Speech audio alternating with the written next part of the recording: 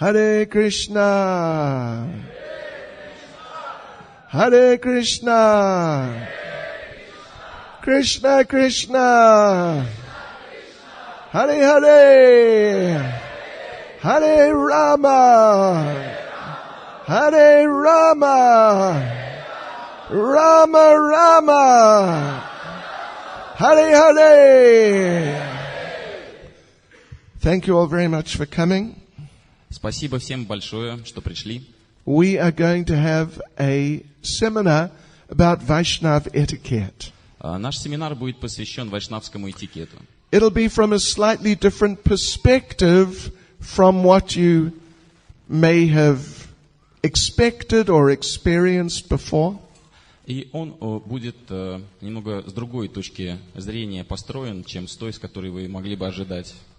We are going to really, how we're going to do this is, we're going to focus on the 26 qualities of a devotee. И мы также сфокусируемся на 26 качествах преданного.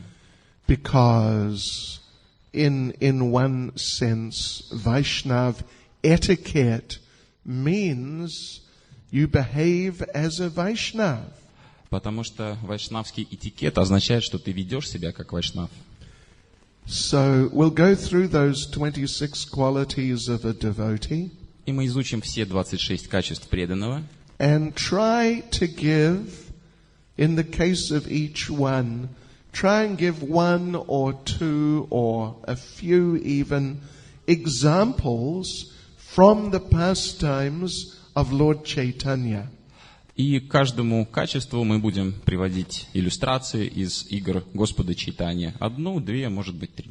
And just see how the followers of Lord Chaitanya, in very natural and very beautiful ways, they conduct themselves as Vaishnavas. И мы увидим, каким образом последователи Господа Чайтаньи ведут себя как вайшнавы. And that's Vaishnav etiquette, how to behave as a devotee. И это, по сути, является вайшнавский этикет, каким образом вести себя как преданный. And, well, of course, with those great devotees, the associates of Lord Chaitanya, it is all spontaneous. Конечно, в случае последователей Господа Чайтаньи все спонтанно. And they do not really need to think like, okay, here we have this situation, this is happening now. И они не думают таким образом. Так, у нас сейчас вот эта вот ситуация, сейчас вот это происходит. So what should I do? Что мне с этим делать? And in that way, in a more conscious and deliberate way, think about this is the right way to act in a particular situation. И какой же выбрать правильный путь для поведения в той или иной ситуации? So they don't have to think like that. It's just normal and natural for them. И они не думают даже об этом. Они естественным образом себя ведут. But for us, it is a good idea to learn about these things and apply them in conscious ways. И для нас это очень хорошая затея обучиться этому и применить это знание в своей жизни сознательно. For example, someone may insult you. К примеру, вас кто-то обидел. And there are one or two of these qualities of a devotee which are relevant in terms of dealing with a situation like that. In terms of Vaishnav etiquette, of the 26 qualities of a devotee, there are one or two of those qualities which are relevant to dealing with a situation like that.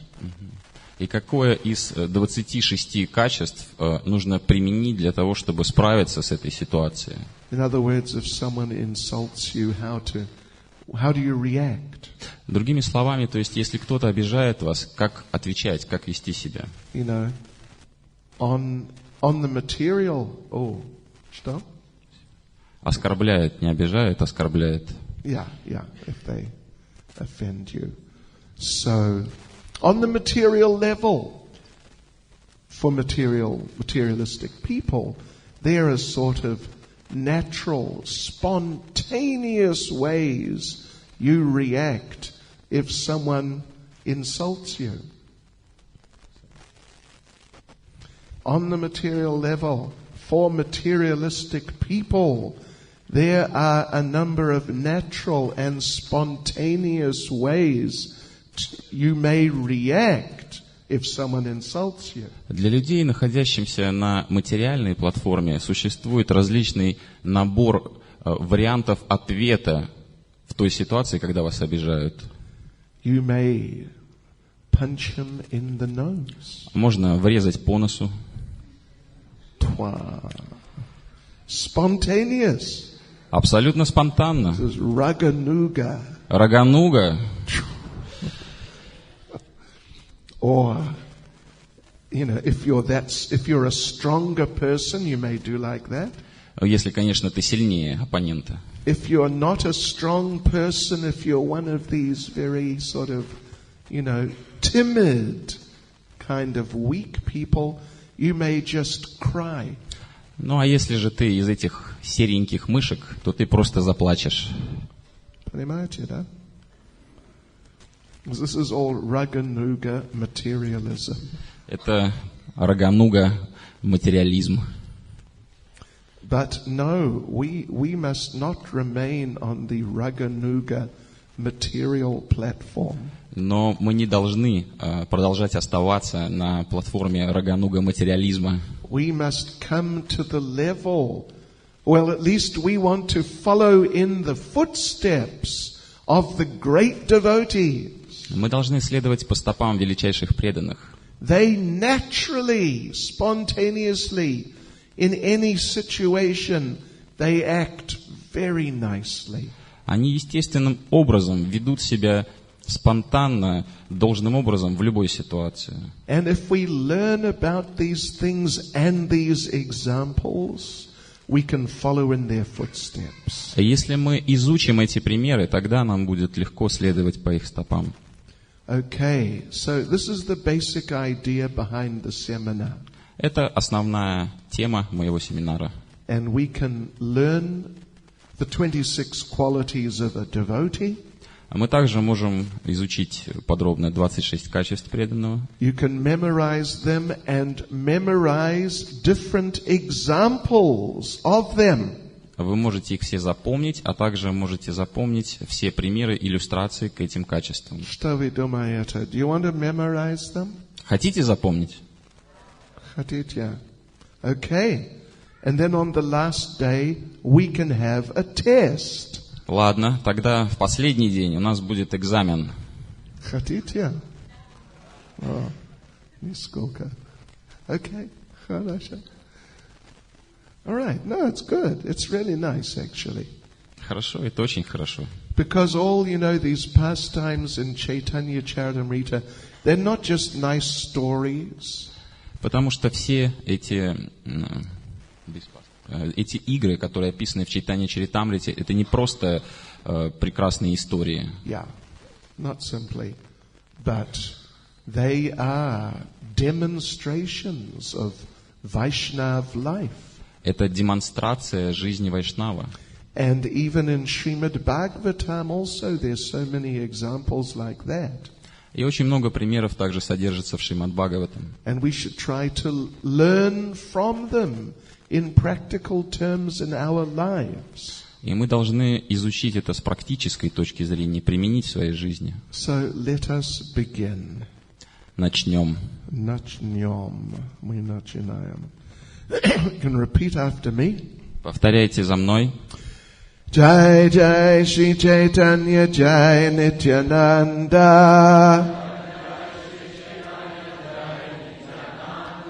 Jai Advaita Chandra Jai Gaura Bhakta Vrinda Jai Jai Shri Chaitanya Jai Nityananda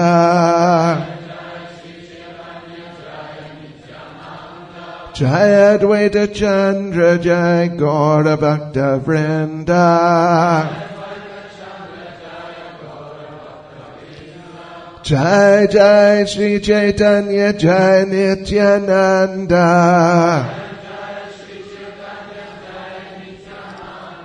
Jai Advaita Chandra Jai Gaura Bhakta Vrinda.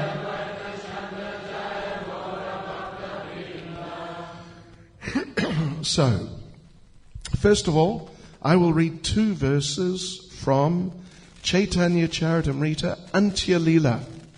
Сначала я прочитаю 2 стиха из Чайтанья Чаритамриты Антья Лила. Chapter 4, verses 129 and 130. Глава 4, стихи 1.29, 1.30. This is Lord Chaitanya speaking to Sanatan Goswami. Господь Чайтанья обращается к Санатана Госвами. Yadyapyo tumi hao jagata pavana Toma sparshe pavitrahaya deva muni gana Tatapi bhakta swabhava Maryada rakshana Maryada palanahaya Sadhura bhushana.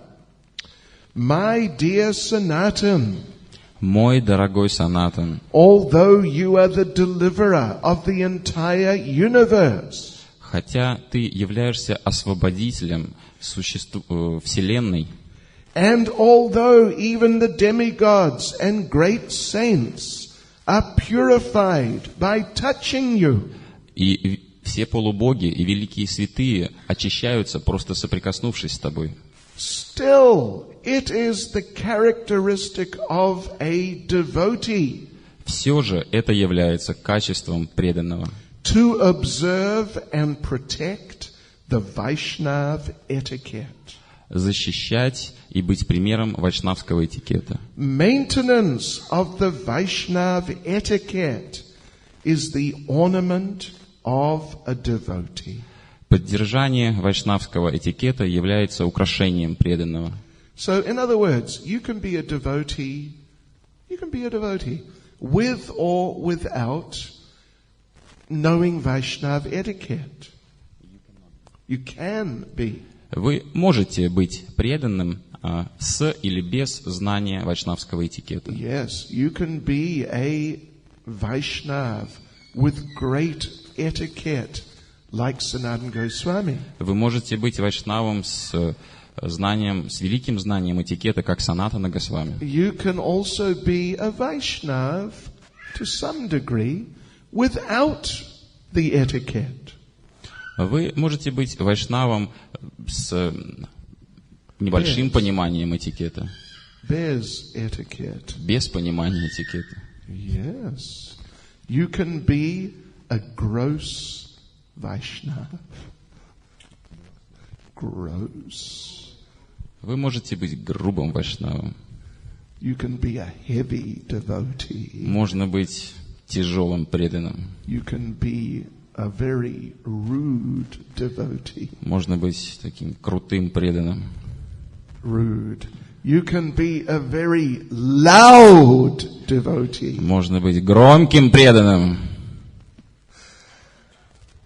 And, well, different things like that you can be. Ну и по-разному. But there is a problem. There are a number of problems or risks if you are a devotee like that. Но есть определенное количество проблем и рисков, если вы такой преданный. You can be an angry devotee. Вы можете быть злым преданным. You can be an intolerant devotee. Вы можете быть нетерпеливым преданным. You can be a proud devotee. Можете быть горделивым преданным. We see devotees like that. Иногда мы видим это, замечаем в преданных. And even maybe sometimes we may be devotees like that. А иногда и в нас это замечают. Не всегда. Well, я надеюсь. But the thing is, there are some dangers. Но смысл в том, что есть опасность. Main danger is you will commit aparad. И главная опасность в том, что можно совершить апарадху. And if you commit enough Vaishnav aparads, then das vidanya saznanya Krishna. И если вы совершили вайшнава апарадху, гудбай сознание Кришны. Да. И добро пожаловать material жизни. Welcome, material world. Because, you know, in Chaitanya Charitamrita, Lord Chaitanya discusses Vaishnava Aparad. В Чайтанья Чаритамрите Господь Чайтанья обсуждает, что такое вайшнава апарадха. And do you know what he calls it? Do you remember the example? И помните, какой пример он приводит в связи с этим? Vaishnava Aparad is like Вайшнава апарадха подобно elephant, slan. What do you say? Bezumni slan, is it? как безумный слон. Yeah, mad elephant offense. So I don't know if you know many elephants. Я не знаю, если вы знакомы с множеством слонов. Elephants are very difficult characters. У слонов тяжелый характер. Очень сложно. They're very complicated beings. Они очень сложные существа. And if an elephant goes mad, then whatever gets in the way of the elephant, that's the end of that. Если слон сошел с ума, то все, что попадется на его пути, он все сметает. So Lord Chaitanya, he describes our cultivation of devotional service using the example of cultivating a garden. И Господь Чайтанья приводит сравнение. A garden. Sad. He compares our cultivation of Krishna consciousness to cultivating a garden.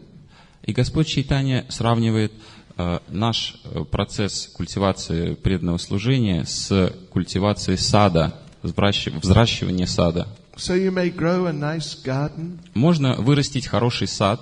You may have some nice jasmine creepers. Jasmine. Можно вырастить хорошие жасмины, Some nice roses. красивые розы And many other types of fragrant flowers. и прекрасно пахнущие цветы. Night blooming jasmine. Oops. Okay. Jasmine which flowers, the flowers open at night. И вид жасмина, который ночью раскрывается. Oh, you can smell it 50 meters away. От него благовоние распространяется на 50 метров в радиусе. But if a mad elephant comes into your nice garden, Но если сумасшедший слон заглянет к вам в сад, das vidanya sad. Sadhu or whatever, sad. Yes. When our devotees were doing padayatra in India at the beginning, в самом начале, когда наши преданные совершали падаятру по Индии, they had an elephant. у них был слон. And she was a nice elephant. И она была хорошим слоном. She liked the kirtan. Она любила киртан, And she liked the devotees. и она любила преданных. And she liked prasada. И она любила прасада, She's like a devotee. как преданная. But one thing she didn't like. Но одна вещь ей не нравилась. If you walked, when you were walking, the padayatra party walking down the road, she did not like if someone came in front of her. Она не любила, когда во время процессии падаятры кто-то вставал впереди нее. She would hit the person with her trunk. И она просто хоботом смахивала этого человека. Get back, get back. Отстань. So one day the devotees went to one village. И когда преданные пришли в одну деревню, and there are many devotees there, they were very enthusiastic. там было очень много преданных, наполненных энтузиазмом. And they had big program in the village. У них была большая программа в деревне. And then, later in the day at some time, then the padayatra continued on out of the village. И позже вечером процессия падаятры вышла из этой деревни. And some of the devotees from the village, they came along. И некоторые преданные из этой деревни пошли вместе с падаятрой. Oh, they had big kirtan. У них был прекрасный киртан. Oh, very ecstatic, dancing and chanting like mad. Весьма экстатичные танцы, крики безумные. And one old Vaishnav, he's like 70 years old, he's dancing. He went in front of the elephant. И один пожилой вайшнав уже в 70-летнем возрасте подошел, встал перед слоном. Elephant flicked him with her trunk. И слон отбросил его хоботом. Get back. Уйди. He came back. И он ушел. Second time he came in the front. И еще раз он встал перед слоном. She slapped him with her trunk. Она опять отмахнула его своим хоботом. He came back. Он опять встал назад. Third time, dancing, Haribol, Haribol. Третий раз, танцуя в экстазе. In front of elephant. Снова он подходит и встает перед слоном. Elephant grabbed him with her trunk. Слон взял, схватил его своим хоботом, Up in the air. поднял в воздух, Bang on the ground. ударил о землю And she stepped on him. и наступила на него сверху. Dasvidanya. Goloka Vrindavan Dham Ki Jai. Da. He died. Он оставил тело. So watch out for mad elephants. Это означает, что нужно опасаться сумасшедших слонов. Vinamanya. So yeah, it can destroy your Krishna consciousness. Поскольку они могут уничтожить ваше сознание Кришны. Right. So we should learn how to conduct ourselves as devotees. Поэтому мы должны научиться, как правильно вести себя как преданный. So let us run through just quickly right now the 26 qualities of a devotee. Давайте быстро пробежимся по 26 качествам преданного. You can write them down Можете записывать, and learn them. учить их. And on the last day, maybe we will have a test. И, может быть, на последний день мы проведем экзамен. Okay, so number one. Итак, первое. A devotee is kind to everyone. Преданный добр ко всем. Means merciful. Имеется в виду милостив. Number two. Номер два. A devotee is very tolerant. Преданный очень терпелив. Doesn't fight with other people. Он не дерется с другими людьми. Number three. A devotee is very truthful. Номер три. Преданный очень правдив. Number four. Номер четыре. Devotee is equal to everyone. Преданный ведет себя как равный всем. Number five. Номер пять. A devotee does not have faults. У преданного нет недостатков. Number six. A devotee is very magnanimous. Номер шесть. Преданный очень великодушен. Number seven. A devotee is very calm. Номер семь. Преданный очень спокоен, like the ocean. как океан. Yeah. You go down in the ocean a little bit, even if on the top there are some waves, but you go down a little, it's very calm. Даже если небольшие волны есть на океане, стоит только погрузиться чуть поглубже, там абсолютное спокойствие. Number 8, is it number 8? Number 8. Devotee is very clean. Номер 8. Преданный очень чистый. There's a saying in English. Cleanliness is next to godliness. Есть выражение на английском «чистота сопутствует божественности». Prabhupada said, this is true.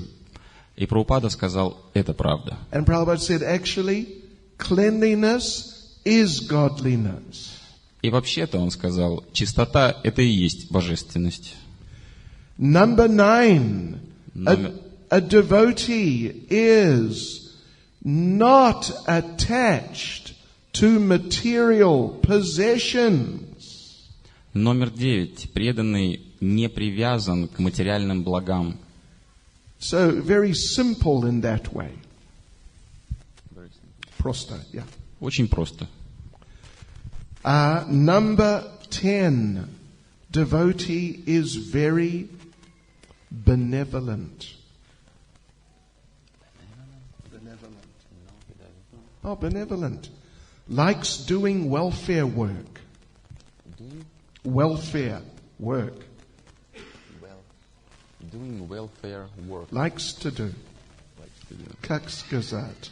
Любит выполнять полезную работу. Благочестивый, значит. Okay. Хорошо. Number 11. Devotee is very peaceful. Номер 11. Преданный умиротворен. Number 12. Номер 12. Devotee is completely attached to Krishna. Преданный полностью привязан к Кришне. 13. Devotee has no material hankerings. У преданного нет материальных желаний. Number 14. Devotee is non-acquisitive.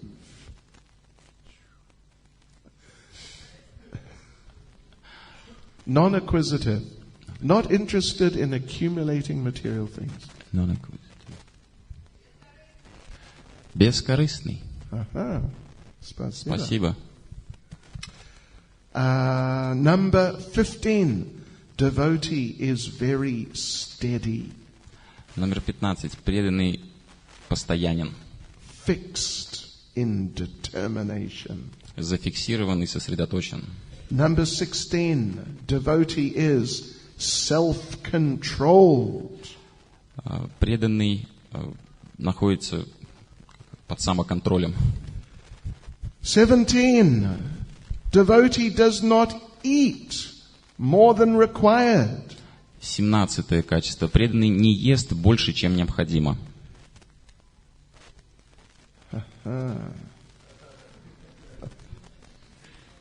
Okay. Number 18. A devotee is sane.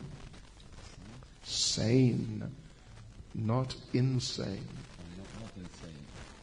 Sane. Преданный разумен. Разумный.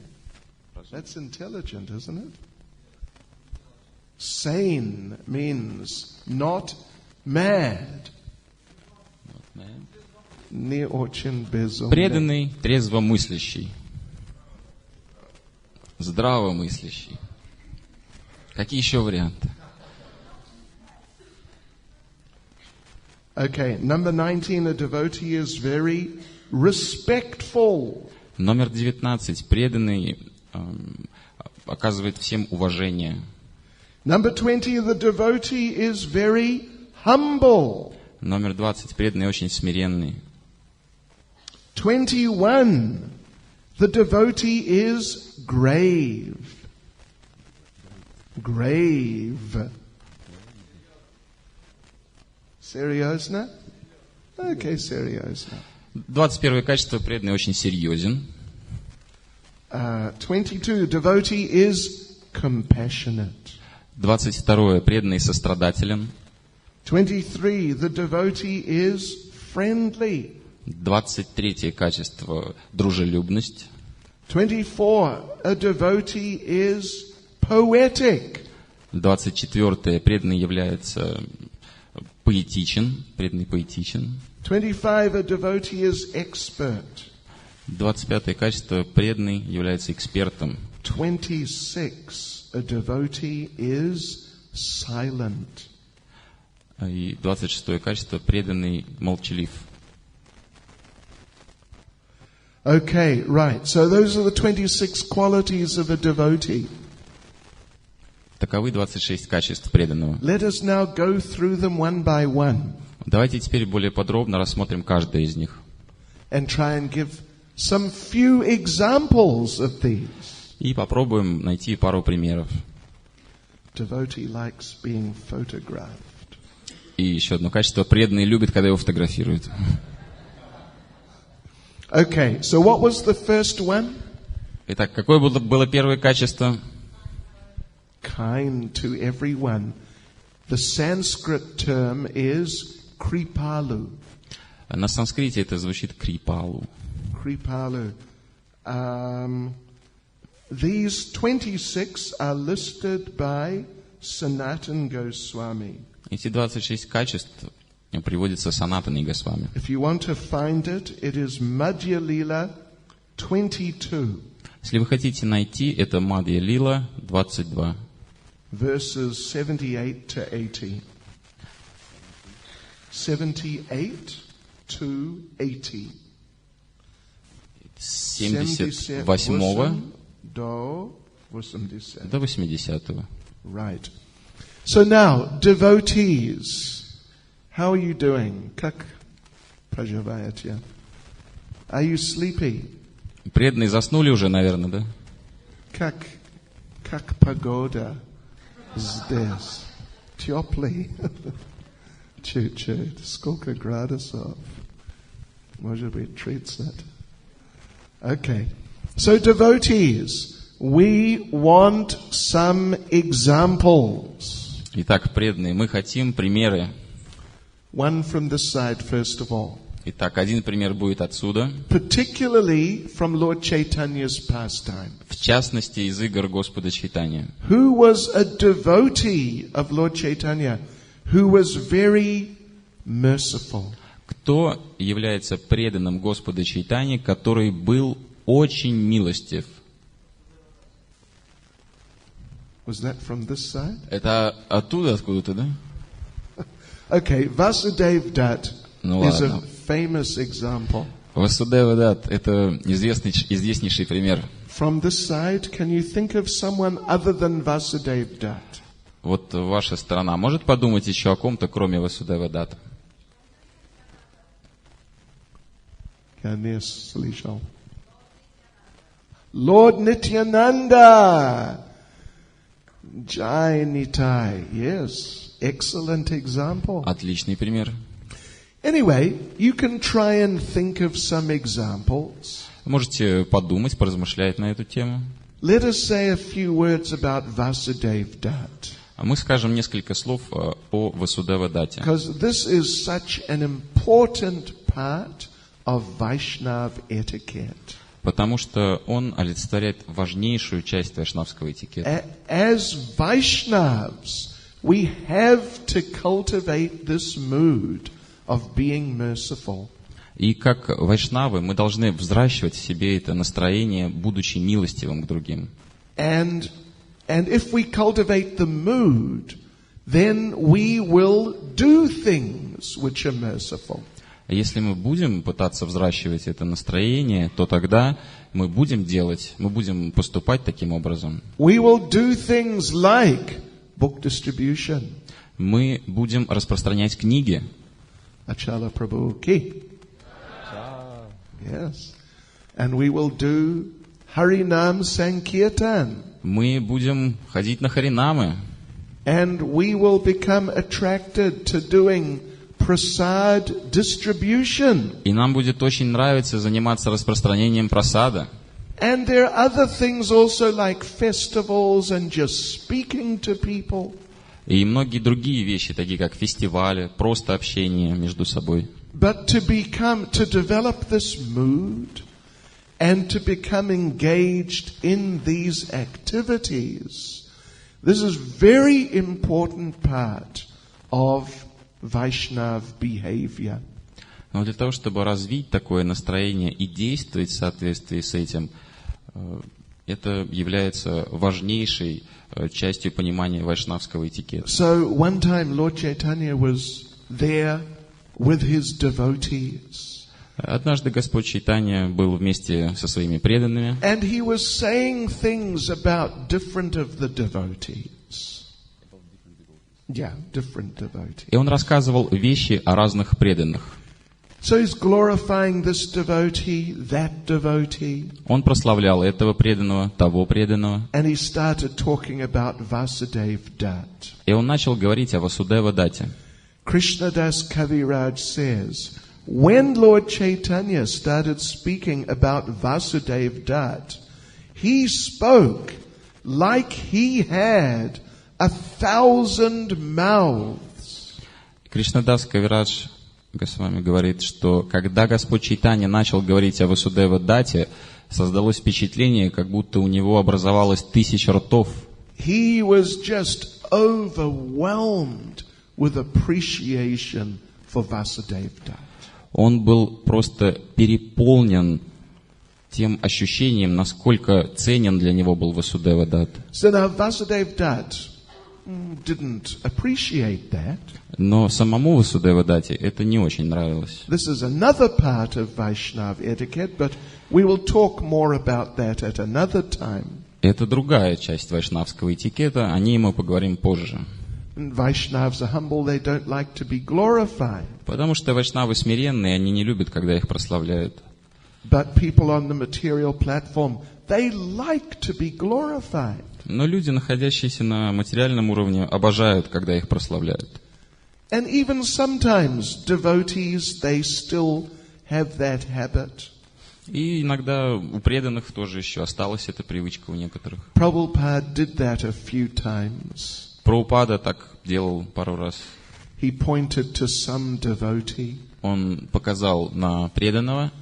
Like, I don't know, Manjalali or someone, devotee, Mahatma.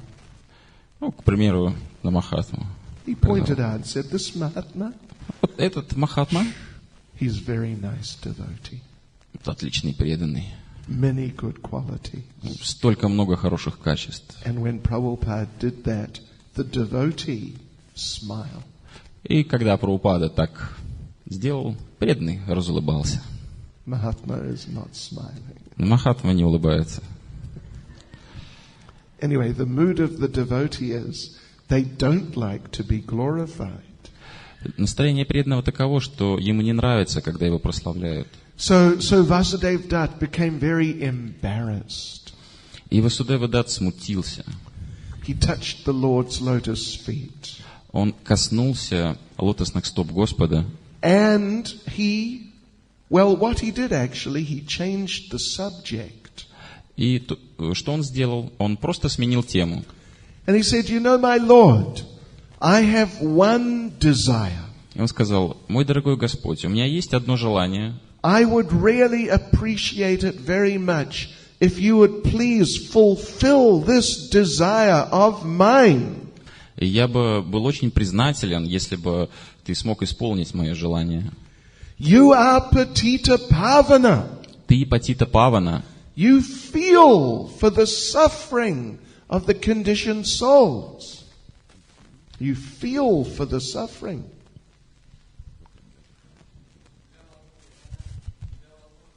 Тебя волнует страдания других живых существ. So, I also have a little feeling like that. Меня тоже чуть-чуть волнует.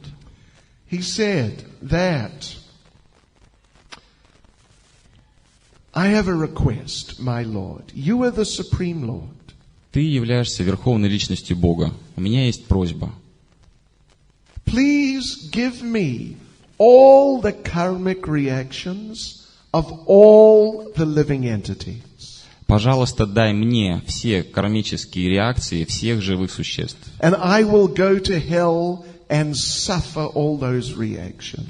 И я отправлюсь в ад и выдержу все эти страдания. Let them all go back to Godhead. А они пусть все вернутся к Господу. So he really felt like that.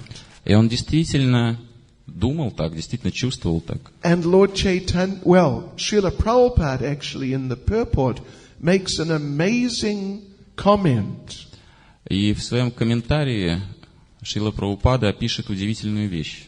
He says,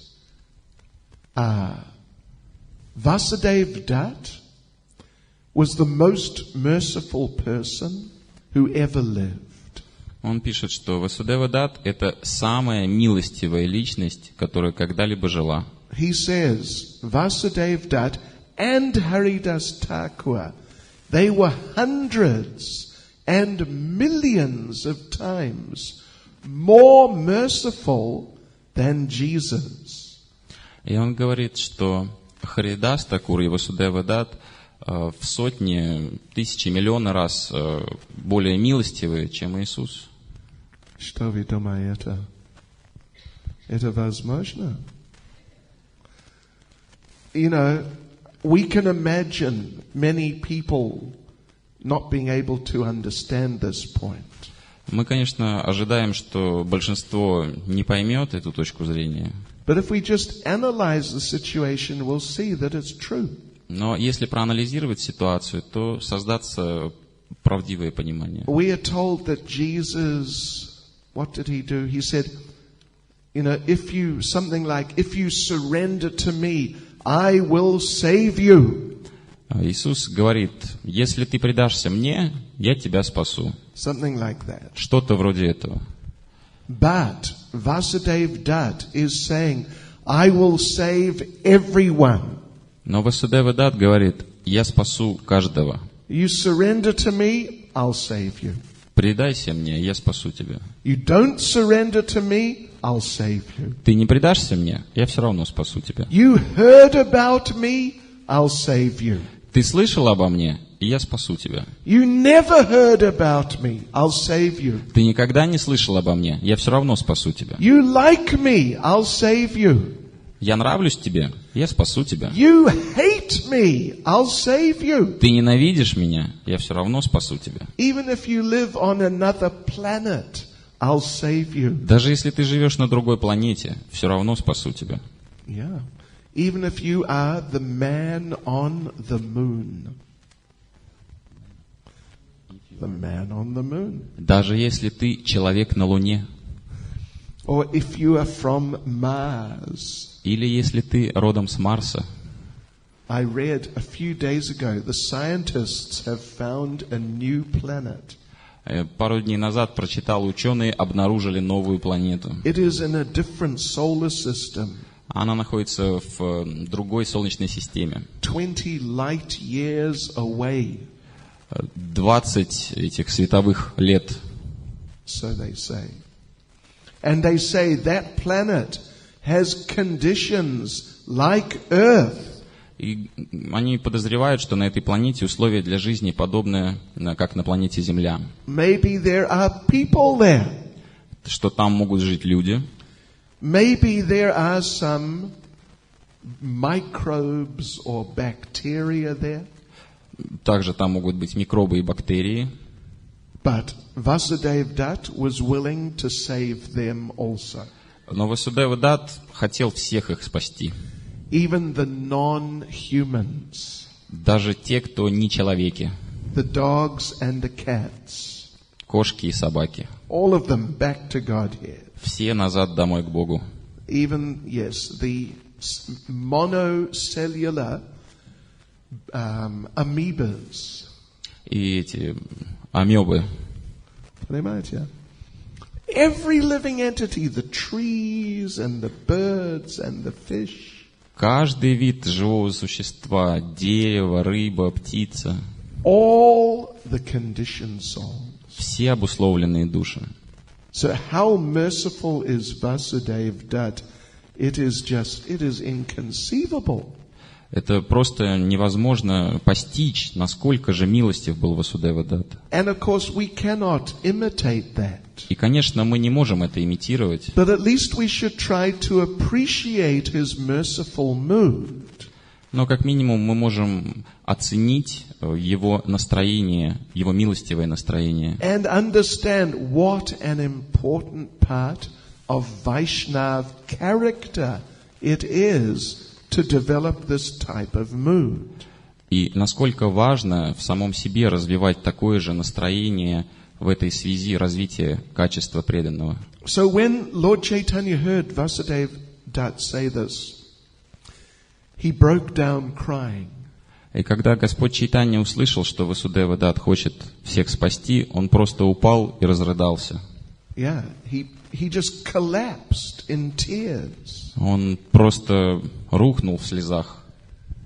So, he was so deeply affected by this mood of Vasudeva Dutt. И на него произвело очень глубокое впечатление это настроение Васудева Датта. And he said to Vasudeva Dutt, I can see Lord Krishna has given his complete mercy to you. И он сказал: теперь я вижу, что Господь Кришна наградил тебя полностью своей милостью. So then he said, Lord Chaitanya, he's acting as a devotee.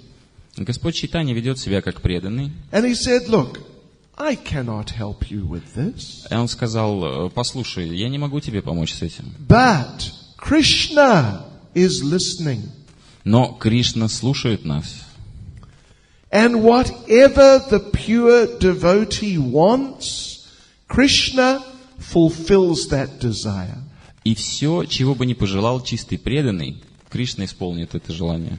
So he told Vasudeva Dutt, because you desire the deliverance of all living entities. И он сказал Васудева Датту: поскольку ты желаешь освобождения всех живых существ, Krishna has delivered them all.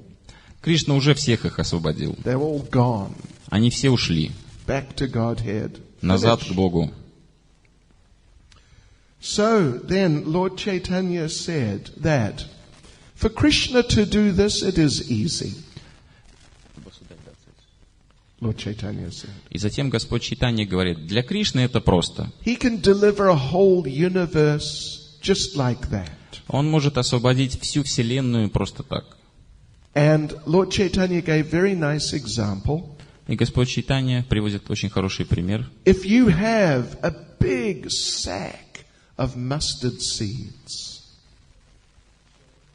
если у вас есть мешок с гречишными семенами, с горчишными семенами, so it is full of thousands of these little black seeds. И он наполнен этими тысячами маленькими зернышками. And you lose one seed. Вы, к примеру, теряете одно зернышко. Then you're not going to worry about that one seed. Вы же не будете переживать за одно зернышко. So similarly, if Krishna delivers a whole universe, it is not a big thing for him. Поэтому, если Кришна освобождает всю Вселенную, для него это не так уж и сложно. Krishna would practically not even notice the loss. Вообще Кришна даже не заметил бы какой-то потери, утраты. So like this, Lord Chaitanya just glorified Vasudeva Dutt. Поэтому Господь Чайтанья начал прославлять Васудева Датту. And, well, actually one time, Prabhupada was on a morning walk. Однажды Прабхупада был на прогулке. And Prabhupada was saying, yes, through Krishna consciousness, all of humanity can go back to Godhead. И он сказал, что с помощью сознания Кришны все человечество сможет вернуться назад домой к Богу. All human beings. Все человеческие сущности. And the one devotee became a little disturbed. И один преданный обеспокоился. He said, but Prabhupada, what will happen if everyone goes back to Godhead? И он сказал: Прабхупада, а что же будет, если все вернутся домой, назад к Богу? What will happen to the human race? Что случится с человеческой расой? Prabhupada said, yes, that is our mission. И Прабхупада сказал: да, это наша миссия. That is our goal. Это наша цель. No more human race. Никакой человеческой расы. And the devotee was shocked. Преданный был в шоке. And Prabhupada said, but don't worry, there'll always be plenty of fools and rascals. Он сказал, не волнуйся, всегда будет достаточное количество дураков и негодяев. Negadia. Yes. So even if the whole humanity goes back to Godhead, a whole new set will come. Так что даже если все человечество уйдет назад домой к Богу, придет новый комплект. Right. So what we should do here, our idea is, we should really try to meditate on Vasudev Dat. Итак, мы должны помедитировать на Васудева Дата And really try to appreciate what an amazing quality this is, to be merciful like that. и должны по-настоящему понять, насколько же это хорошее качество быть милостивым к другим.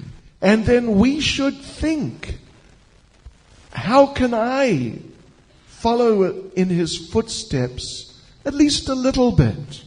И мы можем подумать, каким образом мы можем последовать по его стопам хотя бы чуть-чуть. Try to take up some activity which involves giving Krishna consciousness. Для того, чтобы принять какую-то деятельность, которая дает другим сознание Кришны. Now, we'll now discuss the second point. Мы переходим ко второму качеству.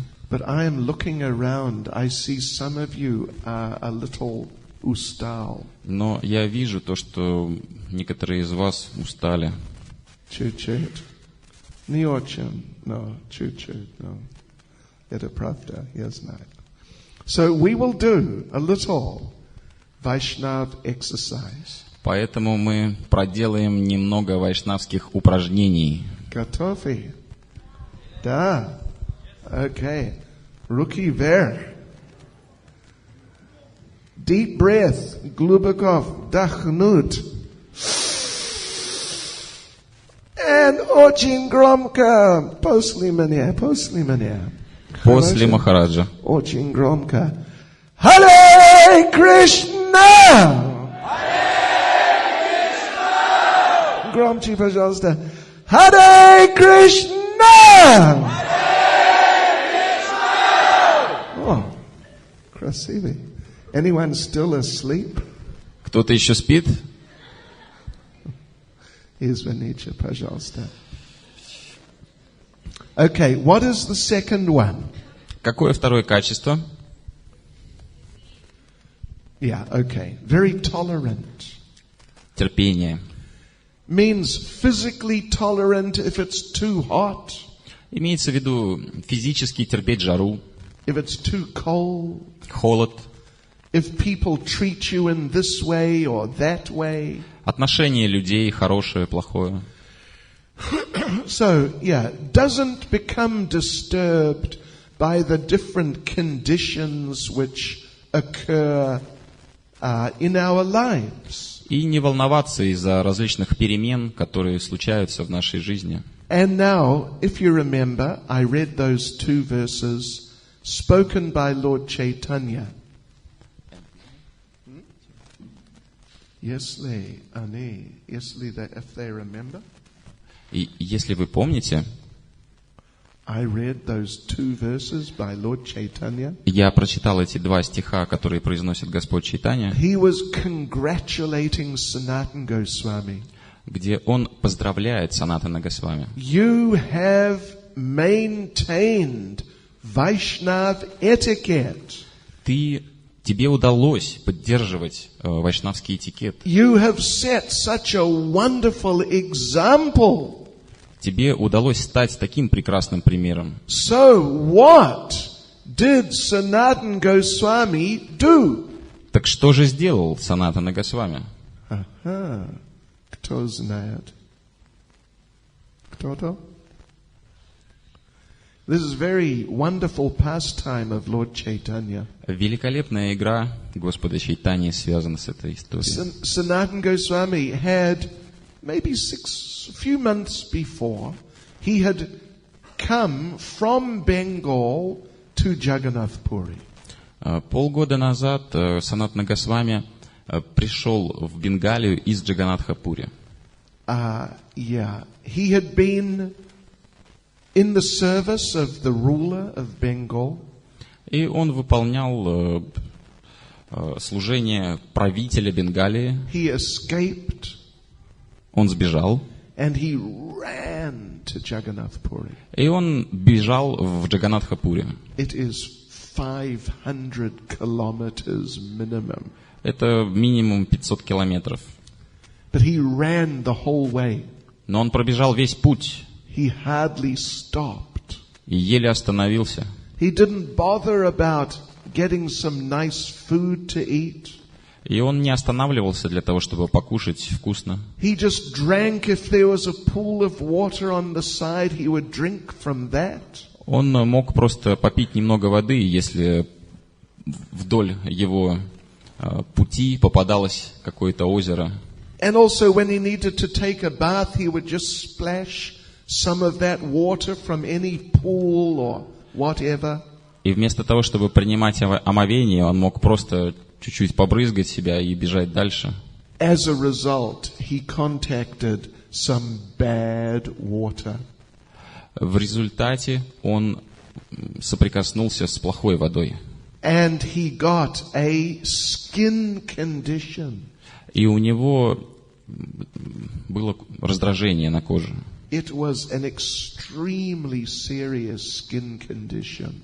И это было очень серьезное кожное раздражение. And he had all over his body these open sores, big open sores. У него были на теле серьезные большие открытые раны. They were oozing pus and blood and Они кровоточили. Sometimes there were maggots, little worms. И иногда там были черви. Как сказать? Черви. Понимаете? And so they're there on these sores. И они были в этих ранах. Sometimes they would fall off. Иногда они выпадали оттуда. He would put them back on. А он их брал и клал обратно. Anyway, that is another dimension. Это еще одно отклонение, But лирическое отступление. it was very painful and very unpleasant. Но процесс был очень болезненный и неприятный. So, one day, Lord Chaitanya sent a message to Sanatana Goswami, come and meet with me, I want to speak to you. Однажды Господь Чайтанья отправил сообщение для Санатана Госвами, чтобы он пришел встретиться с ним. So now, at that time, Lord Chaitanya was living at one end of town, Sanatana Goswami at the other end. И Господь Чайтанья жил на одной стороне, а Санатана Госвами жил на противоположной. There was a direct route between the two places going right past the entrance to the Jagannath temple. There was a direct route between the two И между этими places. двумя местами была дорога соединяющая, Right past the entrance of the как раз Jagannath temple. проходящая мимо входа в храм в Джаганнатха-Пури. So Sanatana Goswami immediately, yes, I will come. И Санатана Госвами сразу дал свое согласие, But he did not come on that direct route. но он не пошел по этому прямому пути. He went around the long way on Он the beach. пошел по окружному пути через пляж. So it was summer. Это было лето. Чуть-чуть жарко. Может быть, 50 градусов. And he was walking in bare feet on the beach. А он шел босиком по пляжу. And the sand was so hot. И песок был такой горячий, His feet got blisters. что его ноги были в ожогах. So he arrived then at Lord Chaitanya's place. He arrived, Sanatana Goswami. arrived. И Санатана Госвами прибыл в место, где находился Господь Чайтанья. He came in from the other side. Пришел с другой стороны. And Lord Chaitanya said, "Which way did you come?" И Господь Чайтанья спросил, каким путем ты добирался? And look at your feet. Взгляни только на свои ноги. Your feet have blisters. У тебя ноги в ожогах. Which way did you come? Каким путем ты добирался? And Sanatana Goswami said, "Well, I decided to go around on the beach." И Санатана Госвами сказал, я решил пойти по обходному пути. And Lord Chaitanya said, "Why did you go that way?" И Господь Чайтанья сказал, почему ты выбрал этот путь? The sand is so hot you've burnt your feet. Песок такой горячий, ты ноги себе сжег. And then Sanatana Goswami explained, И Санатана Госвами объяснил, "Look at my body. посмотри на мое тело. These oozing sores. Эти раны кровоточат. If I go past the entrance of the Jagannath temple, Если я пройду перед входом в храм Джаганнатха, there are so many pujaris and other devotees going in and out in front of the temple. все пуджари, преданные, которые входят и выходят в храм, Big crowds of people. большие толпы людей, которые там находятся. If I go through there, people will brush against me. И если я буду продираться через них, то люди будут толкать меня. Maybe some of the pujaris. Может быть, кто-то из пуджари. And they'll become contaminated. И тогда они осквернятся.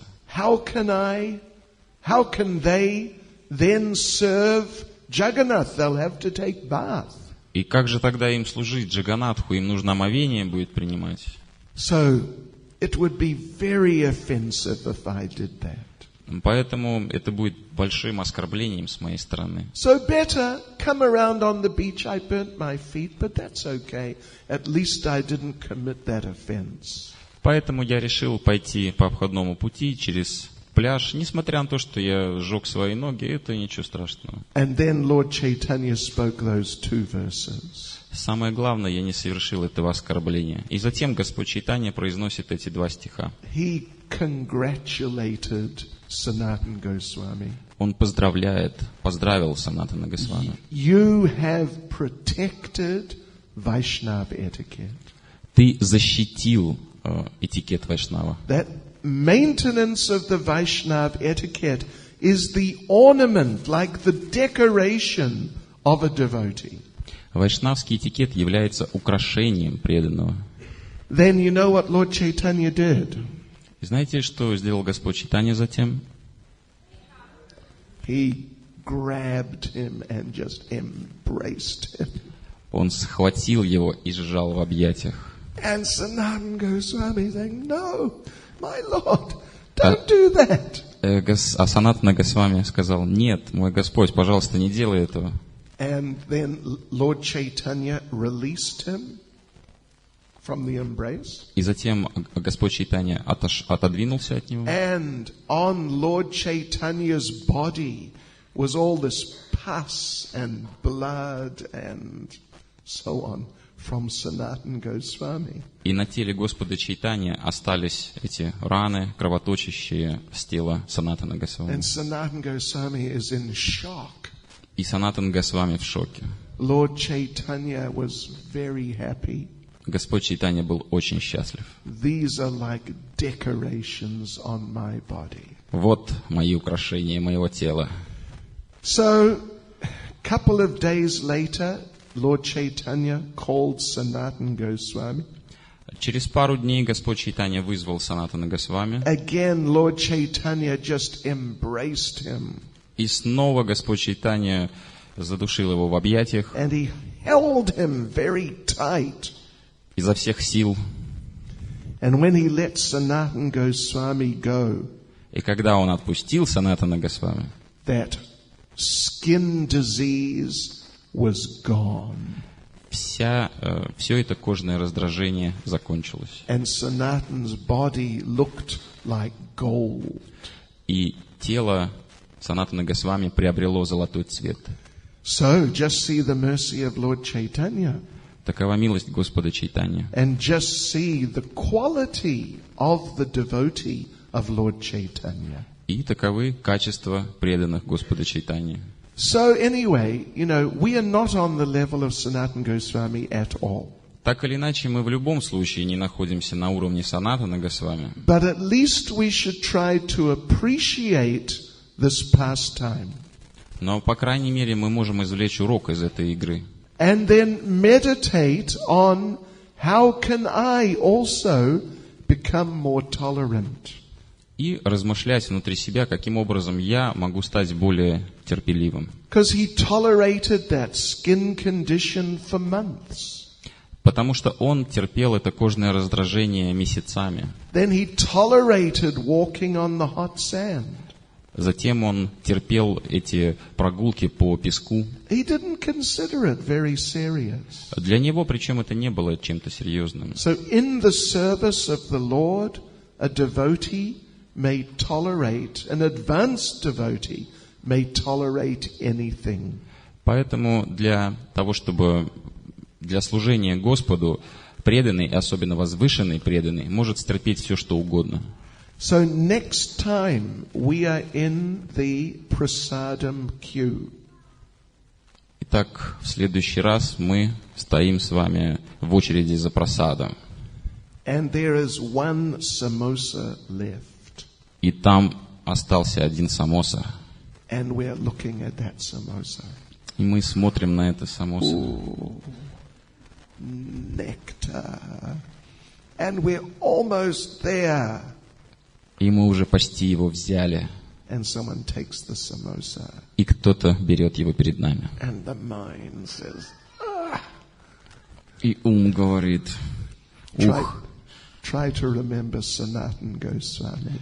Попробуйте вспомнить в этот момент Санатана Госвами. Харе Кришна. Шриле Прабхупаде ки. So we'll gather and continue tomorrow. Мы завтра продолжим вместе с вами. Шрила Бхакти Чайтанья Свами Махараджа ки.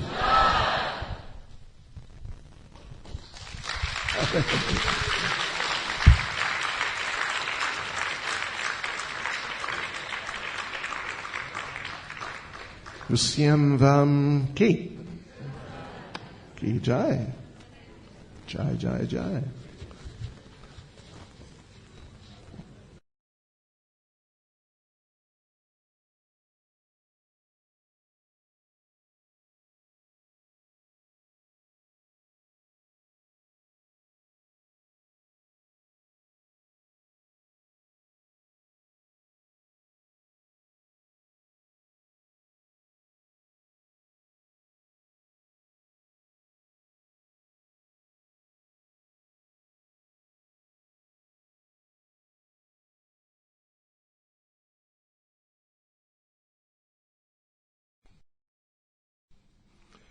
Good. We will continue our seminar on Vaishnava etiquette. Итак, мы продолжаем наш семинар по вайшнавскому этикету. It is, as we said yesterday, coming from a slightly different angle on the subject. И, как мы вчера уже говорили, мы несколько с иного угла зрения посмотрим на эту тему. A little different approach. Trying to give examples, basing it on the qualities of a devotee. Мы будем приводить разные примеры, истории, и в основном мы будем говорить о качествах преданных. Because Vaishnava etiquette means to conduct yourself as a devotee. Потому что вайшнавский этикет означает вести себя, как подобает преданному. So if we act and live as devotees, really, that's Vaishnava etiquette. Поэтому, если мы живем и если мы ведем себя как преданные, это и есть вайшнавский этикет. Not just, we can also do it like from the point of view of different rules and regulations. You must do this, you must not do that.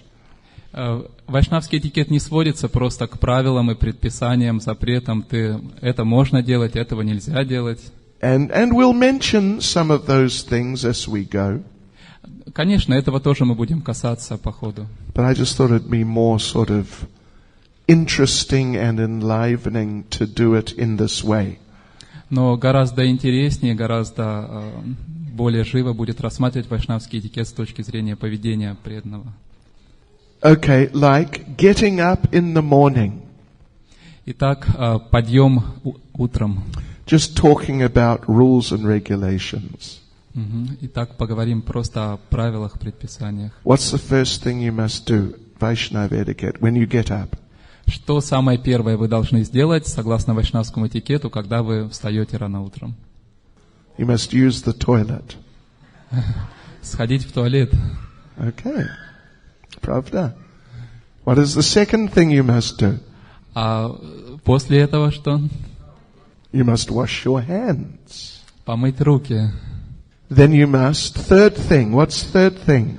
А третье? Brush teeth. That's right. Зубы почистить, правильно. Then you brush your teeth.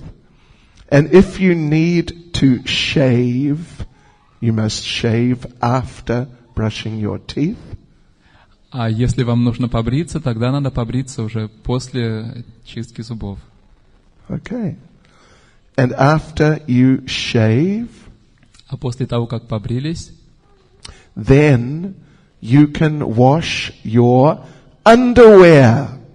можно постирать свое нижнее белье. Hare Krishna. And next thing, А после этого then you take a bath. надо принять омовение. This is the order. Вот такой порядок.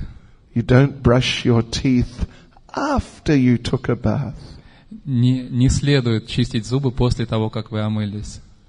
Because then you have to take a bath again. Потому что в этом случае надо снова принять омовение. Okay.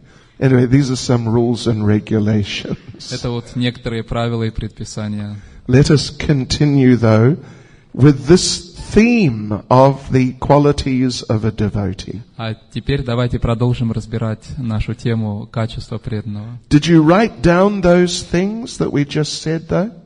Вы записали то, что мы только что сказали, этот порядок? Okay, да, хорошо. Do I need to repeat them?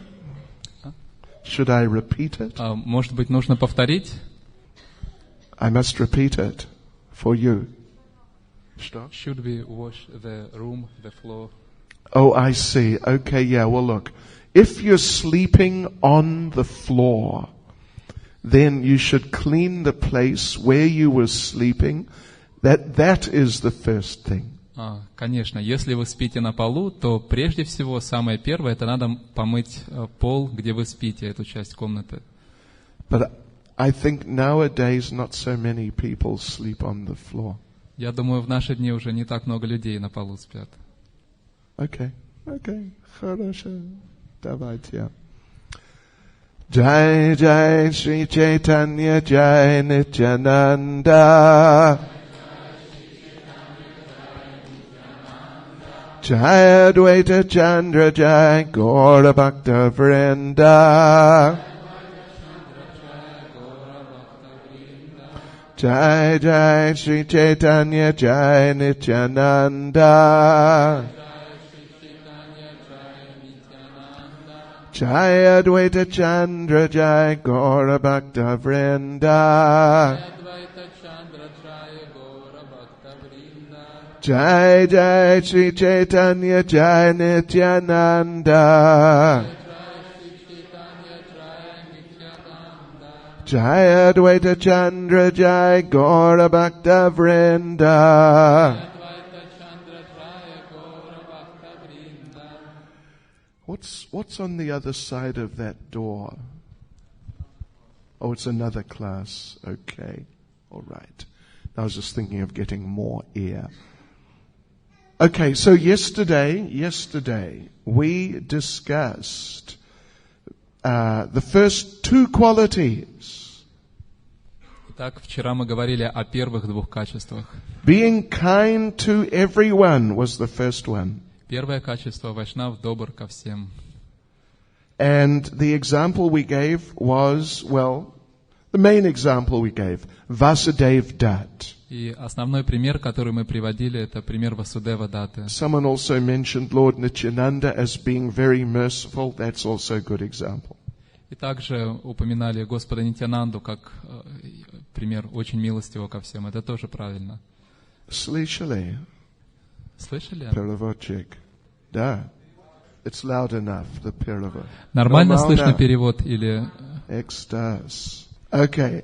Then the second quality was that we need to tolerate difficulties. И второе качество — это то, что мы должны терпеть трудности, которые приходят к нам. And we gave the classic example, which was Sanatana Goswami. И мы приводили классический пример этого, Санатану Госвами. First of all, he tolerated his skin disease. Во-первых, он терпел свою болезнь, проказу. And then he tolerated walking the long way to visit Lord Chaitanya. И также он стерпел этот долгий путь по раскаленному песку, когда он шел к Господу Чайтанье. He had to walk on the beach, and it was midsummer. Он должен был идти по раскаленному песку в полдень по пляжу. The sand on the beach in midsummer gets very hot, like burning. А песок на пляже в полдень очень горячий, он просто обжигающий. So he burnt his feet and got blisters on his feet. И поэтому он обжег свои стопы, у него там появились волдыри. But he tolerated that. He did not complain. Но он терпеливо перенес все это и не жаловался. He thought it was better to suffer that rather than make some offenses. Он считал, что лучше перетерпеть это, нежели совершить какие-то оскорбления. So what's the third one? Итак, какое же третье качество? What's that? Truthfulness. Yes, this is a good one. Да, правдивость. Okay, so, right. Who can think from Chaitanya Leela or from Srimad Bhagavatam, from Shastra, who can think of an example of someone who was very, very truthful? Кто может вспомнить какой-то пример из читания Чаритамриты, читания Лилы, из Шримад Бхагаватам, пример преданного, который был очень-очень правдив? From Shastra. Yudhisthira Maharaj. Okay, that's a good example. You can note down, if you're taking notes, you could note these people. That Yudhisthira Maharaj, he was known as a person who never spoke a lie in his life. Те, кто записывает, вы можете помечать эти имена. Юдхиштхира Махарадж, действительно, он был известен как преданный, который ни разу в жизни не солгал. Any of the ladies, an example, truthfulness. А вот со стороны Матаджи какой-то пример. Who? Prahlad. Yeah, sort of. Ну, тоже подходит, в общем-то. Someone else, another example? Еще какие-то примеры? Bali Maharaj, good one. Very good. Очень хороший пример. Mataji's, Ishwar. Harishchandra. Oh, okay. That's also a good one from Srimad Bhagavatam. Тоже хороший пример. You've obviously read the whole Srimad Bhagavatam. Похоже, что вы весь Шримад Бхагаватам прочитали. Прочитали, да? Сколько раз? Okay. Ishwar Adin, yeah. Bhishma. Okay, yeah, well, he took his vow. He was very staunch.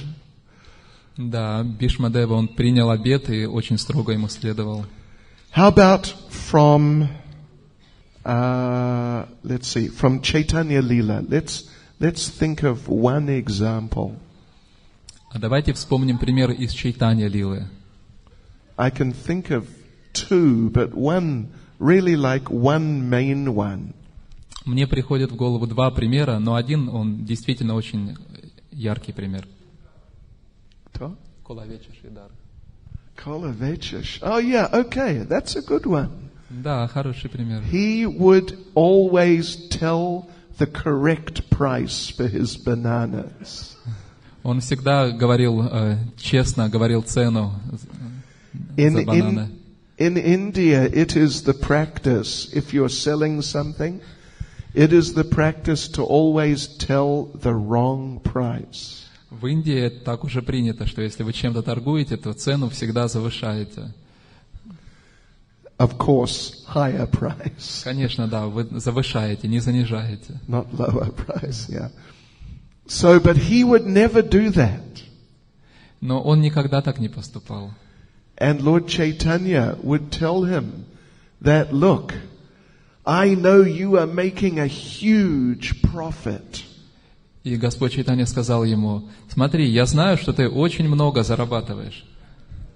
Because you give half of your income for the worship of the Ganges. Потому что половину своего дохода ты отдаешь на поклонение матери Ганге. So, you must be making lots of money.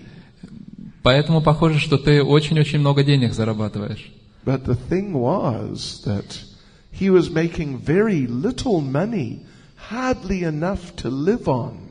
Но на самом деле он очень мало зарабатывал на этих бананах, ему едва хватало сводить концы с концами. But still he would give half for the worship of the Ganges.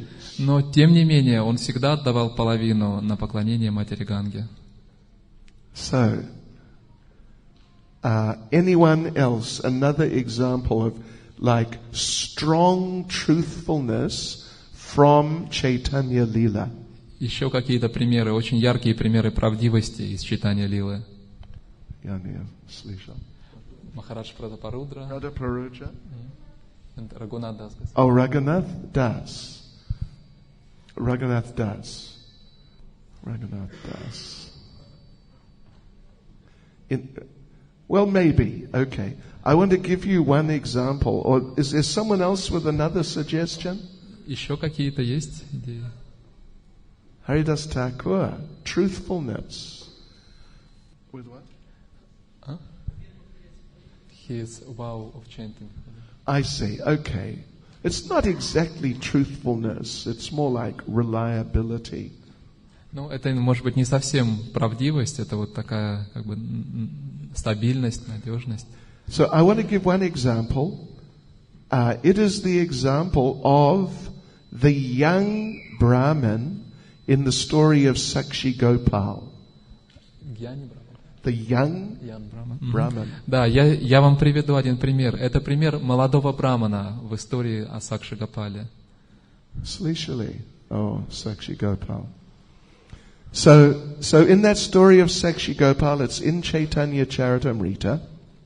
Эта история Сакши Гопала приводится в читании Чаритамрите. And the young Brahmin and the old Brahmin were going on pilgrimage all over India. И молодой браман и пожилой браман вместе отправились в паломничество по всей Индии. And they arrived in Vrindavan. И они пришли во Вриндаван. They went for darshan of the Gopal deity. И пришли на даршан божества Гопалы. And the old Brahmin, he was so pleased with the young Brahmin. И пожилой браман был так доволен молодым браманом. We have been on pilgrimage for a long time, and you have been helping me so much. Мы уже давно с тобой путешествуем, и ты так сильно мне помогал все это время. And I want to reciprocate. I want to give you something very nice. И я хочу как-то ответить, отблагодарить тебя, хочу дать тебе что-то очень хорошее. So I want to give you my daughter. Поэтому я хочу отдать тебе свою дочь. And the young Brahmin told him, listen, you're a rich man, I'm a poor man. А молодой браман сказал ему: ну, ты богатый человек, а я бедный человек. Your family members will never agree that your daughter marry me. И члены твоей семьи никогда не согласятся с тем, чтобы твоя дочь вышла за меня замуж. But the old Brahmin said, doesn't matter, she is my daughter. Но пожилой браман сказал: это не играет никакой роли, она моя дочь. If I want to give her to someone, I will. Если я хочу отдать ее кому-то в жены, я сделаю это. Then they got home later. Well, then the young Brahmin said to Gopal, can you please be the witness of this promise? И молодой браман, он обратился к Гопалу и сказал: пожалуйста, будь свидетелем этого обещания. Yeah, and well, anyway, Gopal agreed. И Гопал согласился. Then they got back home later. Затем позже они вернулись домой. Old Brahman went and told his family, И пожилой браман пришел к членам своей семьи и сказал им об этом. "We are giving our daughter to this young Brahman." Мы отдаем нашу дочь этому молодому браману. They got very upset. И они очень сильно расстроились. And his wife said, "If you give our daughter to this poor young Brahman," И его жена сказала: если ты отдашь нашу молодую дочь этому молодому браману, бедному, "I will commit suicide." то я совершу самоубийство. So the old Brahman, he became bewildered.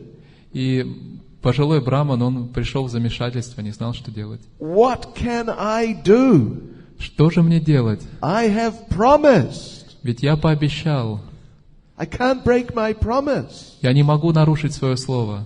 So his other son, who was a very sort of crafty, politically minded person, И тогда другой сын этого брамана, который был таким хитрым, политичным человеком, he said, "Don't worry, it's no problem. сказал: не беспокойся, никаких проблем нет. Just tell the young Brahmin you forgot." Просто говори молодому браману, что ты забыл. So they did that, and the young Brahmin got very disturbed. Они так и поступили, и молодой браман, ему это очень не понравилось. Not because he just the daughter. Не потому, что он хотел получить эту девушку в жены. He wasn't actually really worried about that side. На самом деле, этот момент его не так уж сильно беспокоил. But he thought, I have to protect this old Brahmin from losing his truthfulness. Но он подумал: я должен защитить этого пожилого брамана, чтобы он не нарушил свою правдивость. So there's a number of verses there actually in which the young Brahmin is saying how he has to protect the old Brahmin and protect his truthfulness. There's a number of verses. Yeah. И несколько стихов в читании Чаритамрити описывают эту идею молодого брамана, когда он думал, что я должен защитить честь пожилого брамана, защитить его правдивость. And then someone who was it Namananda mentioned Bali Maharaj. И вот Намананда упомянул Бали Махараджа. I think so. So there's a nice verse there in Srimad Bhagavatam. И в этой связи есть также и в Шримад Бхагаватам прекрасный стих. In that verse, Bali Maharaj says, "This planet Earth has to tolerate so many things." В этом стихе Бали Махарадж говорит: этой планете Земля приходится терпеть так много всего. And Earth, Mother Earth, is very tolerant. И Мать Земля очень терпелива. People walk on top of her. Люди ходят по ее поверхности. Because the planet Earth is like her body. Потому что планета, поверхность Земли, это как тело, ее тело Земли. People drill holes into Mother Earth. Люди сверлят какие-то дыры, скважины в ней. And Mother Earth tolerates. И Мать Земля терпит все это. But Bali Maharaj says she can tolerate anything except a liar. Но Бали Махарадж сказал: Мать Земля может стерпеть все, что угодно, кроме лжеца. Что вы думаете? So this is important because it is easy to get into telling little lies. Это очень важный момент, потому что нам очень легко начать, немножко привирать в чем-то. Have you heard of Subhag Swami? Вы слышали о Субхаг Свами? Слышали. He's my Apurna. Anyway, he's a very nice devotee. Очень хороший преданный. He told me how he first met Srila Prabhupada. И он рассказал мне, как он впервые встретил Шрилу Прабхупаду. He is also from Bengal, like Prabhupada. Он тоже из Бенгалии, как и Шрила Прабхупада. But they met in London. Но они встретились с Прабхупадой в Лондоне. The devotees introduced him to Prabhupada that, oh, he's also from Bengal. Преданные представили его Шриле Прабхупаде и сказали, вот он тоже из Бенгалии. And Prabhupada was very happy. Oh, you're Bengali. Where are you from? И Прабхупада был очень рад. О, правда, ты из Бенгалии, а откуда именно? Subhag Maharaj said, I'm from Calcutta. Субхаг Махарадж сказал, я из Калькутты. Prabhupada said, oh, I'm from Calcutta too. Прабхупада сказал, ой, и я из Калькутты. Which part of Calcutta? А из какого района Калькутты ты? So Subhag Maharaj was from a particular street. И Субхаг Махарадж, он родился на одной конкретной улице. It is right in between a good area and a bad И area. она находится прямо посередине, на границе между хорошим, престижным районом и очень плохим районом. So he wanted to impress Prabhupada.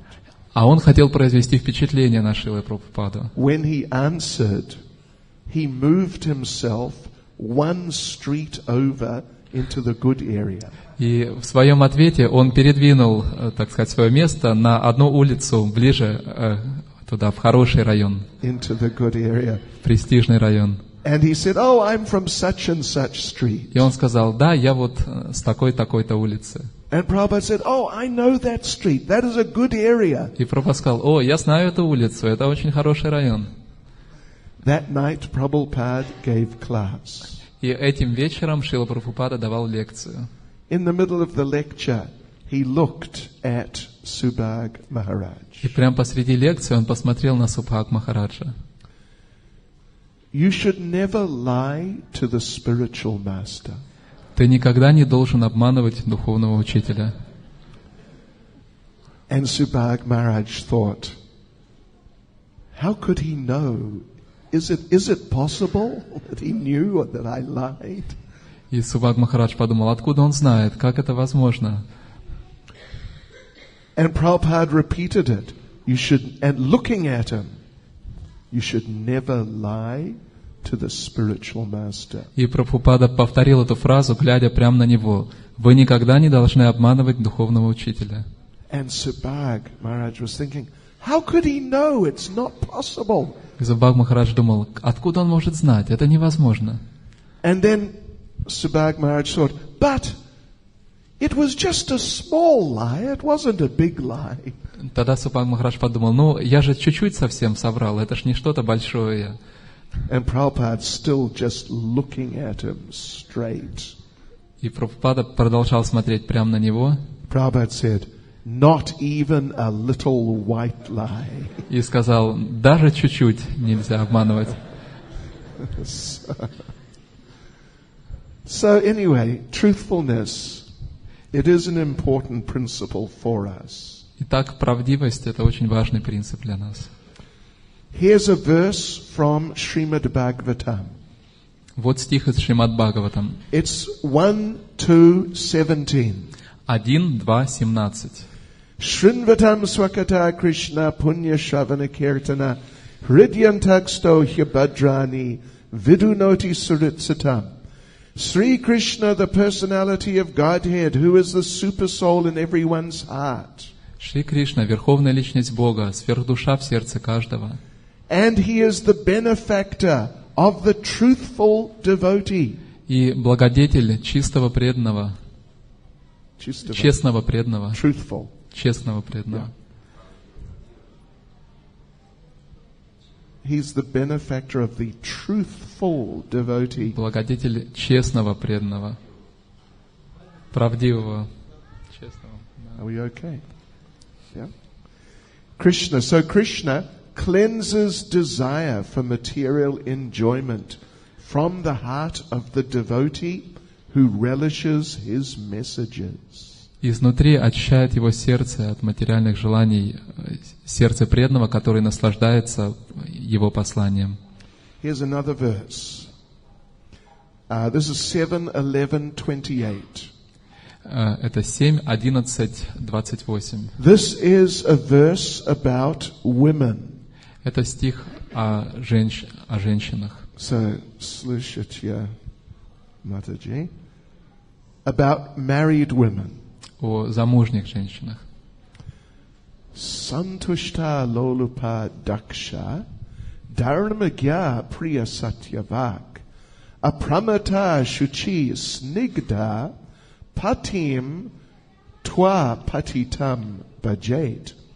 A chaste woman should not be greedy, Целомудренная женщина не должна быть жадной, but she should be satisfied in all circumstances. она должна быть удовлетворена во всех обстоятельствах. She must be very expert in handling household affairs, И она должна быть очень сведуща в ведении домашнего хозяйства. and should be fully conversant with religious principles. И должна очень тщательно следовать религиозным принципам. She should speak pleasingly and truthfully. Она должна говорить приятные слова и всегда быть правдивой. And should be very careful and always clean and pure. Всегда должна быть очень аккуратной, чистой. Thus, a chaste woman should engage with affection in the service of a husband who is not fallen. Таким образом, целомудренная жена должна с любовью служить своему мужу, если он не является падшим. Right. So there's some thoughts about truthfulness. Вот это некоторые мысли о правдивости. And we should really, it is a Brahminical standard to be truthful. И также это браманический стандарт быть правдивым. So we should cultivate truthfulness in our lives. Поэтому мы должны развивать правдивость в наших жизнях. Okay, next one is equal to everyone. Следующее качество преданный равно относится ко всем. So now, this is a slightly subtle one. И это уже такое немного более тонкое качество. It's a little subtle because Оно немного более тонкое, потому что it may be difficult to be exactly equal with everyone. Потому что может быть трудно равно относиться ко всем. Like, with the spiritual master we offer our obeisances. Например, духовному учителю мы предлагаем свои поклоны. This is, again, a rule of Vaishnava etiquette. Опять же, это одно из правил вайшнавского этикета. How often should you offer obeisances to the spiritual master? И как часто нужно кланяться духовному учителю? 3 times a day, okay. Whenever you see, 3 times a day, or if you're where he is, whenever you see him. 3 раза в день, как минимум, или если вы рядом с ним, то каждый раз, когда вы его встречаете. How often should you offer obeisances to a sannyasi? А как часто надо, сколько раз в день кланяться саньяси? Once, when you first see him in the day. По крайней мере, 1 раз, когда вы его впервые видите в течение дня. If he is not your spiritual master, you don't need to keep offering obeisances whenever you see him during the day. Если он не является вашим духовным учителем, то вы не обязаны кланяться ему каждый раз, когда вы его встречаете в течение дня. But if you see him first time in the day and you do not offer obeisances, Но если вы впервые видите его в течение дня, и вы не предложили свои поклоны, you know what Srila Prabhupada said you must do? знаете, что нужно делать? Как Шрила Прабхупада говорил? To fast. Post. You must fast the whole day. Да, нужно целый день поститься. Yes. So these are some rules. Это вот правила такие.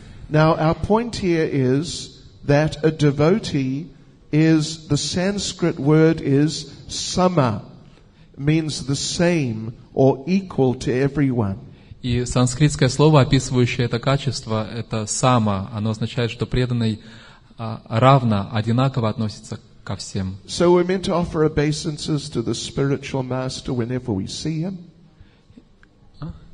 So we are meant to offer obeisances Итак, мы должны кланяться духовному учителю каждый раз, когда мы его видим. If we're going to be equal to everyone, should we offer obeisances to everyone whenever we see them?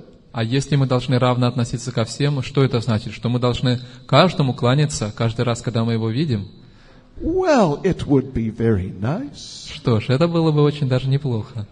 But here at a festival like this, you would have very busy program. Но на фестивале таком у вас была бы очень насыщенная программа.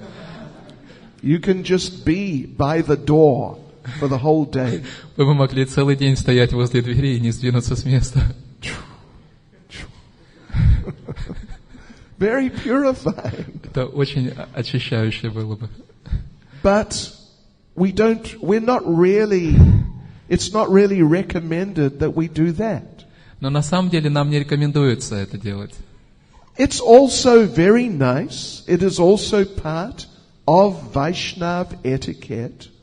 When you meet another devotee, first time in the day, you offer obeisances. На самом деле очень хорошо, и это также является частью вайшнавского этикета, когда вы встречаете другого преданного в первый раз в течение этого дня, нужно поклониться ему. This is a very nice standard for Vaishnavas. Это очень хороший стандарт вайшнавского. It is not compulsory, like whenever you see the spiritual master or first time you see a sannyasi.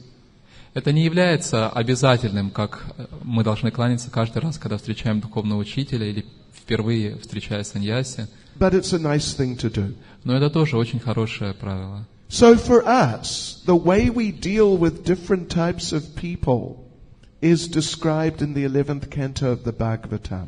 Итак, для нас, как мы должны вести себя, общаться с разными типами людей, описывается в 11-й песне Шримад Бхагаватам. There it's described that for Krishna, we offer our obeisances, we worship Him. И там говорится, что Господу Кришне мы кланяемся и поклоняемся Ему. The devotees, we befriend them. По отношению к преданным мы должны дружить с преданными. The innocent people, we try to help them. По отношению к невинным людям мы должны стараться помочь им. And the demoniac people, like the atheists and nasty people, we avoid them, we ignore them. А в отношении атеистов, демоничных, злобных людей, их мы должны просто избегать, игнорировать. Now this may seem like we're really not being equal to everyone at all.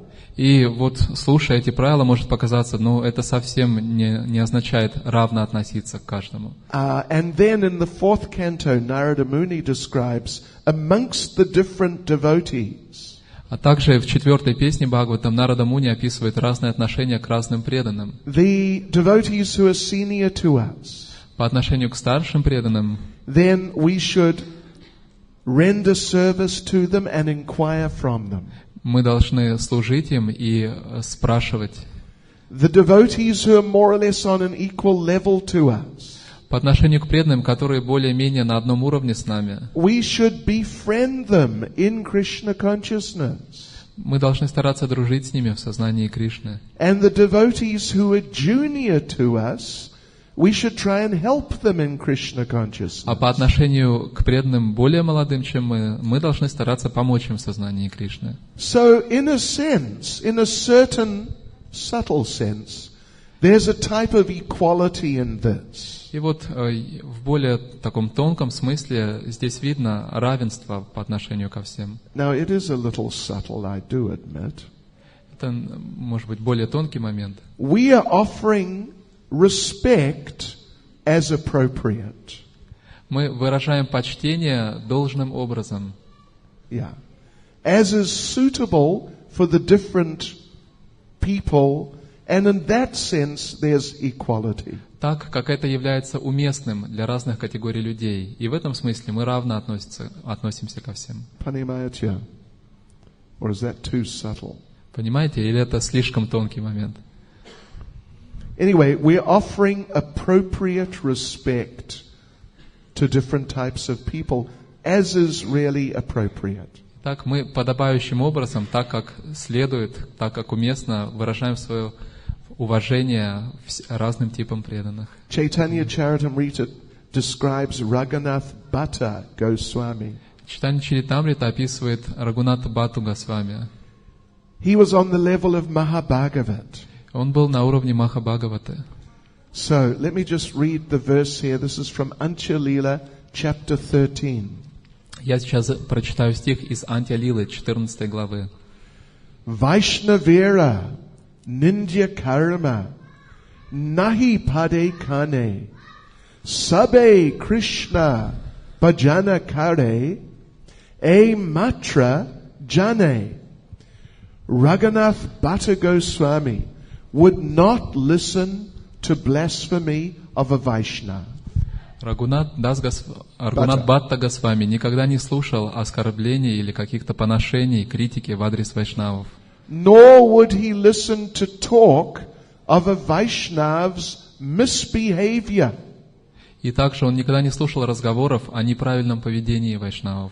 He knew only that everyone was engaged in Krishna's service. Его интересовало только то, что каждый из них занят преданным служением. He did not understand anything else. Ничто другое его не интересовало, он не понимал этого. So Srila Prabhupada makes some interesting points in the purport of that verse. И в комментарии к этому стиху Шрила Прабхупада очень интересные вещи говорит. Although a Vaishnava preacher may sometimes criticize others, хотя проповедник вайшнав иногда может критиковать других, Raghunath Bhatta avoided this. но Рагунат Бхатта никогда этого не делал.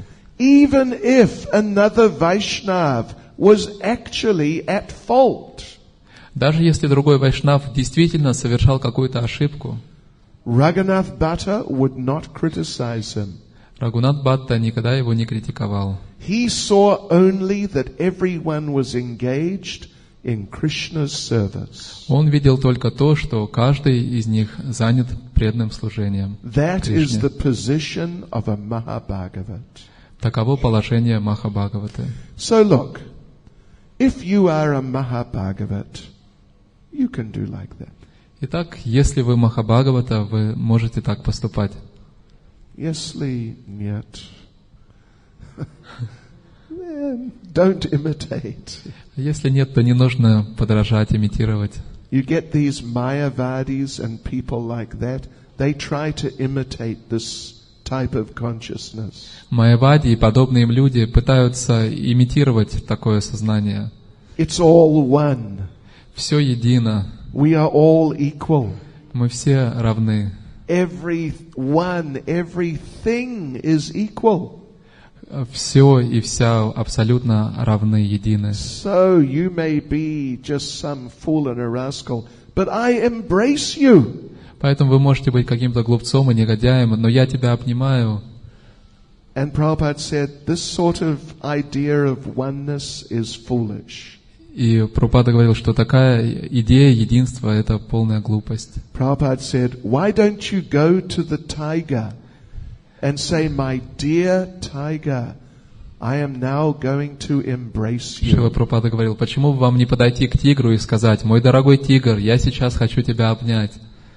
So for us, we need to make discrimination between different types of people and even different types of devotees.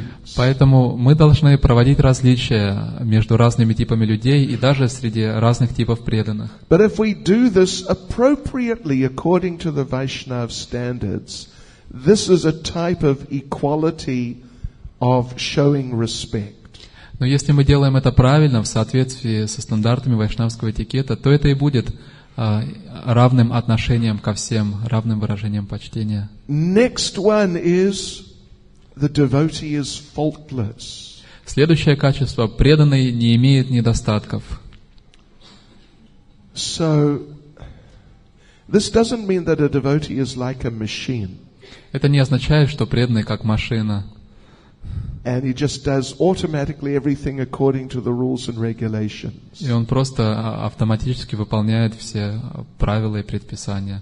Of course, the devotees do not have the real faults, which mean sinful activities and sinful habits. Разумеется, у преданного нет настоящих серьезных недостатков, а именно каких-то греховных привычек, греховных действий он не совершает. But the sincere sort of faults or whatever unusual characteristics of some devotees. Usual, yes?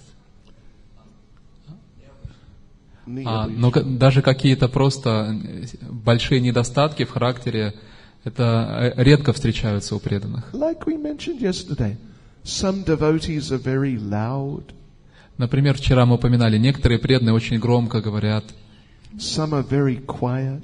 а некоторые они такие тихенькие. So you may think these are faults. И вы можете подумать, что вот это недостатки. But it's just their characters as devotees. Но это просто проявление их индивидуального характера, как преданных. Prabhupada makes the point that the apparent faults of the devotees are transcendental. И Шрила Прабхупада говорит, что кажущиеся недостатки в преданных, они трансцендентны. And they shouldn't be seen as being actual faults. И их не следует рассматривать как действительно недостатки. And do you know what example Prabhupada gives in Nectar of Devotion in this regard? Знаете, какой пример приводил Шрила Прабхупада в «Нектаре преданности» в этой связи? It looks like a fault, but it's a transcendental characteristic. Это похоже на недостаток, но на самом деле это трансцендентное качество. Oh, it's a good one. One time, Krishna was feeling very bad. Однажды Кришна очень плохо себя чувствовал. Because whenever Radharani and the gopis would walk past, he would become bewildered. Потому что каждый раз, когда Радхарани и гопи проходили мимо, он приходил в замешательство. He would be carrying something and here comes Radharani. He becomes bewildered. He drops what he's carrying. Он что-то несет, и вдруг мимо проходит Радхарани, и Кришна приходит в замешательство и роняет свою поклажу. He's talking to someone. Он с кем-то разговаривает, Here comes Radharani. и вот Радхарани проходит. He becomes bewildered. Кришна снова приходит в He замешательство starts talking nonsense. и начинает какую-то чепуху говорить. Here comes Radharani. И вот Радхарани идет. He turns around, walks into the door. Он поворачивается и идет в дверь. И прям в дверь. And Radharani and the gopis would see this and laugh at Krishna. Радхарани и гопи видели это и начинали смеяться над Кришной. And Krishna was feeling very bad. И Кришна очень плохо себя чувствовал. This is very embarrassing. Его это очень, очень смущенным чувствовал себя. So Krishna made up his mind. I will not do these things again. И Кришна принял твердое решение: я никогда больше так делать не буду.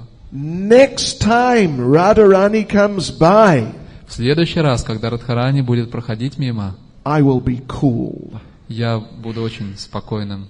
Очень круто. Just cool, calm and collected. Просто таким спокойным, собранным, серьезным. Okay, so now he's getting ready. Итак, вот Кришна приготовился, Now he's going to milk the cows. и вот он доил корову. Okay, I'm milking the cows, very good. Ага, итак, я даю корову, очень хорошо все. Let Radharani come. Так, ну пусть Радхарани сейчас появится. Sure enough, there came Radharani. И вот появилась Радхарани.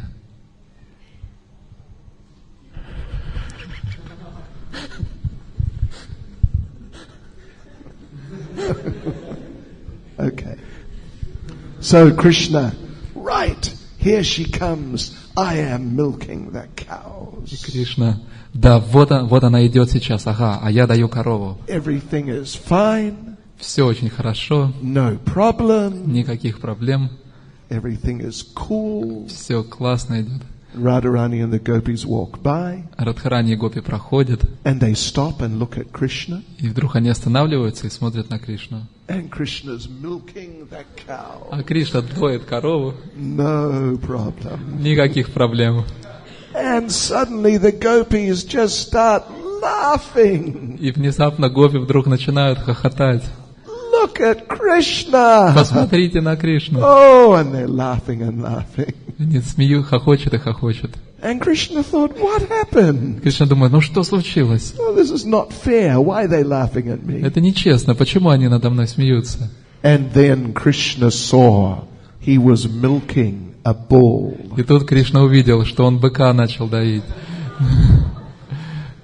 So Prabhupada gives this example to help us distinguish between real fault and something which is just like an unusual, transcendental characteristic. И Шрила Прабхупада приводит этот пример, чтобы помочь нам различать между действительным недостатком и каким-то трансцендентным, просто необычным качеством характера.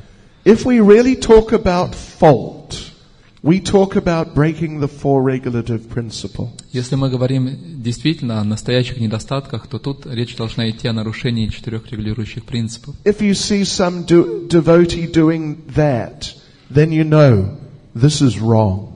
Если вы увидите, что какой-то преданный это делает, то вы должны понять, это неправильно.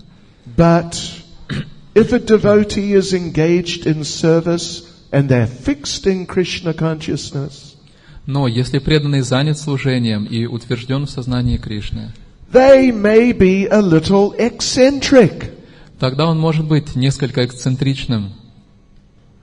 but still this is not really counted as fault. Но это не считается действительно недостатком. There was a devotee called Kushakrata Das. Был такой преданный Кушакратха Дас. Slishali, Kushakrata. Slishali. He passed away a few years ago. Несколько лет назад он ушел из этого мира. He was big Sanskrit scholar. И он был очень большим знатоком санскрита. But when he joined, he had some serious psychological problems. Но когда он присоединился к движению, у него были большие психологические проблемы. He was coming to the temple every day. Он каждый день приходил в храм. He would lie down in the foyer. И он ложился в фойе. And he would stay there. И лежал там. And the devotees couldn't get him to move. И преданные не могли сдвинуть его с места. So they asked Prabhupada, what should we do with this boy? Should we just kick him out? И они спросили у Шрилы Прабхупады, что нам с ним делать? Нам что, его выгнать? Prabhupada said, no, tolerate him. Прабхупада сказал, нет, потерпите, пусть. But they gave him, his name was Pete. Но его звали Пит. They gave him a special nickname. И они ему дали особое прозвище. Crazy Pete. Crazy Pete, сумасшедший Пит. Right. So Giriraj Swami was telling me about this. Гирирадж Свами рассказывал мне это. So then Giriraj Swami was there, these things were going on. И вот Гирирадж Свами, он там как раз жил, и все это происходило у него на глазах. Then Giriraj Maharaj went to India. He never saw Crazy Pete again for a long time. И потом Гирирадж Махарадж переехал в Индию, и он долгое время не встречал сумасшедшего Пита. One time he came back to Los Angeles. А потом однажды он вернулся в There was Лос-Анджелес, some big program in the temple. и там была какая-то большая программа в храме, Special guest devotees were there. и там были особые почетные гости преданные. So the devotee, like the MC, И преданный, который как бы был конферансье, вел всю эту программу. conferencier, right? He announced, now Kushakrata Prabhu, the great Sanskrit scholar, will address us. И он объявил, а сейчас к нам обратится Кушакратха Прабху, великий знаток санскрита. Everyone clapped. Oh, Kushakrata Prabhu, wow. Все захлопали, о, Кушакрата Прабху. In came Crazy Pete. И тут входит сумасшедший Пит. And Giriraj Maharaj, he said he couldn't believe it. Гирирадж Махарадж не мог поверить своим глазам. And Kushakrata Prabhu, if you happen to know him personally, Кушакрата Прабху, если кто-то из вас знал его лично, he remained a little crazy. он так и оставался немножко таким сумасшедшим. Yeah.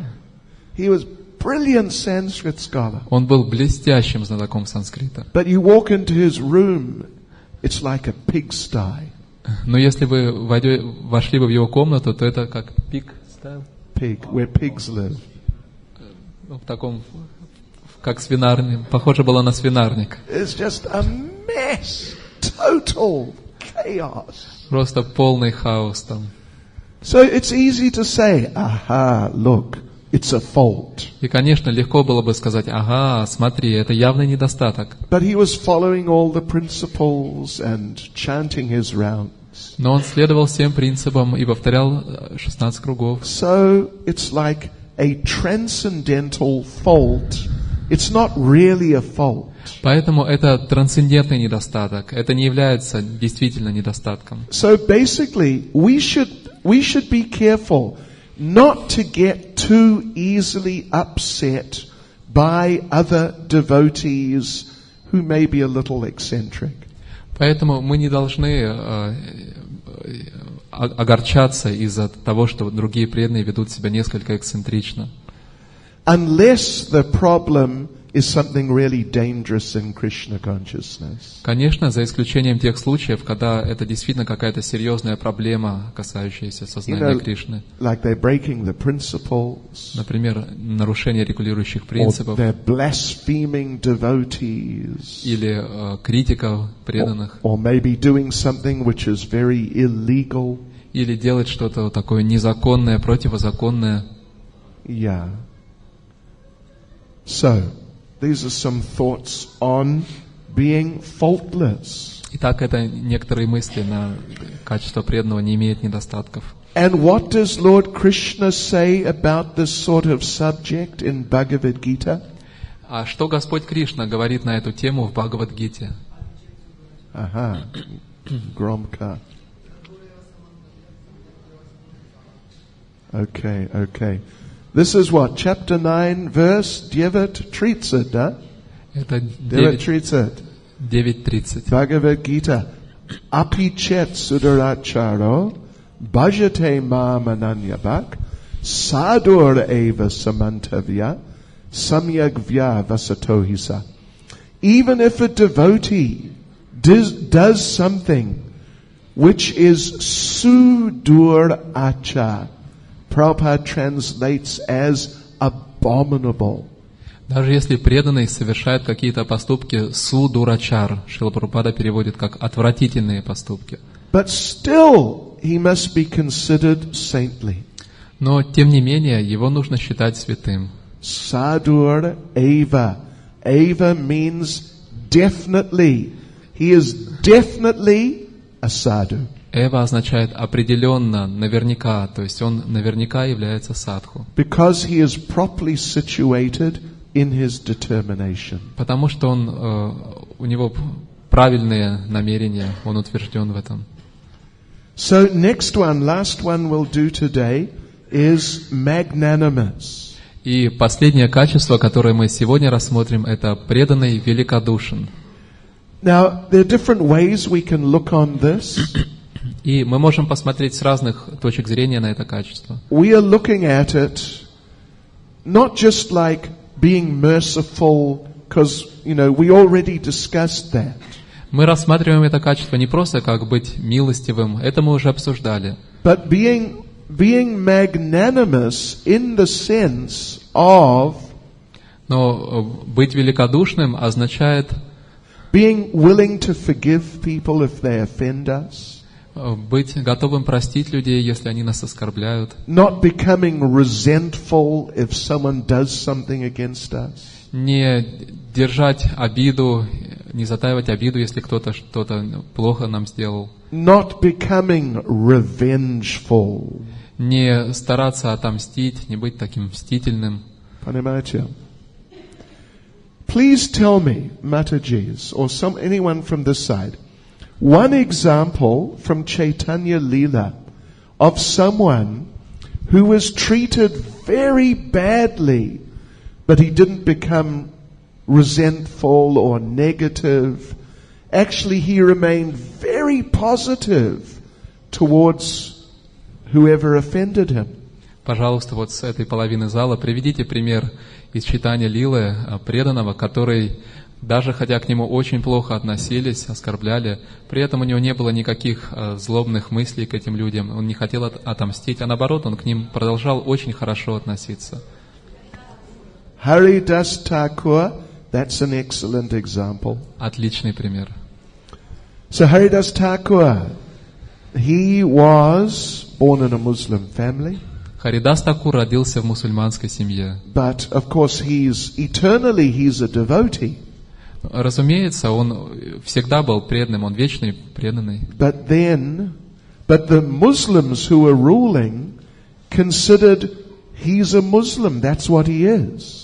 Но мусульмане, которые правили там тогда, они считали, он мусульманин, то есть он по рождению мусульманин. So when he started chanting Hare Krishna and really getting into Krishna consciousness, they really didn't like it.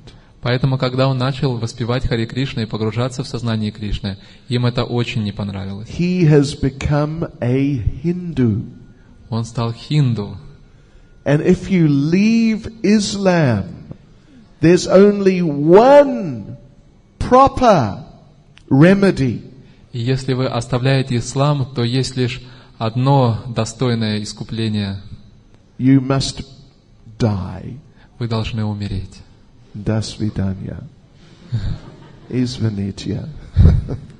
But this is how it works. It even works like that today. Ну, даже сейчас так бывает. So they thought, the Muslim ruler thought he's big aparadi.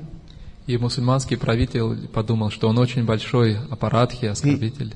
So we will be merciful to him and we will kill him. Поэтому мы проявим милость по отношению к нему, и мы его убьем. So they beat him in how many marketplaces? И они его стали бить на скольких рыночных площадях? 22 или 23? 22, я слышал.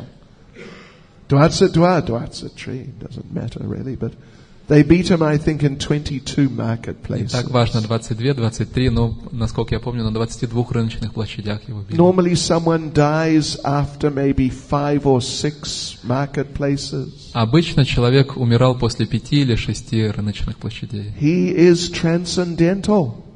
А Харидас Такур, он трансцендентен. He didn't die. Он не умер. Not only did he not die, he did not get hurt. Не просто он не умер, но он даже не был ранен, покалечен. They finished all 22 marketplaces. Они уже прошли, отлупили его на 22 рыночных площадях. The people beating him were exhausted.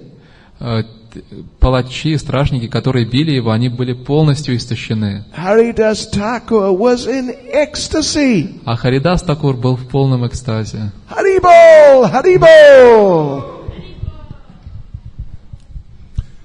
And they said, you know, we failed to kill you, they will kill us. И стражники сказали ему, ну, мы не смогли убить тебя, за это нас убьют. And he did not say, well, you know, you can imagine a person saying, tough luck for you. И обычный человек мог бы сказать, ну, так вам и надо, но Харидас Такур так не сказал. No, he felt very bad. You may have to die. Нет, ему очень плохо стало от этой мысли, что вы должны будете умереть. He voluntarily left his body. И он добровольно оставил свое тело. Right. Actually, you know, later, this was before Lord Chaitanya appeared. Это было на самом деле до того, как Господь Чайтанья явился. Later, Lord Chaitanya appeared. И позже явился Господь Чайтанья. After some time, he had his Mahaprakash Lila. И через какое-то время была Махапракаш Лила. He revealed to the devotees how he's the Supreme Lord. Господь Чайтанья раскрыл преданным свою природу Верховного Господа. And what their relationships with him were. И раскрыл преданным, каковы были их взаимоотношения с ним. So he called Haridas Thakur. И он позвал Харидаса Такура. You remember they beat you in 22 marketplaces. Ты помнишь, как они били тебя на 22 рыночных площадях? You didn't feel anything. Ты ничего не чувствовал тогда. You felt fine, like no one touched you. Ты хорошо себя чувствовал, как будто тебя вообще никто не касался. And Haridas said, yes, that was amazing. И Харидас сказал, да, это было удивительно. Lord Chaitanya said, you know why you didn't feel anything. Господь Чайтанья сказал, а знаешь, почему ты ничего не чувствовал? He said, I descended from Vaikuntha.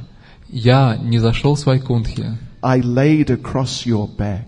и я лег и закрыл собой твою спину. I took all that beating. И я принял на себя все эти удары. And he showed Haridas his back. И он показал Харидасу свою спину. There are so many scars on Lord Chaitanya's back. И на спине Господа Чайтаньи было очень много шрамов. Anyway, one way or the other, Haridas Thakur was very tolerant. Ну, так или иначе, Харидас Такур был очень терпеливым. Another example from this side. А еще один пример из читания Лилы, с этой стороны уже. Ishwar Adin. Кто? Nityananda with Jagai and Madai. Нитянанда с Джагаем и Мадхаем. Anyway, you all know that story. Все знаете эту историю. It was Madai who actually struck Lord Nityananda. Мадхай, именно Мадхай ударил Господа Нитянанду. And Lord Nityananda forgave him. И Господь Нитянанда просто простил его. Lord Chaitanya accepted Jagai and Madai. Господь Чайтанья принял Джагая и Мадхая. But Madai was still feeling very bad. Но Мадхай все еще чувствовал себя очень плохо. Even though Lord Nityananda had forgiven him, he just couldn't get over it. Даже хотя Господь Нитянанда уже простил его, но все равно Мадхай не мог никак это переварить. So he approached Lord Nityananda to apologize. И он обратился к Господу Нитянанде, прося простить его. He offered beautiful prayers, they're amazing prayers. И он вознес прекрасные, удивительные молитвы. At the end, Lord Nityananda just laughed. И, выслушав их, Господь Нитянанда просто рассмеялся. He said, I didn't feel offended by what you did. И сказал, я нисколько не был оскорблен твоим поведением. I take you to be like my little son. Я воспринимал тебя просто как своего маленького сына. And when you hit me, I took it just like a father takes it if his little son comes and hits him. И когда ты бил меня, я воспринимал это просто как отец воспринимает своего маленького сына, когда тот подходит и как-то шлепает его. So don't worry about it. Just forget about it and chant Hare Krishna and be Поэтому happy. не беспокойся, забудь об этом, воспевай Харе Кришна и будь счастлив. And then Madai said, but I offended many other people also. И тогда Мадхай сказал, но я много других людей также оскорбил. You've forgiven me, but what about all these others? Ты меня простил, ну а как насчет всех остальных? So Lord Nityananda instructed him, build a bathing ghat. И Господь Нитянанда дал ему такое наставление: построй гат для омовения. And then you sit there every day. И ты должен приходить туда и сидеть там каждый день. People will come and bathe in the Ganges. Люди будут приходить и омываться в Ганге. Every person, you just offer your obeisances to them. И каждому, кто будет приходить, предлагай свои поклоны. And you tell them, if I ever offended you, please forgive me. И говори каждому, если я когда-либо оскорбил тебя, пожалуйста, прости меня. That was Madai's program for the rest of his life. Такова была вот программа действий Мадхая до конца его жизни. Now, another example is Srivas Thakur with Chapal Gopal. И еще один пример — это Шривас Такур с Гопалом Чапалой. Chapal means shoes. Чапал означает тапочки. Shoes Gopal, that was his name. То есть такой тапочный Гопал, так его звали. So he was really envious of Srivas Thakur. И он очень сильно завидовал Шривасу Такуру. One night he put in front of Srivas Thakur's front door a plate. И однажды ночью он разложил поднос прямо перед входом в дом Шриваса Такура. With all paraphernalia for worship of Durga. И на этом подносе были все параферналии для поклонения Дурге. Some meat.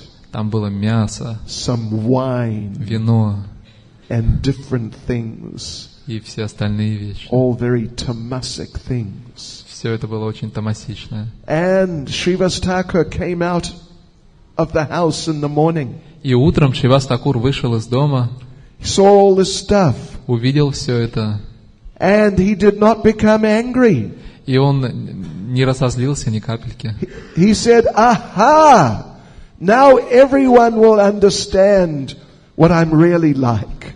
И он сказал, ага, теперь все наконец-то поймут, кто я на самом деле. And other people, pious people had gathered, and they all knew who is Srivas Thakur. He's a great devotee. И собрались другие жители, благочестивые люди. Они все знали, кто такой на самом деле Шривас Такур. Они знали, что он великий преданный. And they knew he was not involved in this Durga worship. И они знали, что он никак не был связан с этим поклонением Дурге. But he told them, just see, now you can understand what I really am. I'm a rascal. Но он сказал, вот посмотрите, теперь-то вы можете понять, кто я на самом деле. На самом деле я негодяй. But Chapal Gopal got leprosy. Но Чапал Гопал, он заболел проказой. Anyway, look, there are many examples of this sort of elevated consciousness. На самом деле очень много примеров этого возвышенного сознания. Prahlad Maharaj is a very good example. Прохлада Махарадж – замечательный пример. Can you think of an example of someone who is the opposite? Means he's very touchy. А можете вспомнить пример прямо противоположного поведения, то есть того, кто вот из-за малейших пустяков раздражался? You say one word and he gets angry with you. Yeah, okay, Duryodhana. There's one classic example though. Есть один классический пример. Durvasa Muni. Дурваса Муни. Durvasa Muni. You know, you do one small wrong thing, he curses you. Вы даже какую-то мелочь неправильно делаете, он сразу же вас проклинает. Become a demon. Стань демоном. You know, in Krishna's Vrindavan Leela, there are 21 demons. Во Вриндаван Лиле Кришны 21 демон. As described in the Bhagavatam. В Бхагаватам они описаны. About half of them became demons because they were cursed by Durvasa Muni. И примерно половина из них стала демонами по проклятию Дурвасы Муни. He likes cursing people. Ему очень нравится людей проклинать. You look at him sideways. Вы так искоса на него посмотрели, He'll curse you. и он вас уже проклинает. Why are you looking at me like that? Почему ты так на меня посмотрел? He's hypersensitive. Очень такой чувствительный человек. Сверхчувствительный. One time he was walking through Vraja Mandala. И однажды он шел по Враджа Мандале. It was very hot. He was thirsty and hungry. Было очень жарко, и он чувствовал большую жажду и голод. He met Radharani and the gopis. И он подошел к Радхарани и Гопи. He stopped them. И остановил их. Give me some food. Дайте мне что-то поесть. They said, no problem. We will go home, get some food.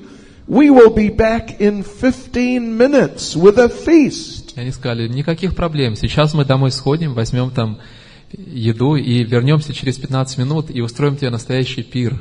He said, no 15 minutes. I want food now. Он сказал, никаких 15 минут, мне нужна еда сейчас.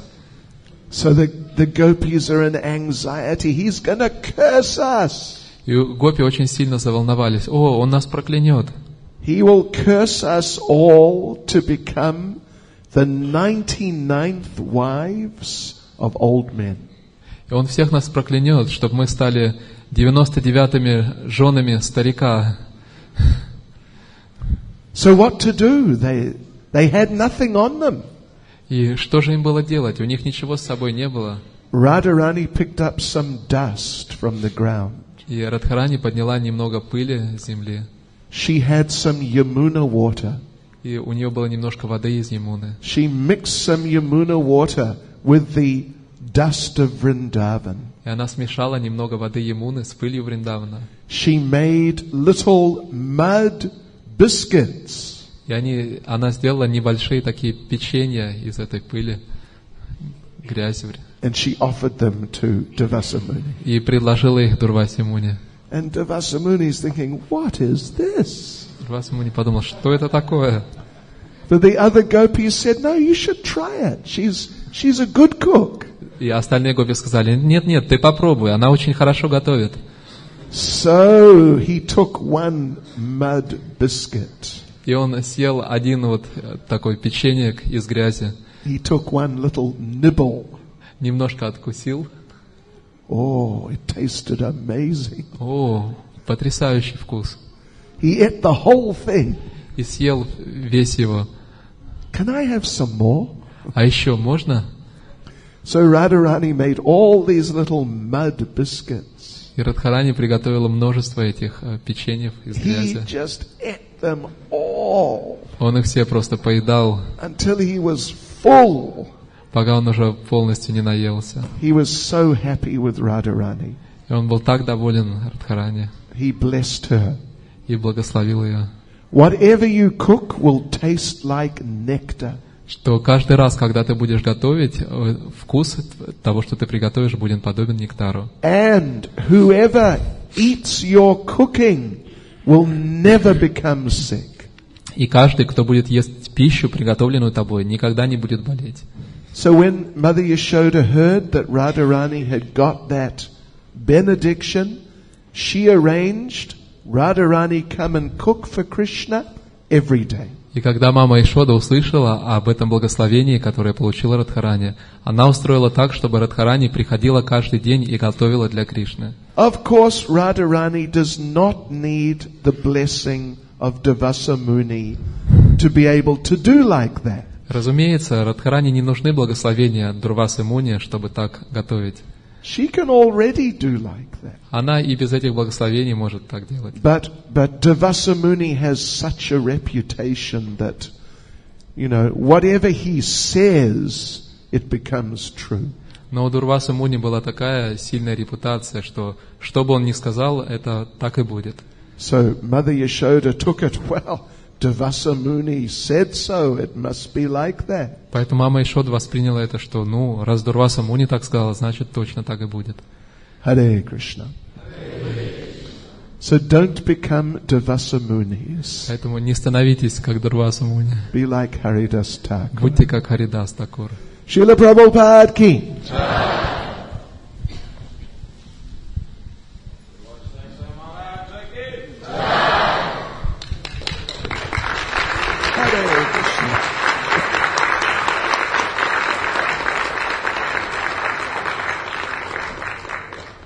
Haribol. До завтра.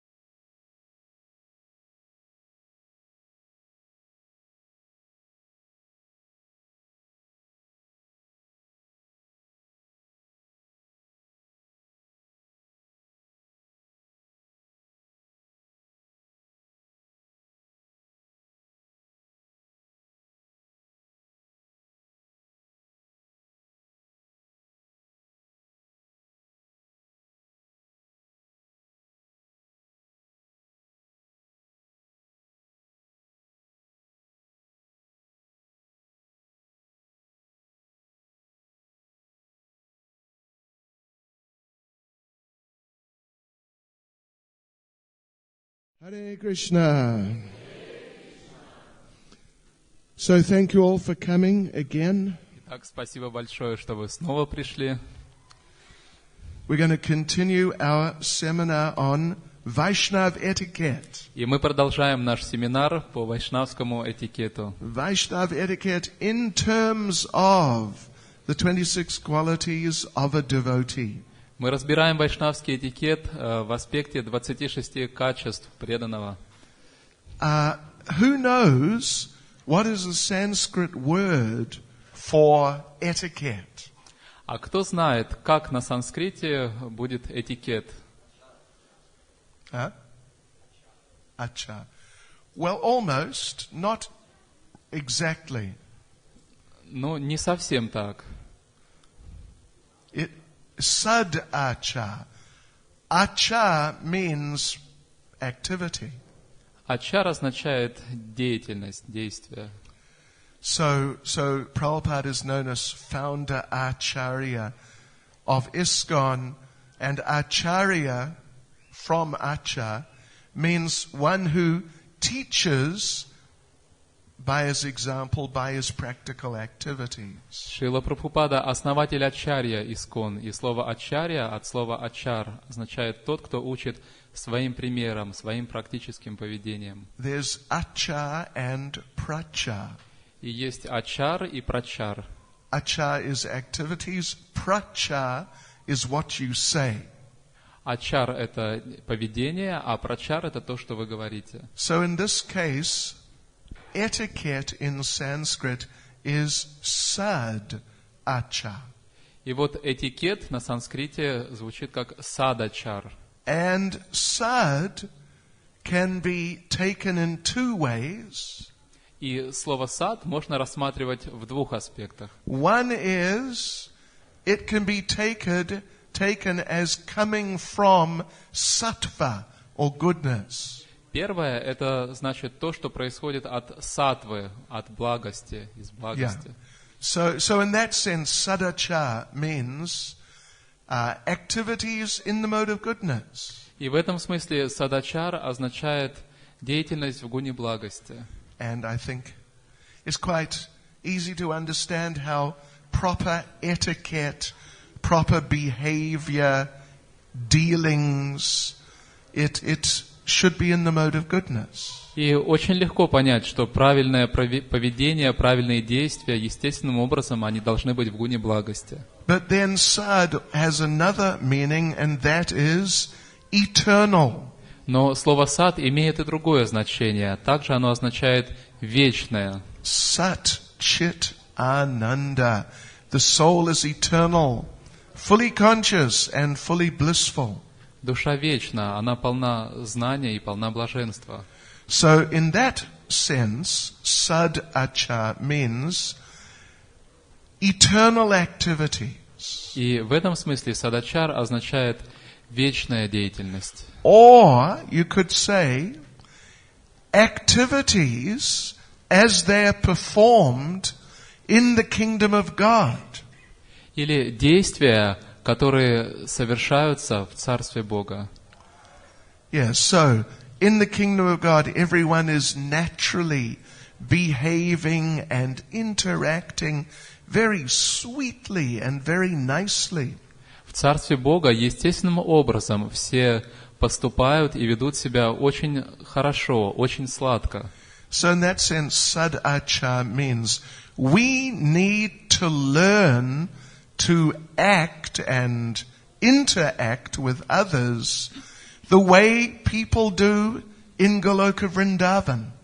Вот в этом смысле садачар означает, что нам нужно научиться поступать и общаться с другими так, как это делают на Галоке Вриндавана.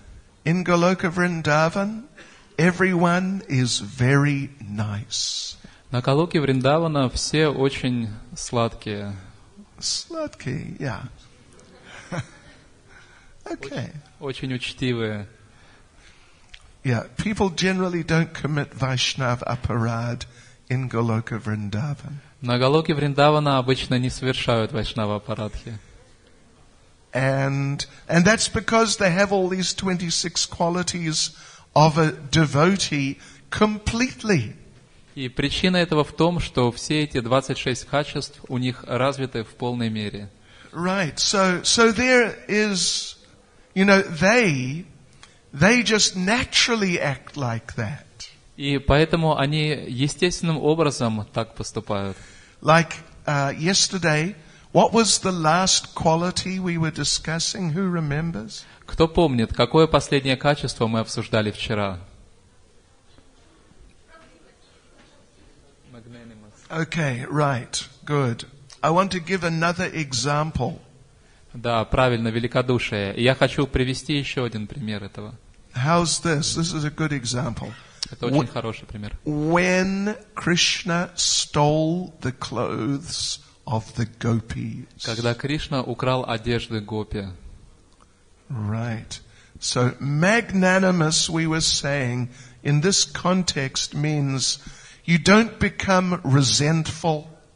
И великодушный в этом смысле означает, что вы не жадничаете. You don't become revengeful. Что вы не стараетесь отомстить. Yeah. When Prabhupada first took a group of devotees to India, когда Шрила Прабхупада в первый раз привез преданных в Индию, they went to one temple of one of Prabhupada's godbrothers and they had a big feast there. Они пришли в храм одного из духовных братьев Шрилы Прабхупады, и там был большой пир. And Prabhupada took prasadam with the devotees. И Шрила Прабхупада принимал прасадам вместе с преданными. And Prabhupada finished, the devotees were still eating, and his remnants were distributed. И когда Шрила Прабхупада закончил почитать прасад, преданные продолжали кушать, и остатки пищи Шрилы Прабхупады стали раздавать преданным. There was one gulab jamun. И там был один гулаб-джамун. Слышали о gulab jamun? Видели? Kushali, yeah, okay. So there was this one juicy gulab jamun. Был один очень сочный гулаб-джамун. Prabhupada had taken a bite out of it. Шрила Прабхупада откусил его. And then it was distributed with the rest of Prabhupada's remnants. И вот его стали раздавать, и он лежал вместе с другими остатками пищи Шрилы Прабхупады. And His Holiness Tamal Krishna Goswami got that gulab jamun. He got it. It was when it was distributed, it was put on his plate. И вот когда раздавали эти остатки пищи, этот гулаб-джамун дали Тамал Кришне Госвами, на его тарелку положили. Slishali, oh Tamal Krishna Goswami. Yeah, very great devotee, very special devotee. Очень особенный, великий преданный. He was also a little touchy devotee. И также он был sensitive. Такой очень чувствительный преданный. So he got this half gulab jamun from Prabhupada. He's sitting looking at it. И вот ему досталась эта половина гулаб-джамуна, надкусанного Шрилой Прабхупадой, и он сидел и смотрел на нее. Today is my lucky day. Сегодня мой счастливый день. Someone, as he's looking at this, someone came and grabbed it. И пока он смотрел на этот гулаб-джамун, какой-то преданный подошел и забрал его. And ate it. И съел. Just immediately it was gone. И мгновение и гулаб-джамун исчез. And Tamal Krishna Goswami was in a state of deep shock. Тамал Кришна Госвами находился в состоянии сильного потрясения. And he went to Prabhupada and complained. И он подошел к Шриле Прабхупаде и стал жаловаться. This devotee, I got your remnants, gulab jamun, and this devotee stole it. Мне достались остатки вашей пищи, этот гулаб-джамун, а этот преданный просто украл его. And he ate it. И съел. It's very bad. Это же очень плохо. Srila Prabhupada replied. Шрила Прабхупада ответил ему. He was very intelligent. Этот преданный очень разумен. And then Prabhupada said to Tamal Krishna Goswami, И затем Шрила Прабхупада сказал Тамал Кришне Госвами. There are two types of devotees. Есть два типа преданных. One likes to eat prasadam. Первая категория преданных любит есть прасад. The other type likes to distribute prasadam. А вторая категория любит раздавать прасад. Prabhupada said they are both good. И Шрила Прабхупада сказал, и обе эти категории преданных прекрасные. But the one who likes to distribute prasadam is better. Но тот, кто любит распространять прасадам, все же лучше. Okay, anyway, I was talking about Krishna stole the clothes of the gopis. Итак, мы говорили о том, как Кришна украл одежды гопи. So look, ladies, there you are. Just imagine, you are swimming in the sea. И вот, Матаджи, вы тут сидите, просто представьте, вы купаетесь в море. And, okay, you have nice swim, now you're coming out. Вы выходите and you see all your clothes are gone. И видите, что вся ваша одежда исчезла. And you see one of the men, Hare Krishna, he has all your clothes. И вы видите, один молодой человек, у него вся ваша одежда. How would you feel? Что бы вы почувствовали? Anyway, you think about how you'd feel. Так или иначе, это вы сами подумайте об этом. But the gopis were in the Yamuna. They had no clothes on at all. Но гопи омывались в Ямуне, и на них вообще не было никакой одежды. And they started to come out. They saw the clothes were all gone. И когда они увидели, что вся их одежда пропала, Krishna was up in a tree. они увидели вдруг, что Кришна сидит на дереве. He had all the clothes. И вся их одежда была у него. So the gopis called out, Krishna, give us our clothes. И гопи закричали: Кришна, отдай нашу одежду. Krishna, he's just relaxing there playing his flute. А Кришна расслабленно просто сидит, играет на флейте. Krishna said, clothes? What Кришна clothes? сказал: что? Одежду? Какую одежду? Our clothes, those clothes. Наши одежды, вот, вон они, вот те одежды. And Krishna said, oh, these clothes. Кришна сказал: вот эту одежду. Oh, you can have them, it's okay. Ну, пожалуйста, берите, я не против. Yeah, I don't use such clothes. Да, мне эта одежда не нужна, я ее не использую. So you can have them, just come and get them. Пожалуйста, забирайте, просто идите и берите. So anyway, the gopis felt they could not come out of the water with no clothes on. Но так или иначе гопи чувствовали, что они не могут так просто выйти из Ямуны без всякой одежды. And Krishna would not give the clothes back. А Кришна сам не отдавал им одежду. And they got little angry, not very. И гопи стали немножко гневаться, не сильно. They told Krishna, you give us our clothes or we'll tell your father, Nanda Maharaj. И они сказали Кришне: Кришна, отдай нашу одежду, а иначе мы все расскажем твоему отцу, Нанди Махараджу. Oh, Krishna said, Nanda Maharaj, who cares for him? Кришна сказал: Нанда Махарадж, ну кому какое дело до него? You can tell him, do what you like. Вы можете ему все рассказывать, делайте, что хотите. So, ultimately, Krishna forced them to come out of the water with no clothes on. И в конце концов Кришна вынудил их выйти из воды без всякой одежды. And they took their clothes, and that was that. И они в конце концов получили свою одежду, и на этом все закончилось. And so then they put the clothes on and they left. Затем они одели свою одежду и ушли. But Srimad Bhagavatam gives very nice description.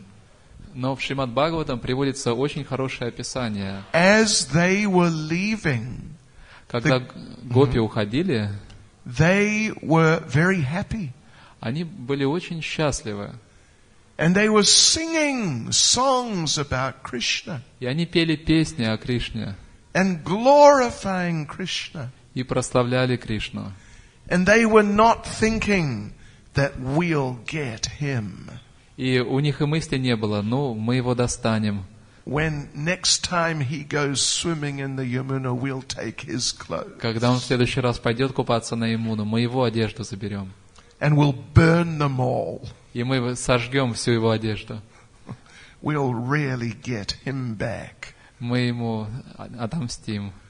They were in happy, transcendental mood of Krishna consciousness. Они были счастливы, они были в трансцендентном состоянии счастья, сознания Кришны. So, of course, gopis, they're pure devotees. И, естественно, гопи чистые и преданные. And we are not on that level. А мы еще не на этом уровне. But still, we should pray to Krishna, help me, help us to follow in the footsteps of the great devotees, including the gopis. Но тем не менее, мы должны молиться Кришне, помоги нам следовать по стопам чистых преданных в настроении гопи. Yeah. So now, next quality, number 7. In Sanskrit, it is called mridu. И следующее, 7 качество на санскрите называется мриду. And mridu basically means mild, very soft, very gentle. И мриду, основное значение этого слова, это мягкий, очень такой вот нежный, что ли. Yeah, so a great devotee and an advanced devotee is very gentle and very sweet. И возвышенный преданный, он очень мягкий, очень сладкий в общении. Now, we mentioned also Lord Nityananda. И мы также говорили о Господе Нитьянанде. In regard to the previous quality.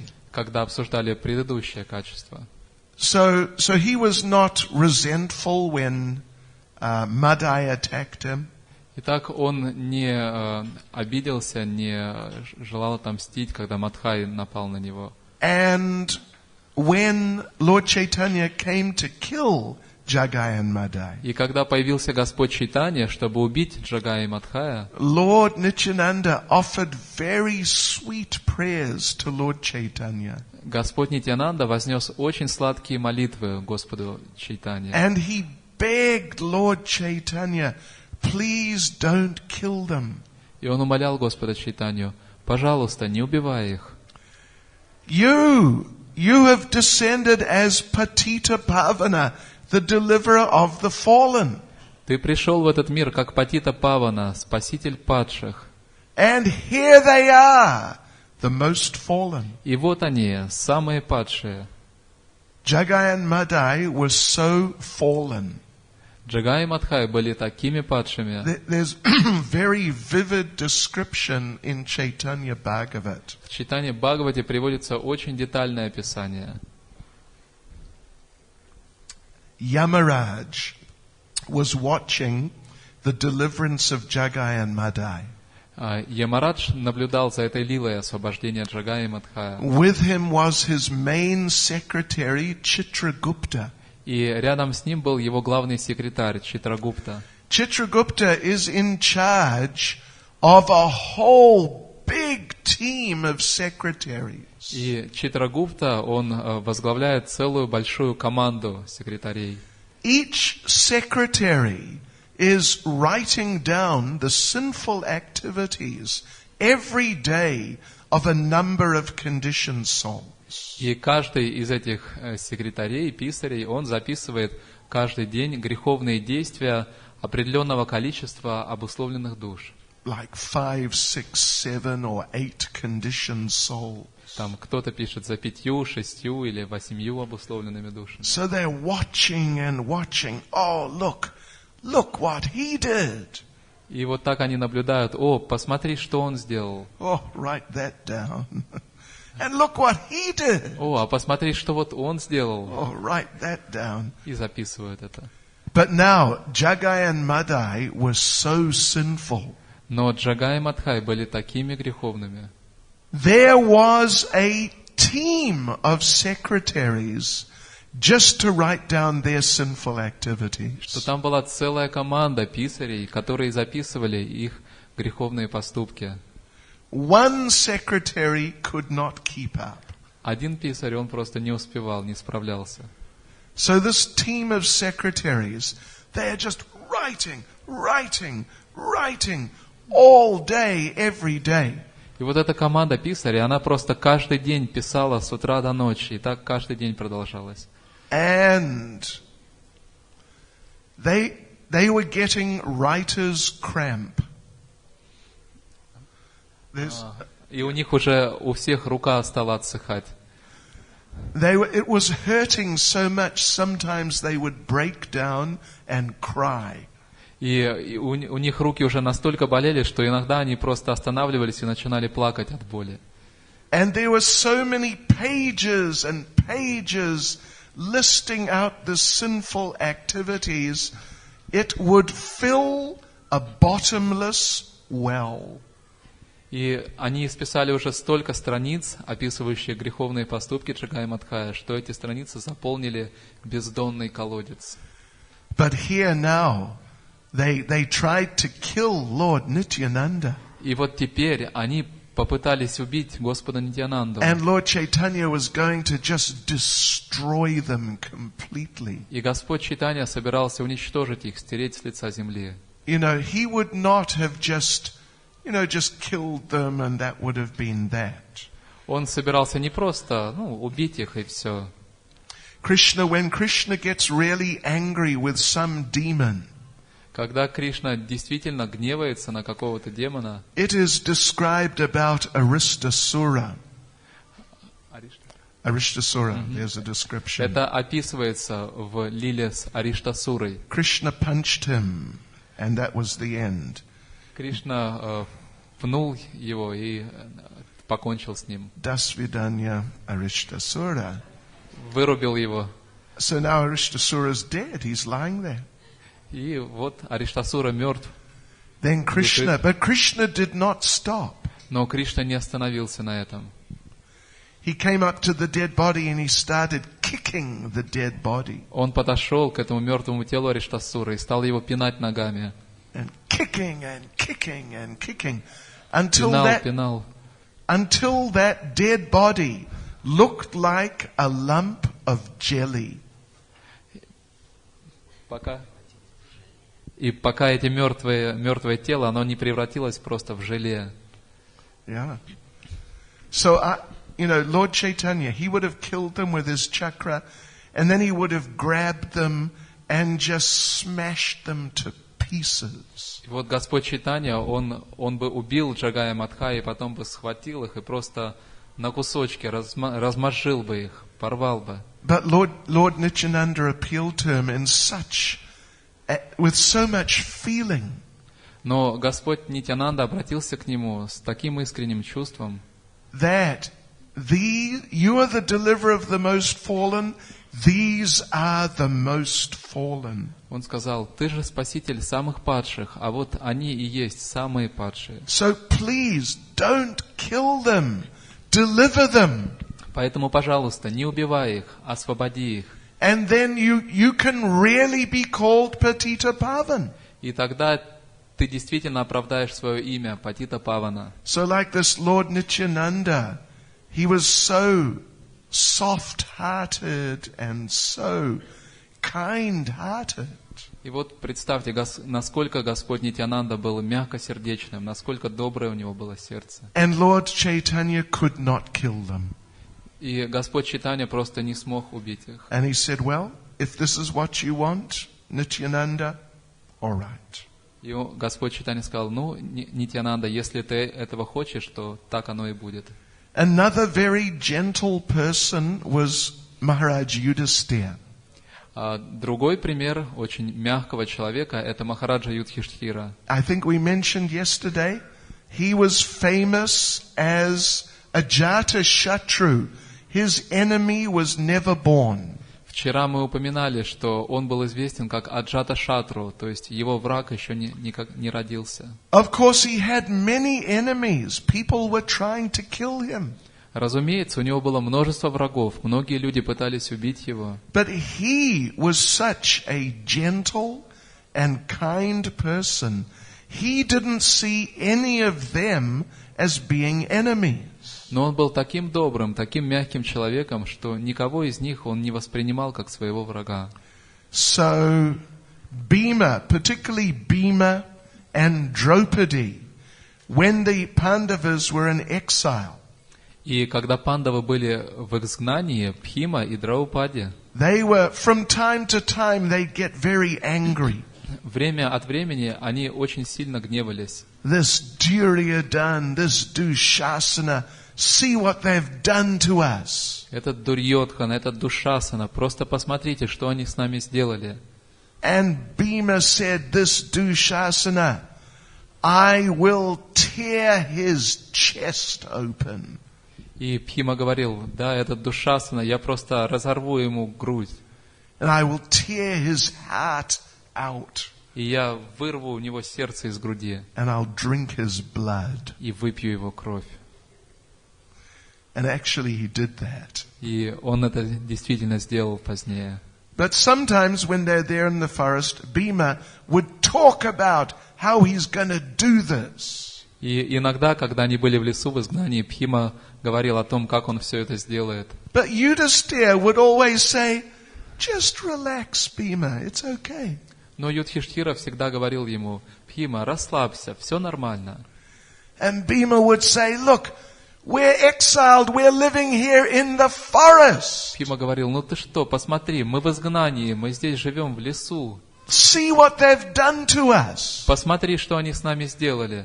And Maharaj Yudhisthira would say, it's very nice living in the А forest. Махарадж Юдхиштхира говорил, ну, очень даже хорошо жить в лесу. Actually, I think, why don't we just stay here and don't worry about fighting with them?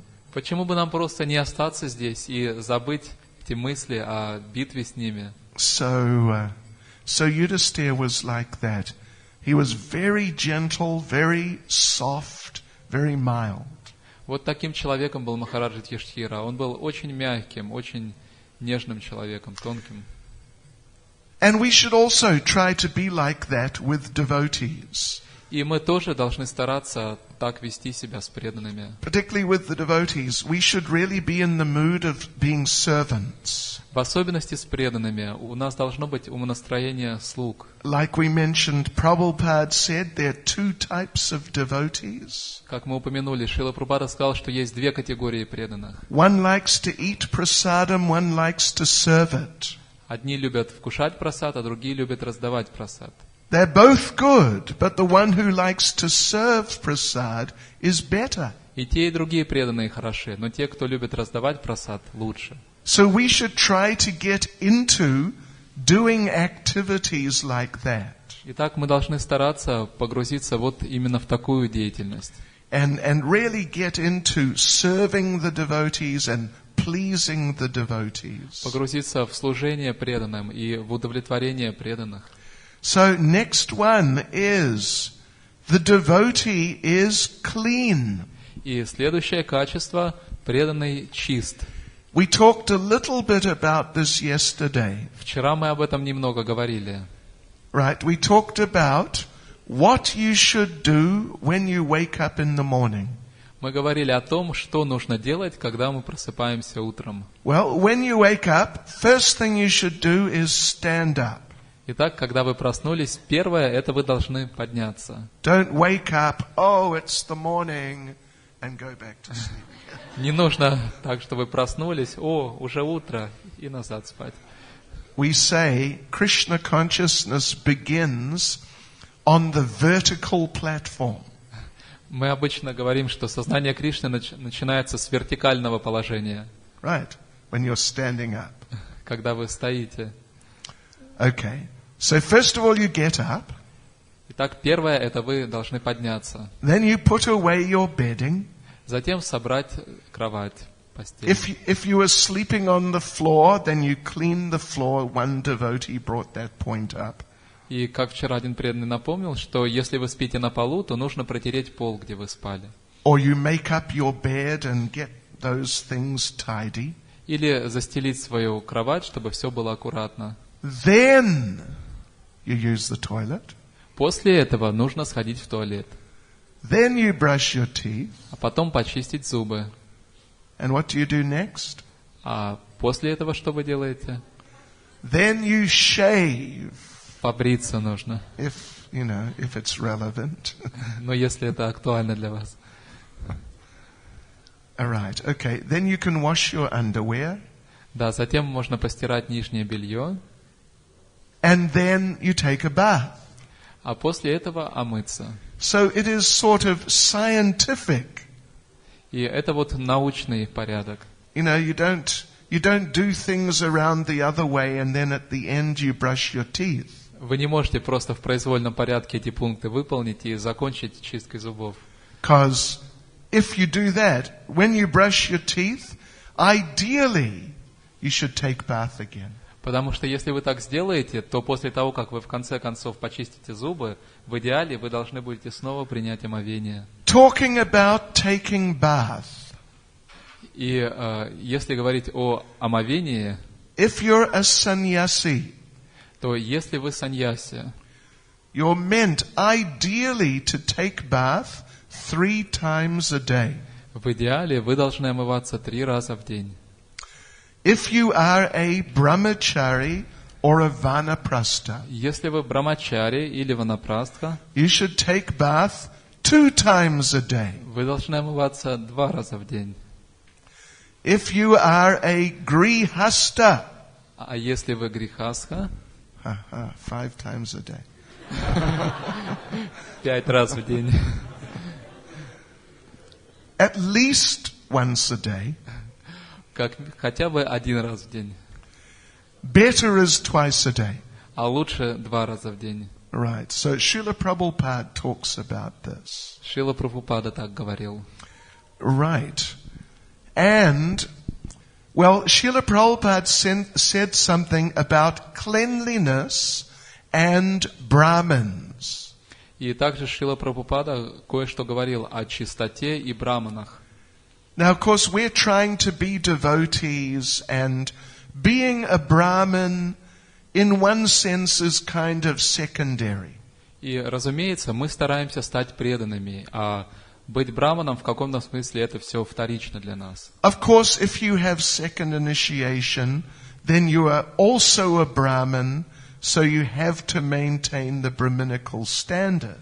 Конечно, если у вас есть второе посвящение, то вы также являетесь браманом, и вы должны поддерживать браманические стандарты. Right. So, Srila Prabhupada said, if in one place there is dirt and there is a Brahmin, И Шрила Прабхупада сказала, если в одном месте что-то грязно, и там также находится браман, either the dirt will go or the Brahmin will go.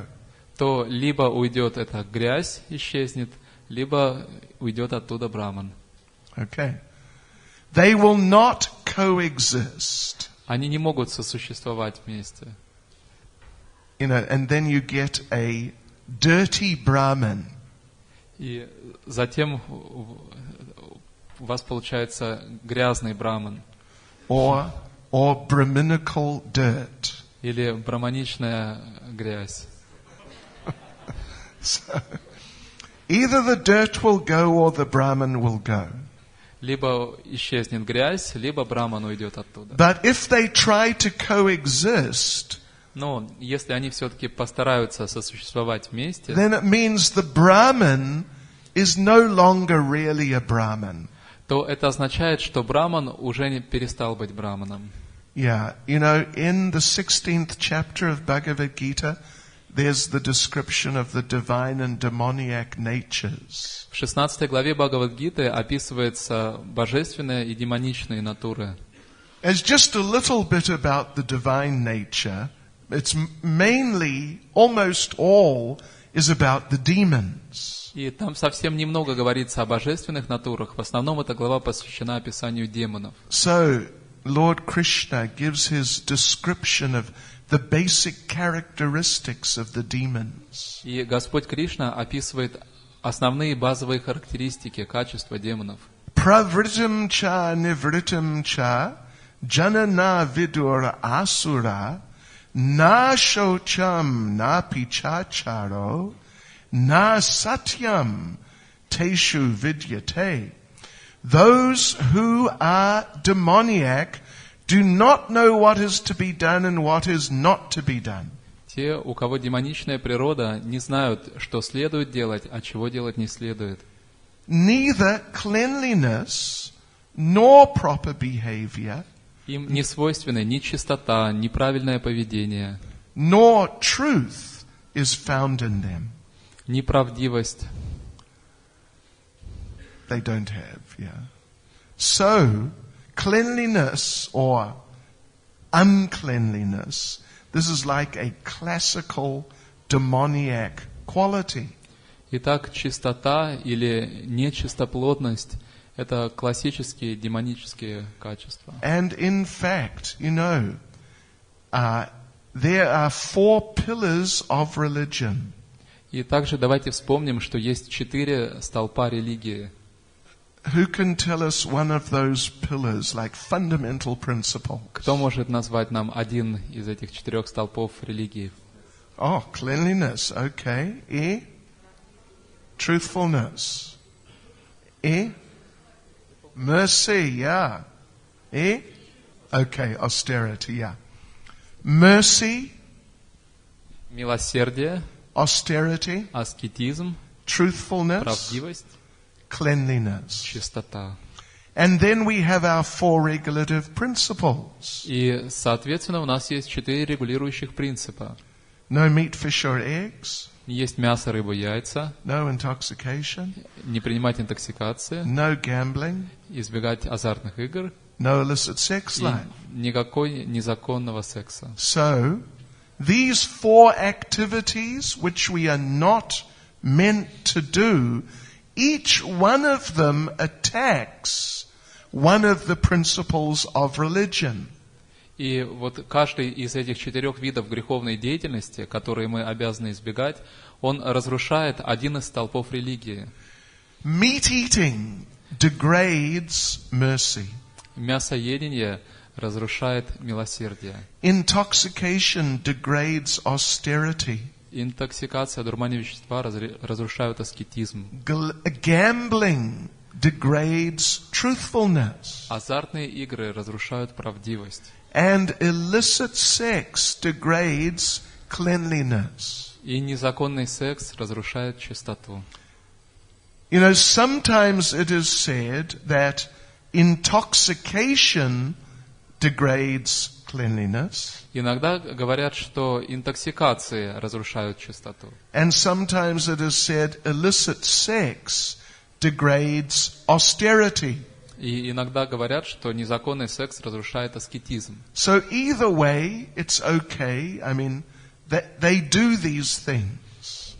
В любом случае, так или иначе, и то, и другое может быть верным. Right. So illicit sex, intoxication, these things really degrade cleanliness. И незаконный секс, и интоксикации очень сильно разрушают чистоту. And this is why Prabhupada wanted us to follow all the regulative principles.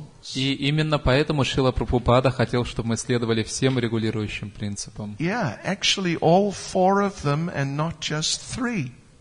Да, все эти принципы, они не просто имеют такой добровольный, свободный характер. Не просто 3. Что? Всем...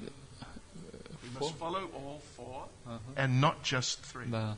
Мы должны следовать всем 4 регулирующим принципам, а не 3 из них. Что вы думаете? Хорошо. Нет проблем. Иногда может быть проблем. Но мы, как сказать, мы должны стараемся. Is it? Something like that. We have to try. По крайней мере, мы должны стараться. Right. So, yeah, you know, cleanliness, getting up early, making yourself clean, and having a spiritual morning program, Prabhupada really emphasized this. Да, ранний подъем, очищение себя, приведение себя в порядок, хорошая утренняя духовная программа. Шрила Прабхупада часто подчеркивал важность этих вещей. There was one man in Bombay who was very close to Prabhupada, named Mr. Sethi. И в Бомбее был один человек, который был очень близок со Шрилой Прабхупадой. Его звали мистер Сетхи. He was never initiated by Prabhupada, but he was chanting 16 rounds and following all the principles. Хотя он и не был инициирован Шрилой Прабхупадой, но он повторял 16 кругов и следовал всем 4 принципам. He just died about 2 years ago. Он умер около 2 лет назад. But he was telling us about the first day he met Prabhupada. Но он нам рассказывал о том, как он впервые встретился со Шрилой Прабхупадой. At that time, of course, Mr. Sethi was not a devotee. He's just a Hindu businessman. В это время, разумеется, мистер Сетхи еще не был преданным. Он был просто обычным индусом-бизнесменом. So he met Prabhupada, and the first thing Prabhupada said, "What's your program?" И он встретился со Шрилой Прабхупадой, и первое, что у него спросил Шрила Прабхупада, это «Какова твоя программа действий?» And Mr. Sethi said, "Well, I'm a businessman." Мистер Сетхи сказал, «Ну, я бизнесмен». Prabhupada said, No. I mean, what is your morning program? И Прабхупада сказал, «Нет, я имею в виду, какова твоя утренняя программа?» What do you do when you get up? Что ты делаешь, когда ты встаешь с постели? So Mr. Sethi said, "Well, I get up, I put my clothes on. Мистер Сетхи сказал, «Ну что ж, я встаю, одеваюсь, I have a cup of tea, выпиваю чашечку чая, and I read the newspaper. читаю газету, Then I go to the office." а после этого иду в офис». And Prabhupada got kind of disturbed. Prabhupada became a little disturbed. И Шрила Прабхупада немножко обеспокоился от этого. Prabhupada said, "What sort of morning program is that?" И Прабхупада сказал, что это за утренняя программа такая? Then Prabhupada said something really heavy. И после этого Шрила Прабхупада сказал кое-что действительно тяжелое. Fasten your seat belts. Пристегните свои ремни безопасности. Prabhupada said to Mr. Sethi, Прабхупада сказал мистеру Сетхи, "What is the difference between you and a pig?" в чем разница между тобой и свиньей? That's heavy preaching, isn't it? Такая тяжелая проповедь, да? I don't recommend that any of us try that as direct a preaching technique. Я не рекомендую вам использовать это как способ проповеди. But anyway, the thing is, I'm just making the point that Srila Prabhupada really took it seriously, that we get up early and take a bath and get clean and have a good morning program. Но так или иначе, я хочу сказать, что Шрила Прабхупада очень серьезно относился к тому, что мы должны вставать рано утром, омываться и проводить духовную программу. And so cleanliness, Prabhupada stressed cleanliness so much. Шрила Прабхупада так сильно подчеркивал важность чистоты. And what can your Vaishnav etiquette be if you're not clean? И если вы не чисты, то какой будет у вас вайшнавский этикет? You know, sometimes, well, I have to travel around a lot. Иногда мне приходится очень много путешествовать. I left on Tuesday, I left Durban, South Africa. В среду я вылетел из Дурбана, Южной Африки. Tuesday, yeah? Во вторник. Yeah. So I left Durban, South Africa, I flew to Johannesburg. Я прилетел в Йоханнесбург. Flew from Johannesburg to the Middle East. Из Йоханнесбурга на Средний Восток я полетел. Flew from the Middle East to Moscow. А оттуда в Москву. So it's difficult. Anyway, sometimes we have to use the public bathrooms. И это довольно-таки трудно. Иногда приходится пользоваться общественными душевыми, like in the airport. например, в аэропорту. So sometimes we're in there and we see someone uses the toilet. Также иногда общественным туалетом. And they just walk straight out. И мы видим, как люди просто идут в туалет и потом просто оттуда выходят. They don't wash their hands. Они даже не моют руки. It's Yeah, and someone was making an announcement this morning about, was it Hare Krishna? About how there's some disease here. И этим утром Харе Кришна Прабху делал объявление о том, что тут ходит кишечная палочка. It's probably connected something to somebody's cleanliness. И, вероятно, это как раз связано вот с качеством чистоты. I remember many years ago, we were having prasadam. Я помню, как много лет назад мы принимали прасад. A devotee found a cockroach in the sabji. Преданный обнаружил в сабже таракана. And we went to the cook and said, "Look at this." И мы пошли к повару и сказали: посмотри на это. And she said, "Oh, Prabhu, I didn't put it there." И она сказала: о, Прабху, но я его туда не добавляла. So like we said the other day, there is a saying, cleanliness is next to И godliness. как мы говорили на днях, есть такая поговорка, что чистота сродни святости. And Prabhupada, one time when he heard this, he said, "Yes, I agree." И Шрила Прабхупада, однажды услышав это, он сказал: да, я согласен с этим. And then he said, "Actually, cleanliness is godliness." И он сказал: на самом деле чистота — это и есть святость. It's really hard to be Krishna conscious if you're not clean. Потому что очень трудно быть в сознании Кришны, если вы не чисты. And Srila Prabhupada, to illustrate this point, he would sometimes tell one story from Chaitanya Charitamrita. И чтобы проиллюстрировать это положение, Шрила Прабхупада иногда рассказывал одну историю из Чайтанья Чаритамриты. It is from Madhya Lila chapter 15. Из 15 главы Мадья Лилы. Is the same chapter with the story of Vasudev Dutt. Именно в этой главе приводится история Васудева Датты. We told that story day before yesterday. Позавчера мы рассказывали эту историю. So there, in that 15th chapter of Madhya Lila, Lord Chaitanya is glorifying different devotees. И вот в этой 15 главе Мадхья Лилы Господь Чайтанья прославляет разных преданных. Which is also an important part of Vaishnava etiquette. Что также само по себе является важной частью вайшнавского этикета. We should find something nice in every devotee. Мы должны учиться находить какие-то хорошие, что-то хорошее в каждом преданном. At least all the devotees we are dealing with regularly.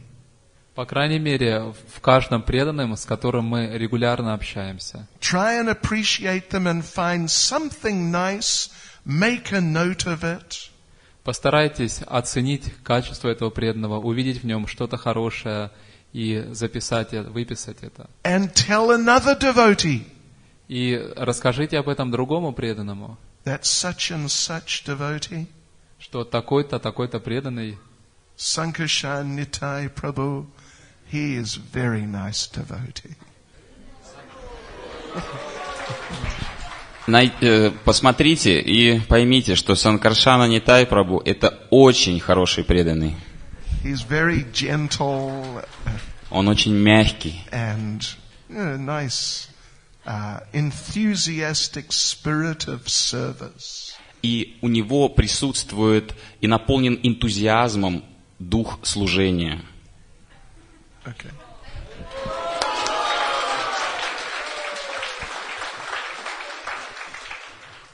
Извините, пожалуйста.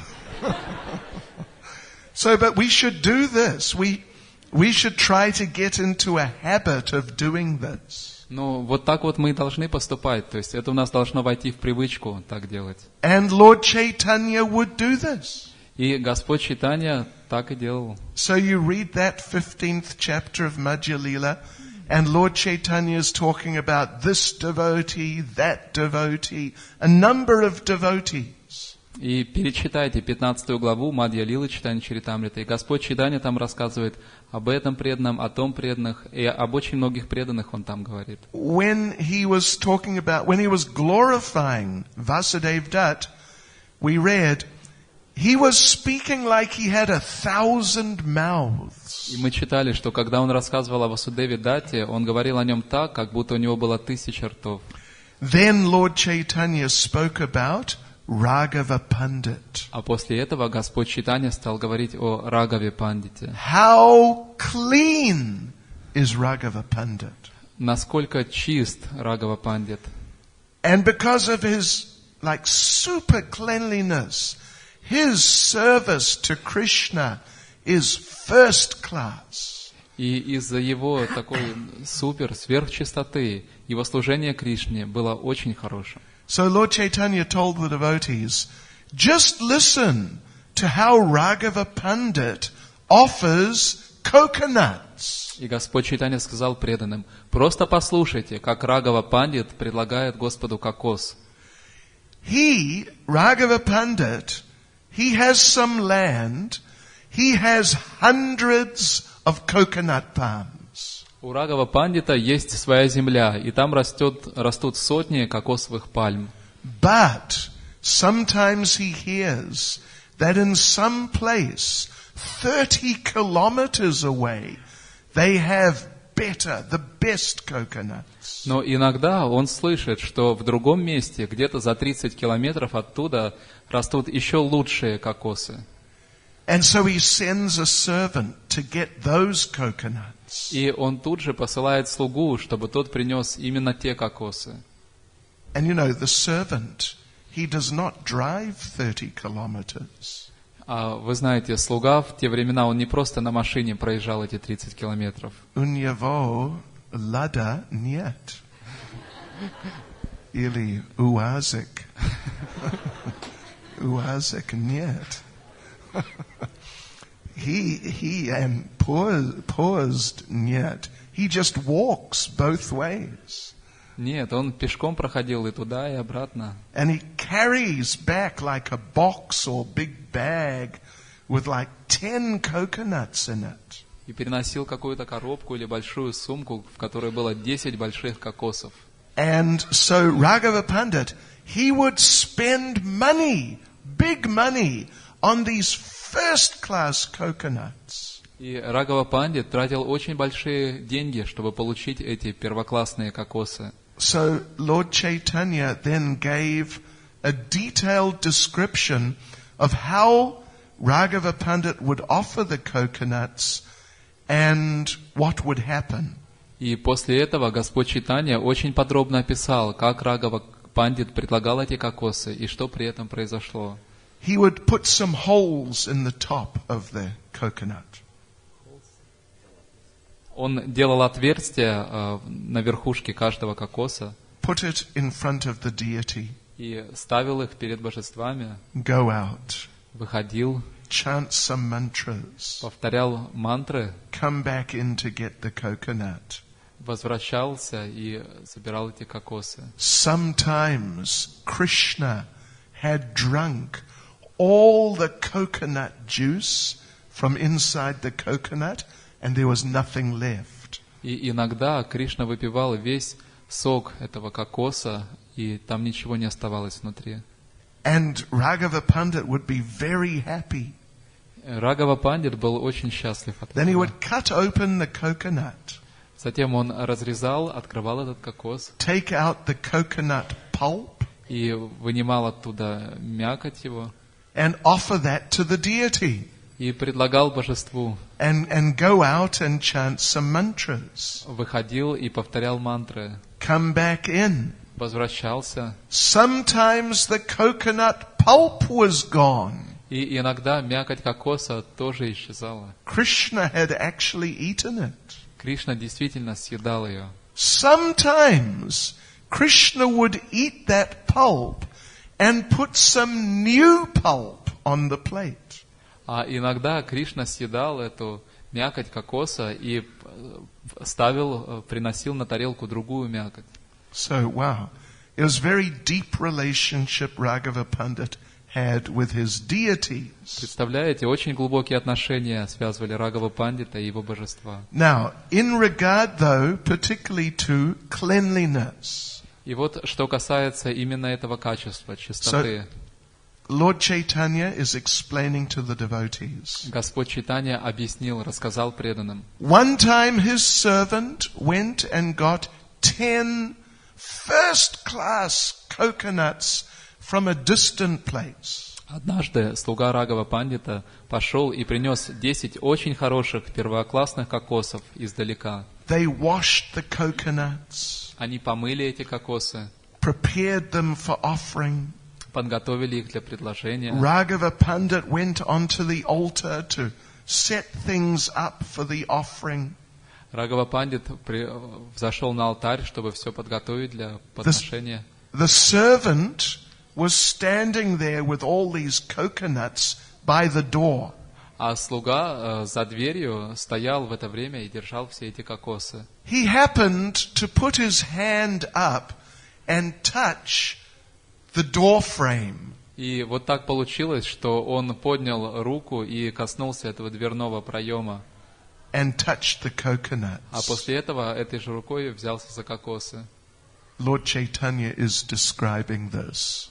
И Господь Чайтанья так рассказывает об этом. And Raghava Pandit saw him touch the roof and touch the coconuts. Как только Рагава Пандит увидел, что этот слуга коснулся потолка, притолки, и потом взялся за эти кокосы, So Raghava Pandit told that servant, Рагава Пандит сразу же сказал этому слуге: people are coming and going here. люди сюда заходят и выходят. The dust from their feet sometimes comes up onto the ceiling. И пыль с их стоп иногда поднимается и оседает на потолке. And your hand touched there И твоя рука коснулась, and touched the а после coconuts. этого ты взялся за кокосы. We can't offer the coconuts. Мы не можем предлагать эти кокосы. Raghava Pandit took the coconuts and threw them over the wall. Рагава Пандит взял эти кокосы и выбросил их за забор. So this was his standard of cleanliness. Вот таков был его стандарт чистоты. You know, our standard of cleanliness is a very очень просто, very simple standard. И вы понимаете, что наши стандарты чистоты очень простые. When we get up, we generally don't chant mantras. Когда мы поднимаемся с постели, обычно мы не повторяем мантры. I mean, hopefully we chant Hare Krishna. Hopefully we chant Hare Krishna. В идеале, когда мы просыпаемся, мы повторяем Харе Кришна. But we don't, you know, there are special mantras for getting up. Но есть особенные мантры для пробуждения. There are special mantras for using the toilet. И также есть особенные мантры для того, когда ходишь в туалет, их надо повторять. There are special mantras for brushing your teeth. И есть также очень особые мантры для чистки зубов. Seriously. And there's special mantras for even, would you believe, picking your nose. И есть специальные мантры, хотите верьте, хотите нет, для того, чтобы в носу поковыряться, почистить нос. But Prabhupada has made the system for us very simple. Но Шрила Прабхупада все упростил для нас. Prabhupada said one time that if we were to do everything in detail according to the smarta Brahman standards, Однажды Шрила Прабхупада сказал, что если бы мы стали делать все в точности, как полагается, согласно стандартам смарта браманов, there are so many mantras and things you have to do.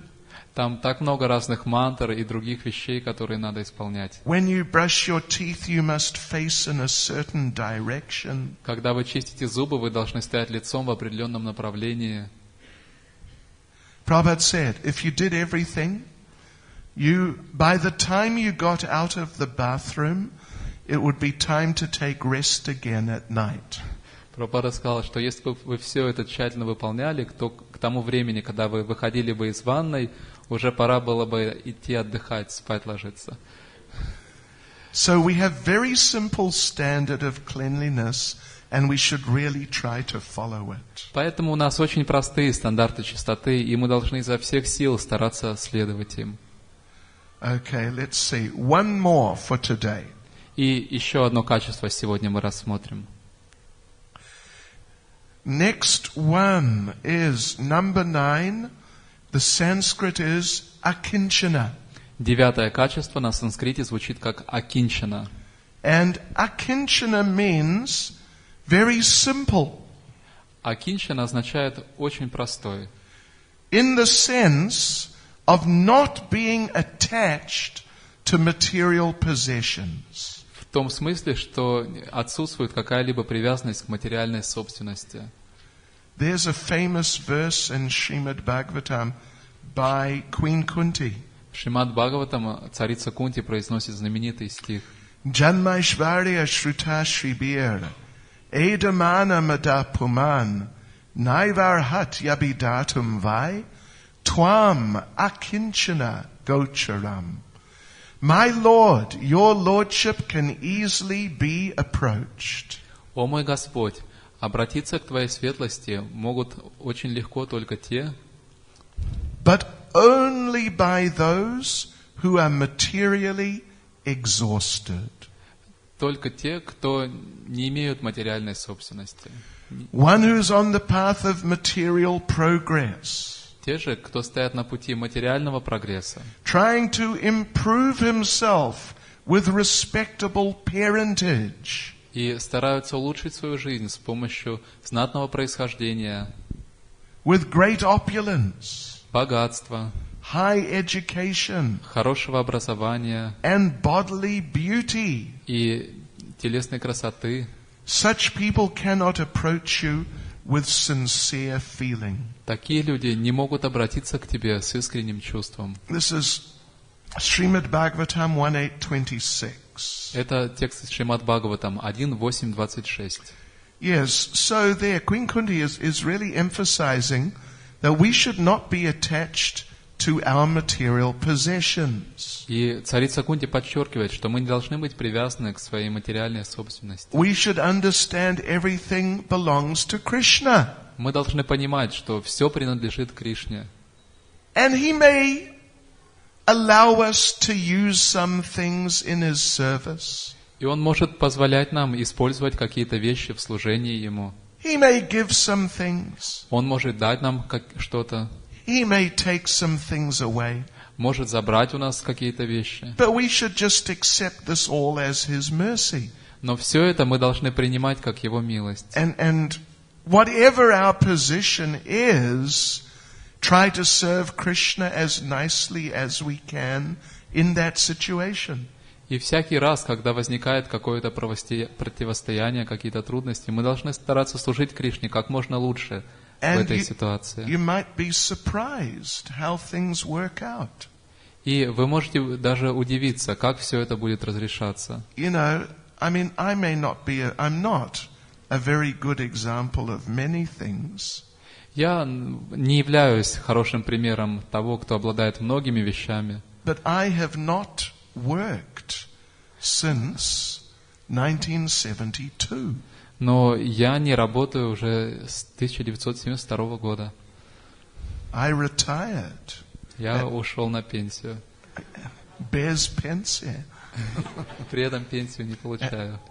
Я был 20 лет. Это правда. So, but I have not died of starvation yet. Но вот до сих пор от голода я не умер. It is simply Krishna's mercy. Это просто милость Кришны. And you might say, well, look, I'm a sannyasi, so it's different. И вы можете сказать, ну конечно, вы же саньяси, это совсем другое дело. But there are also householders who, not working, just fully dedicated to devotional service. Но есть и домохозяева, которые не работают, а просто полностью посвящают себя преданному служению. So, my point is, it is possible. То есть, что я хочу сказать, это возможно. Yeah. Anyway, I'm not exactly suggesting that all of you who are householders, you should just immediately give up your work. И я не предлагаю вам, домохозяевам, что вот вы должны немедленно бросить свою работу. Что вы думаете? Anyway, it's okay. Relax. Don't worry. Расслабьтесь, не волнуйтесь. But we should try to keep our lives simple. Но мы должны стараться, чтобы наша жизнь была простой. Simple living and high thinking, this was a slogan Prabhupada made up. Шрила Прабхупада дал нам этот девиз: простая жизнь, возвышенное мышление. Not high living and simple thinking. Не так, что живем богато, а мыслим просто. Or high living and no thinking. Или живем богато и вообще не мыслим. And not simple living and simple thinking. И также он не говорил, что простая жизнь, простое мышление. But simple living and high thinking. Нет, простая жизнь, возвышенное мышление. Devotional service. Преданное служение. So we should pray to Krishna to help us, facilitate us to live like this. И мы должны молиться Кришне, чтобы он помог нам жить таким образом. And try to use our intelligence to see how to arrange our lives like that. И также нужно использовать свой разум, чтобы понять, как устроить свою жизнь именно таким образом. When Rupa Goswami left home, he had so much money. Когда Рупа Госвами ушел из дома, у него было очень много денег. 2 boatloads, big boatloads of gold coins. 2 лодки, полностью нагруженных золотыми монетами. Basically, he just gave it away. At least he gave most of it away. И в основном большую часть из этого он просто раздал. So anyway, if we really try to live simply and serve as much as we can. И так или иначе, если мы просто стараемся жить просто и служить как можно больше, Then Krishna will help us, there's no doubt. то Кришна поможет нам. В этом нет никаких сомнений. Харе Кришна! Харе Кришна! Вопрос. Есть вопрос один. Можно подробнее объяснить, как незаконный секс уничтожает чистоту? Очень часто те, кто занимается незаконным сексом, достаточно чистоплотны и соблюдают правила гигиены. Can you explain in more details how illicit sex destroys purity? Quite often, Cleanliness. Quite often, those who engage in illicit sex are quite clean and they follow hygienic rules. Oh, so I'm a sannyasi. You want me to discuss in detail about illicit sex?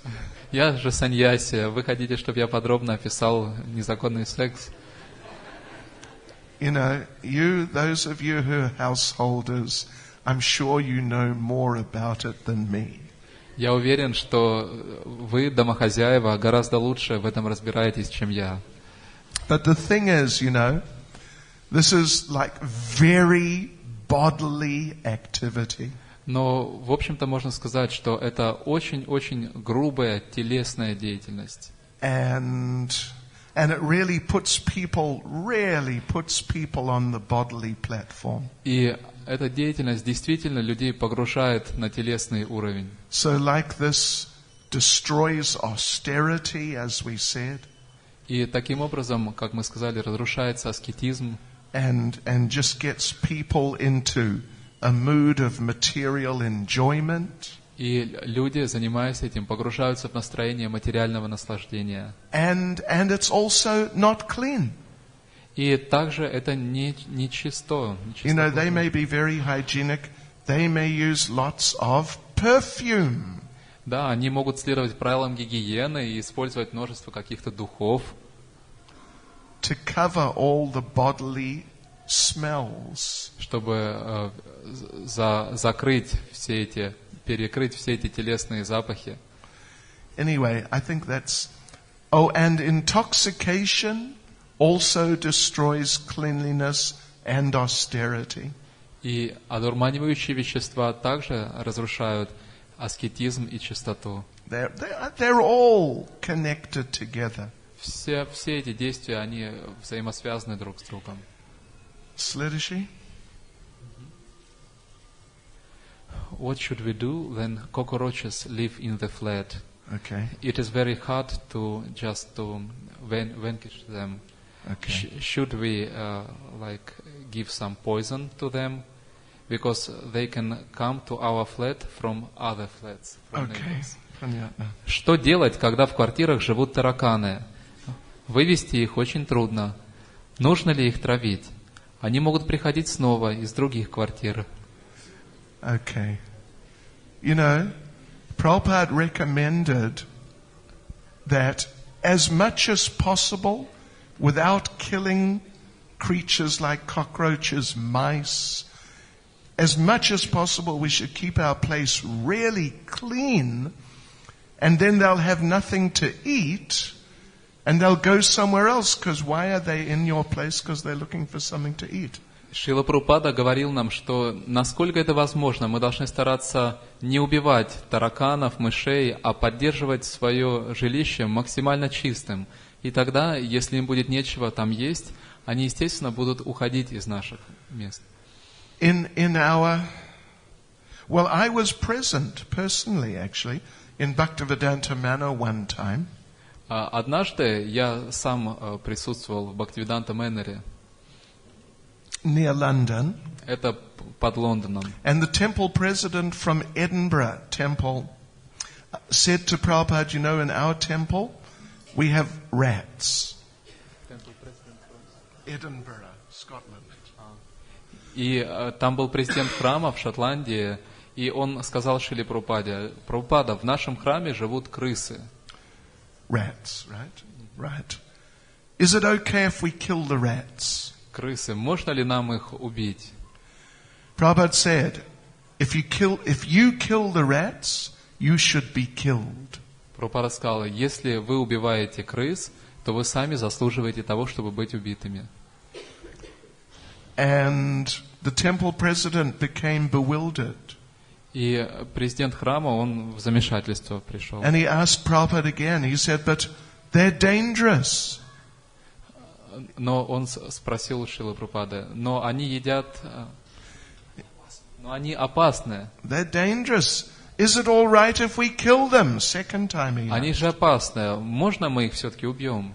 Prabhupada repeated himself. If you kill the rats, you should be killed. И Прабхупада снова повторил, если вы убиваете крыс, то вас самих следует убить. At the time, we had a lot of mice in Bhaktivedanta Manor. В те времена у нас самих в Бхактивиданта Мэннере жило очень много мышей. And we kept that place so clean. И мы такую чистоту поддерживали там. It was so clean. You've never seen a place that clean. Там была такая чистота, вы никогда в жизни такого чистого места не видели. But the mice did not go. Но эти мыши все равно не уходили. So, what to do? Так, что же нам было делать? We thought of a plan. И мы разработали план. We got a cat. Мы завели кошку. And we named, you know what we named the cat? И знаете, как мы ее назвали? Nrsingadev.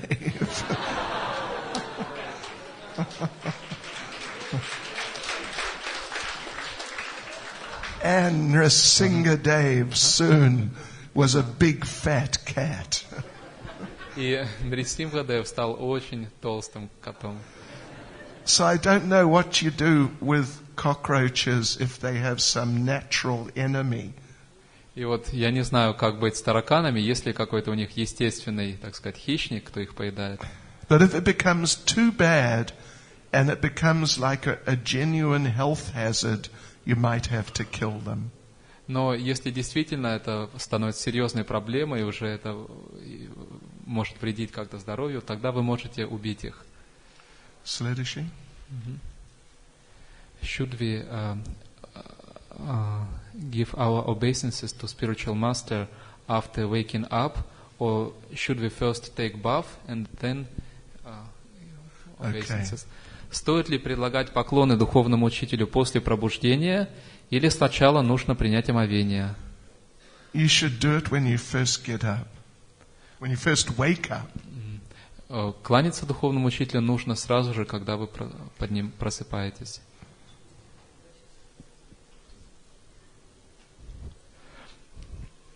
Sometimes I witnessed like devotees after passing stool washed hands without using soap, just with water. Can we consider that hands are clean after that? I myself wash my hands 3 times after toilet. Okay. Иногда я был свидетелем того, что преданный, опорожнив кишечник, мыл руки после этого без мыла, просто споласкивал. Можно ли считать, что руки после этого стали чистыми? А сам я мою руки 3 раза после туалета. Okay, well look, it's an important question. Ну что ж, это важный вопрос. Важный вопрос. Actually, you should take a full bath. На самом деле нужно принять полное омовение. That's definitely what you're meant to do. Это вот именно это определенно нам нужно сделать, полное омовение. You know, if you're working and you're in a situation and you just really can't take a full bath, then at least, you know, wash your hands and sort of arms like really nicely with soap. А если вы где-то на работе или там, где вы действительно не можете принять омовение, ну, по крайней мере, помойте руки как-то выше, до локтя помойте водой, с мылом, очень хорошо вымойте их. But really, the Vaishnav standard of cleanliness is after passing stool, you take a full bath. Но вайшнавский стандарт чистоты таков, что после опорожнения кишечника нужно принять полное омовение. Следующий. Please explain how should we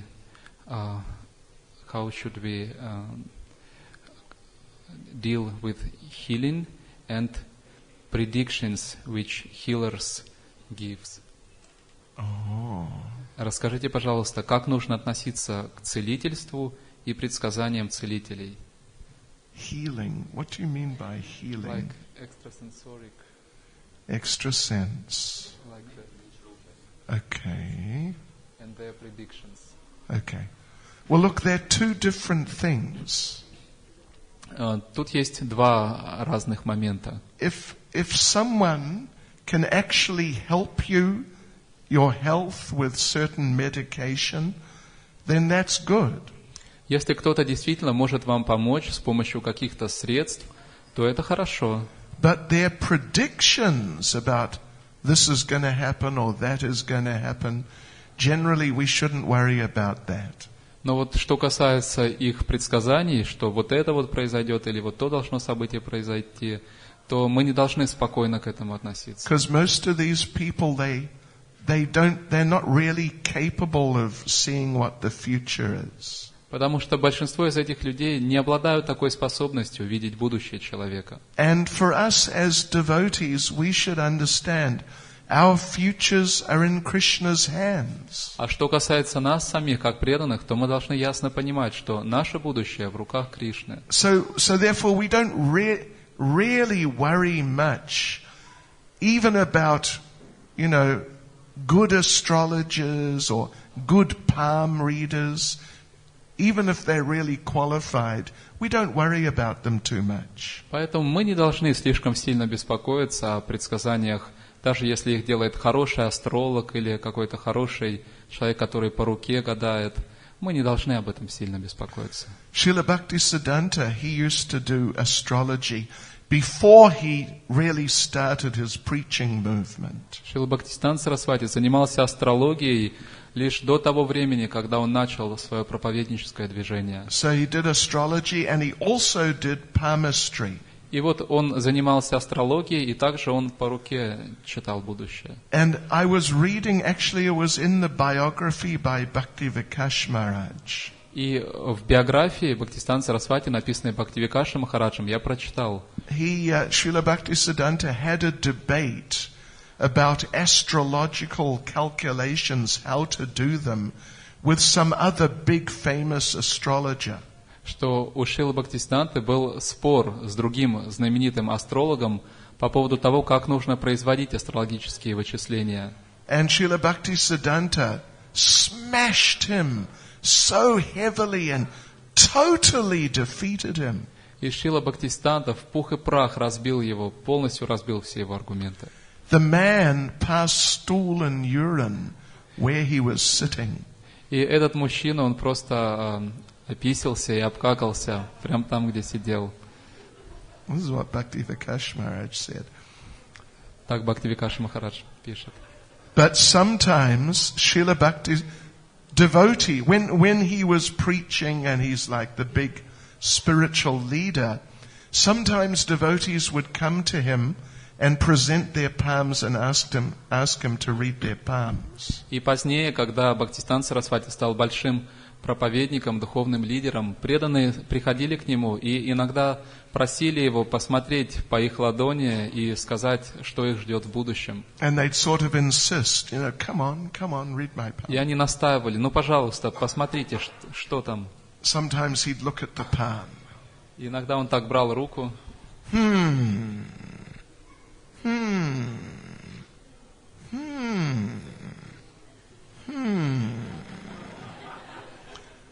And then he would close their hand. Then he would close their hand. И затем закрывал их ладонь. And say, all bad. И говорил, очень все плохо. Just chant Hare Krishna. Просто повторяй Харе Кришна. Anything else? Maharaj, you spoke about cleanliness of the body. Could you please tell about spiritual cleanliness? Okay. So now that's a very important point, yeah. Махарадж, вы рассказали о чистоте тела, расскажите, пожалуйста, о духовной чистоте. Yeah, we were focusing on physical cleanliness. Да, это важный вопрос. Мы действительно сосредоточились на телесной чистоте. But there's also internal cleanliness. Но также есть внутренняя чистота. And that comes, first of all, from chanting Hare Krishna. И она приходит прежде всего благодаря воспеванию Харе Кришны. And the more we cultivate internal cleanliness, the more it will radiate out and will become naturally inclined to external cleanliness also. И чем больше мы развиваем внутреннюю чистоту, тем больше она будет исходить вовне, и мы будем все более и более склонны к внешней чистоте. But if people are really dirty inside, there are lots of material desires and lust, anger, greed. Но если у людей много грязи внутри, там множество материальных желаний, вожделения, гнева, жадности. In so many cases, in most cases, they'll also have dirty external habits. То в большинстве случаев, как правило, у них и внешние тоже будут привычки грязные. In America and other parts of the world, there is a motorcycle gang called Hell's Angels. В Америке и многих других частях света есть такая группа гонщиков на мотоциклах, которых называют ангелы ада. Слышали? Hell's Angels. В России тоже. В России тоже есть? Night Wolves. Okay. They're not like the Hell's Angels. Ну нет, это не то, что ангелы ада. So they have like a special initiation ceremony. И у них есть особая церемония инициации. You're not allowed to take bath for 1 month. Вам не разрешается мыться в течение месяца. And you cannot change your clothes. You have to keep the same clothes on. И нельзя менять одежду. Вы должны весь этот месяц ходить в одной и той же одежде.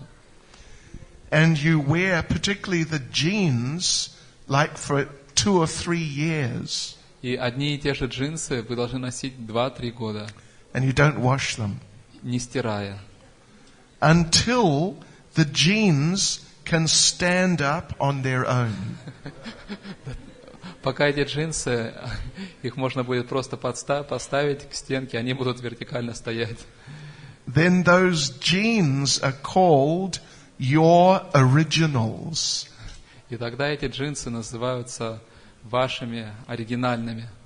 Yes.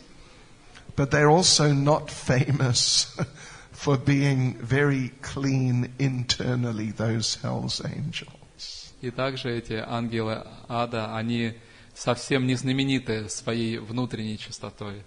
Does Bhakti develop Jnana? Does Jnana develops from Bhakti? From Bhakti, okay. Бхакти развивает гьяну. The more you become a nice devotee, the more Krishna will give you the understanding of whatever you want to understand. Чем лучшим преданным вы становитесь, тем больше и больше Кришна дает вам понимание того, всего, что вам нужно понять. Prabhupada was asked once, "Do you know everything?" Однажды Шрилу Прабхупаду спросили: Прабхупада, а вы знаете все? Prabhupada said, "No, I do not." Прабхупада сказал: нет, я не знаю. But Krishna does, and he tells me.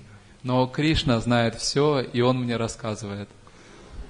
So, you develop bhakti by Krishna's mercy, you'll come to know whatever you need to know.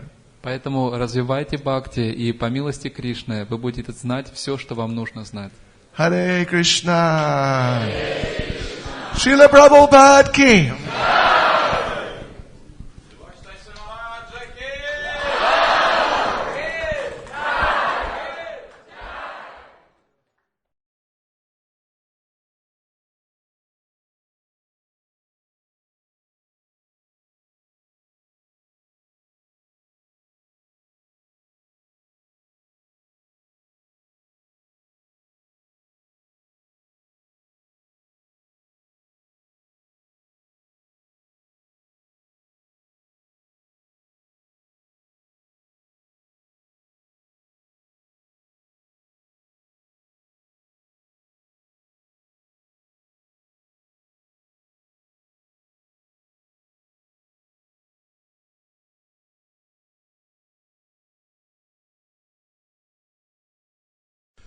Jai Jai Shri Chaitanya Jai Nityananda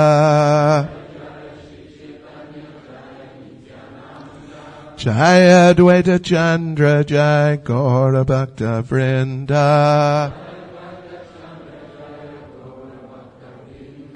Jai Jai Shri Chaitanya Jai Nityananda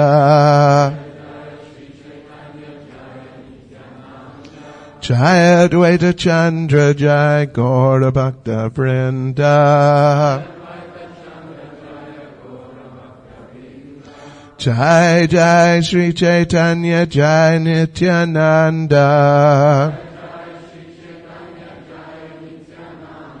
Jai Advaita Chandra Jai Gaura Bhakta Vrinda Hare Krishna. How is everyone? Итак, как вы себя чувствуете? Как Festival. Hari Bol. Oh, okay. Экстаз. Экстаз. Хорошо.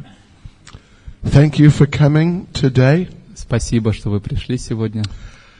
Continuing our discussion on Vaishnav etiquette based on the 26 qualities of a devotee.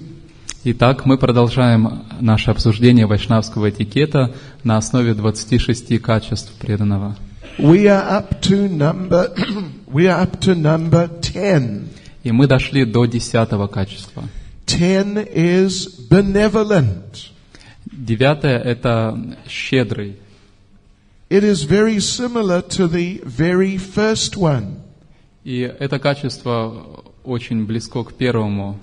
First one, well, the Sanskrit was kripalu. И первое качество на санскрите звучало как крипалу. Kripalu. Kripa means mercy. Крипалу. Крипа это милость. And we gave the example of Vasudeva Dutt. И мы приводили пример Васудева Датты. He was such a merciful person. He was willing to take everybody's karma.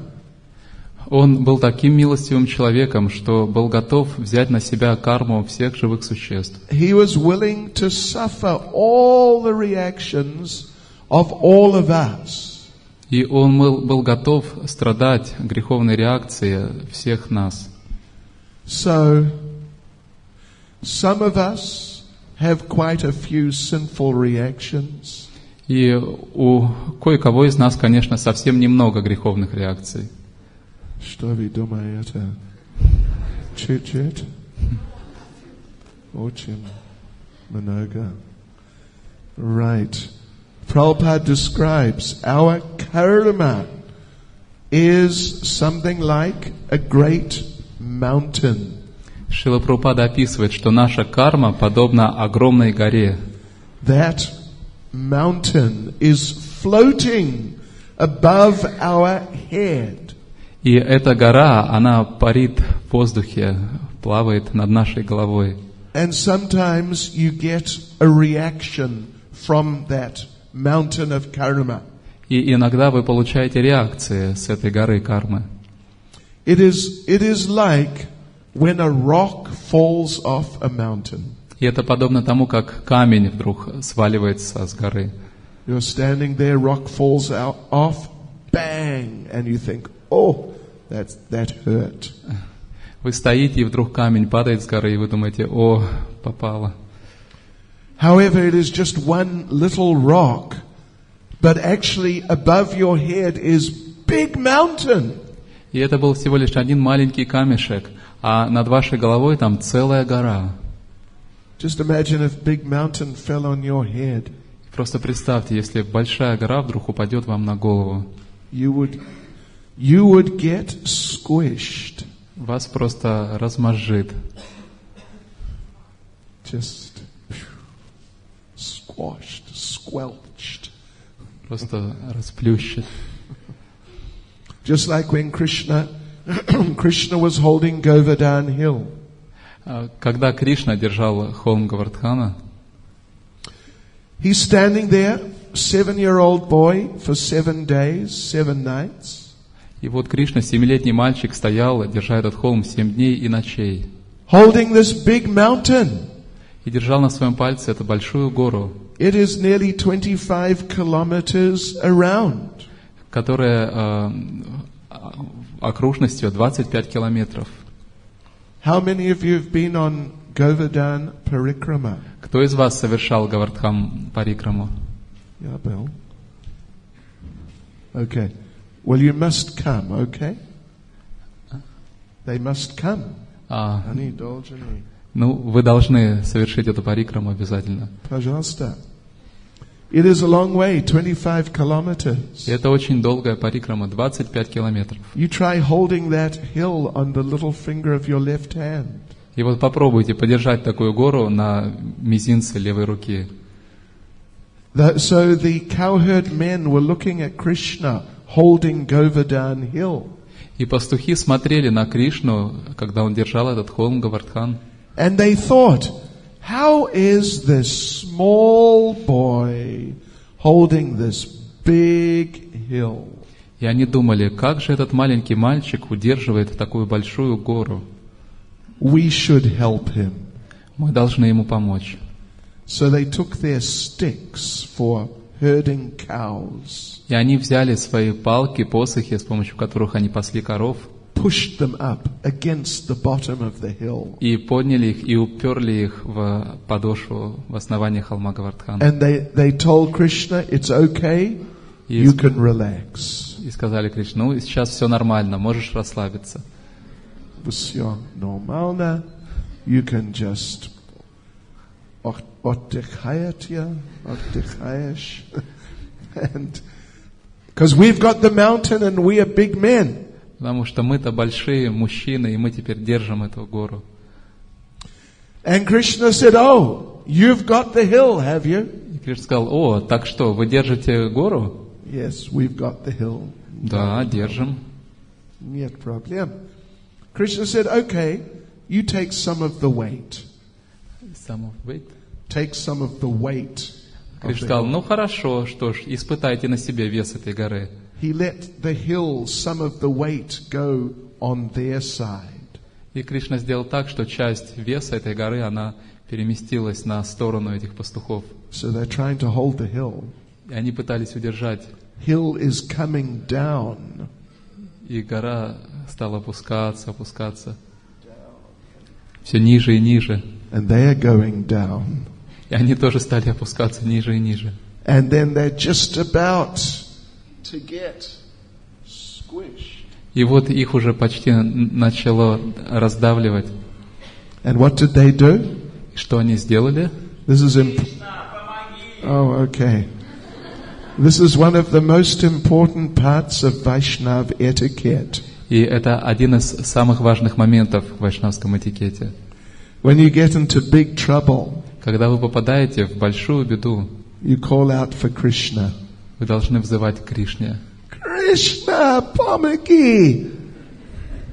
Don't call out, Mommy, Так не нужно кричать. Mommy, Papa. No, Krishna помоги. Right, okay. So anyway, Vasudeva Dutt, he was so merciful. И вот Васудева Датта был таким милостивым. He was ready to do that, but he did not actually have to do that. Он был готов пойти на это, но ему не пришлось этого делать. He did not have to take all that karma.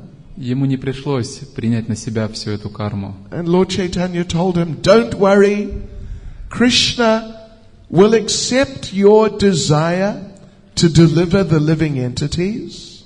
Господь Чайтанья сказал ему: не беспокойся, Кришна примет само твое желание освободить все живые существа. And because you're his devotee, he will not force you to take all that karma. И поскольку ты его преданный, Кришна не станет вынуждать тебя принимать всю эту карму на себя. So really, in the case of Vasudeva Dutt, it was more just his mood. Поэтому в этом случае, в случае Васудевы Датты, это было скорее его умонастроение милости. He didn't actually do it. Он не сделал это в реальности. I mean, he would have done it. He was ready to do it. Конечно, он бы так и поступил, он был готов это сделать. But it was more just a mood, a desire, an attitude. Но тут описывается больше его настроение, само его желание. Now, this quality here, number 10, benevolent. И вот это качество, 10 качество, великодушный, щедрый. It means that one quality of the devotee is that the devotee is regularly engaged in a program or programs of helping people. И это качество означает, что преданный, он регулярно занят в какой-то программе помощи другим людям. Yeah, not just a desire, but practical programs. Это не просто его желание, но конкретные практичные действия. Like going out distributing books. Например, выходить и распространять книги. Going out on Harinam. Выходить на Харинамы. Going out distributing food for life. Выходить на Food for Life.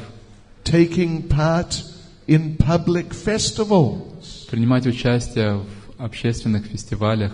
So this is the difference then between this one, number 10, being benevolent, and that first one of being merciful. И вот в этом разница между этим 10 качеством, щедрость, и первым качеством, что преданный милостив.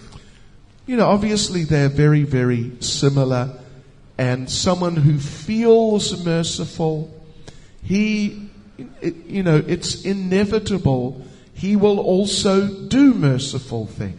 И, разумеется, эти качества очень близки друг к другу, и, несомненно, тот, кто милостив, он, вне всяких сомнений, неизбежно будет поступать соответствующим образом. So the Sanskrit here for this particular quality is sarvopakaraka. И на санскрите это качество звучит вот так вот. Так. Just like we've heard the word from Prahlad Maharaj, para upakar. И мы слышали, Прохлада Махарадж употреблял этот термин пала упакар. Para upakar, you heard that word? Пара упакар. It's described, it's there in the 7th canto of Srimad Bhagavatam. В 7-й песне Шримад Бхагаватам.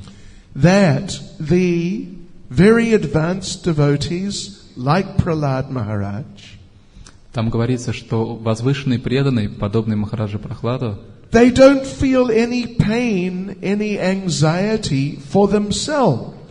в отношении себя не чувствуют никаких страданий и беспокойств. Where's that verse? It's Chaitanya Charitamrita, isn't it? И в Чайтанья Чаритамрите тоже есть подобный текст. Para upaka. Can someone remind us? Кто-то напомнит, что это за стих?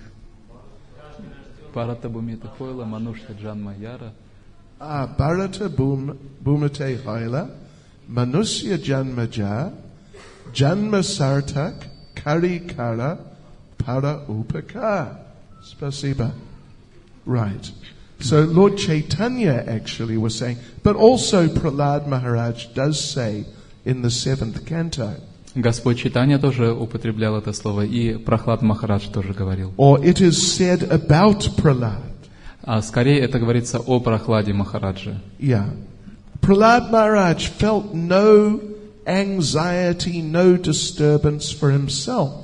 Сам Прохлада Махарадж не чувствовал никаких беспокойств, никаких страданий в отношении себя. He felt anxiety about his father. Но он очень сильно беспокоился и переживал за своего отца. His father was big demon Hiranyakashipu. Его отец был большим демоном, Хираньякашипу. And then Hiranyakashipu was killed by Lord Nrsingadev. И когда Господь Нрисимхадев убил Хираньякашипу, then Prahlad, you might think that someone whose enemy, big enemy, has been killed, they would celebrate. Мы, естественно, можем подумать, что если у человека убивают его большого врага, то этот человек будет радоваться. Let us have a feast. Давайте устроим пир по этому поводу. But Prahlad felt very bad. Но Прохлад очень сильно огорчился. And Lord Nrsingadev offered him a benediction. И Господь Нрисимхадев предложил ему любое благословение. Ask me for something, ask me for anything. Попроси у меня что-нибудь, что угодно, проси у меня. So Prahlad asked that, my father was such a big demon, surely he's gone to hell. И Прохлада Махарадж попросил у него, мой отец был очень большим демоном, наверняка он отправился в ад. But my request to you, my Lord, is, please save him from going to hell. Но я прошу тебя, мой Господь, пожалуйста, спаси его, чтобы он не попал в ад. And of course, Lord Nrsingadev told him, don't worry, because you're a pure devotee, your father is already liberated. И, разумеется, Господь Нрисимхадев сказал ему, не волнуйся, поскольку ты чистый преданный, то твой отец уже освобожден. So this is the mood of such merciful devotees. Вот таково настроение милостивого преданного. And sarva upakaraka means one who actually performs such activities.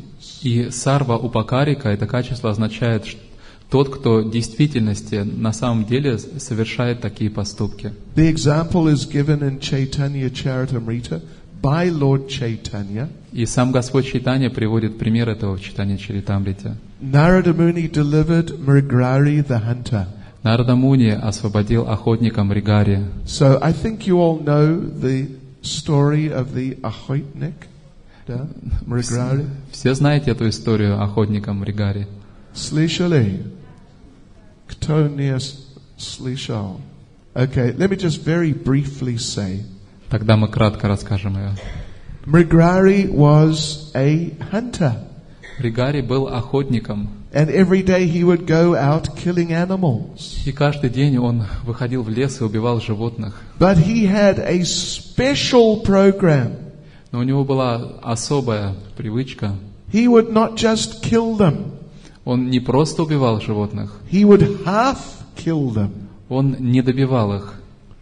And then he would stand there and watch them slowly die. И он становился рядом и смотрел, как эти животные медленно умирали. And the poor animals, they're in such terrible pain. И бедные животные, они испытывали такие муки. And they're, squirming, Они стонали, moving around in pain. It's such a shocking scene. как-то конечности их дергались от боли. То есть это было очень шокирующее зрелище. Oh, but Mrigarī thought, this is fun. Но Мригари думал, да, вот это здорово. So what sort of person is that? There's just too bad. То есть представьте, что это за человек такой испорченный. So one time Narada Muni was passing in the area. И однажды Нарада Муни проходил там. And he met Mrigarī. И он встретился с Мригари. He preached to Mrigarī. И стал ему проповедовать. Gave him some mystical vision of his future. И Нарада Муни дал ему возможность через мистическое зрение увидеть свое будущее. All the animals that he had killed, they all came running over and they're beating him and tearing him to pieces. И он увидел, как все те животные, которых он убил, подходили к нему, били его и разрывали на куски. And when Mrigarī saw this, then he became convinced, my future is going to be too bad. И когда Мригари увидел это, он полностью уверился в том, что будущее у меня ужасное. So on the spot, he became a devotee. И вот с этого момента он стал преданным. He gave up killing completely. Он полностью отказался от убийства. And he was just sitting in a little hut, chanting Hare Krishna. И он просто сидел в маленькой хижине и повторял Харе Кришна. So he was completely transformed by Narada Muni. Так Нарада Муни полностью изменил его сердце. 1 year later, Narada returned with his friend Parashara Muni. И через год Нарада Муни пришел в это же место вместе со своим другом Парашарой Муни. They are approaching the hut of Mrigarī. И когда они уже подходили к хижине Мригари, and Mrigarī saw them, maybe from 100-200 yards away, he saw them coming. И примерно на расстоянии 100-200 ярдов Мригари увидел, что они подходят. And he was so inspired. Here comes my guru, Narada Muni. И он почувствовал такое сильное вдохновение. О, вот идет мой гуру, Нарада Муни. He came running out. И он помчался к нему. So then Narada and Parashara, they saw, here comes Mrigarī. И Нарада и Парашара увидели, ага, вот приближается Мригари. Suddenly, as he's running out, he stopped. И внезапно он бежал и вдруг остановился. He started hopping around, jumping around in a very awkward way. И он стал как-то там что-то перепрыгивать, как-то что-то обходить очень тщательно. And then he started running again after a few seconds. Так продолжалось несколько секунд, а потом он снова помчался к ним навстречу. So he offered his obeisances to Narada. И он предложил свои поклоны Нараде. And Narada asked him, why is it that when you were running towards us, you stopped and started jumping around? Нарада спросил у него, а почему так произошло, что ты бежал к нам, и вдруг остановился и начал там что-то перепрыгивать? And Mrigarī said, I was running out, then I saw a stream of ants crossing the path. Мригари сказал, я бежал и вдруг увидел, как вереница муравьев переползала через дорогу. So I was stepping, jumping through, trying to avoid them. I didn't want to step on any ants. Поэтому я стал там перепрыгивать, обходить для того, чтобы не раздавить ни одного муравья. So I stepped through, and then when I got past them, I ran again. И вот как-то я пробрался мимо них, и потом я снова побежал. So Parashara Muni congratulated Narada. И Парашара Муни поздравил Нараду. You are like a transcendental touchstone. Ты подобен трансцендентному философскому камню. This man was so bad He would half kill animals and so on. Этот человек был таким ужасным, он не добивал животных и так далее. But now he is such a gentle, kind person. He will not even hurt an ant. А теперь он такой мягкий, такой добрый человек, что он даже муравья боится обидеть. So Narada Muni, he is a very good example of someone who is sarvopakaraka. Вот Нарада Муни очень хороший пример этого качества, сарва упакарака. It is like his program. He is moving around and preaching to people and delivering people. Такова его постоянная программа. Он повсюду путешествует, проповедует людям и освобождает людей. It is not just a feeling that he wants to help them. Не просто, что иногда у него возникает такое чувство, что он хочет помочь людям. But he's very actively doing it. Нет, он очень активно занят этим. And we mentioned day before yesterday about Durvasa Muni. И позавчера мы говорили о Дурвасе Муни. He is such a person that many of the demons killed by Krishna in his Vrindavan Leela, many of them became demons because they were cursed by Durvasa Muni. Многие из демонов, которых Кришна убил в своей Вриндавана-лиле, стали демонами по проклятию Дурвасы Муни. But now, in Srimad Bhagavatam, many of the people who were confused in some way in the Bhagavatam, they met Narada Muni and they got out of their confusion. И также в Шримад Бхагаватам очень много примеров людей, которые были так или иначе сбиты с толку, шли не в том направлении, и, встретив Нараду Муни, они полностью избавились от всех заблуждений. You see, Narada Muni is doing this throughout Srimad Bhagavatam. Мы можем видеть, что Нарада Муни постоянно делает это на протяжении всего Шримад Бхагаватам. Who was the first person in Srimad Bhagavatam who Narada Muni preached to and really helped them become free from confusion? И кому первому в Шримад Бхагаватам проповедовал Нарада Муни и помог ему избавиться от замешательства? Come on. Vyasadeva was the first one. Да, Вьясадева был первым. Someone tell me another one from the Bhagavatam. Пожалуйста, приведите мне еще какой-то пример из Бхагаватам. Друва. Oh, Dhruva. Okay, Dhruva, that's good. Да, Друва. And someone mentioned another name? Еще кого-то вспомните. The sons of Daksha. Right, the sons of Daksha. Come on. Oh, Prahlad. Prahlad Maharaj. Very good, very good. Да, сыновья Дакши, Махараджа Прахлада в утробе матери. Prachetas. Very good. Someone else. Prachina Barhishat. That's right. Anyone else?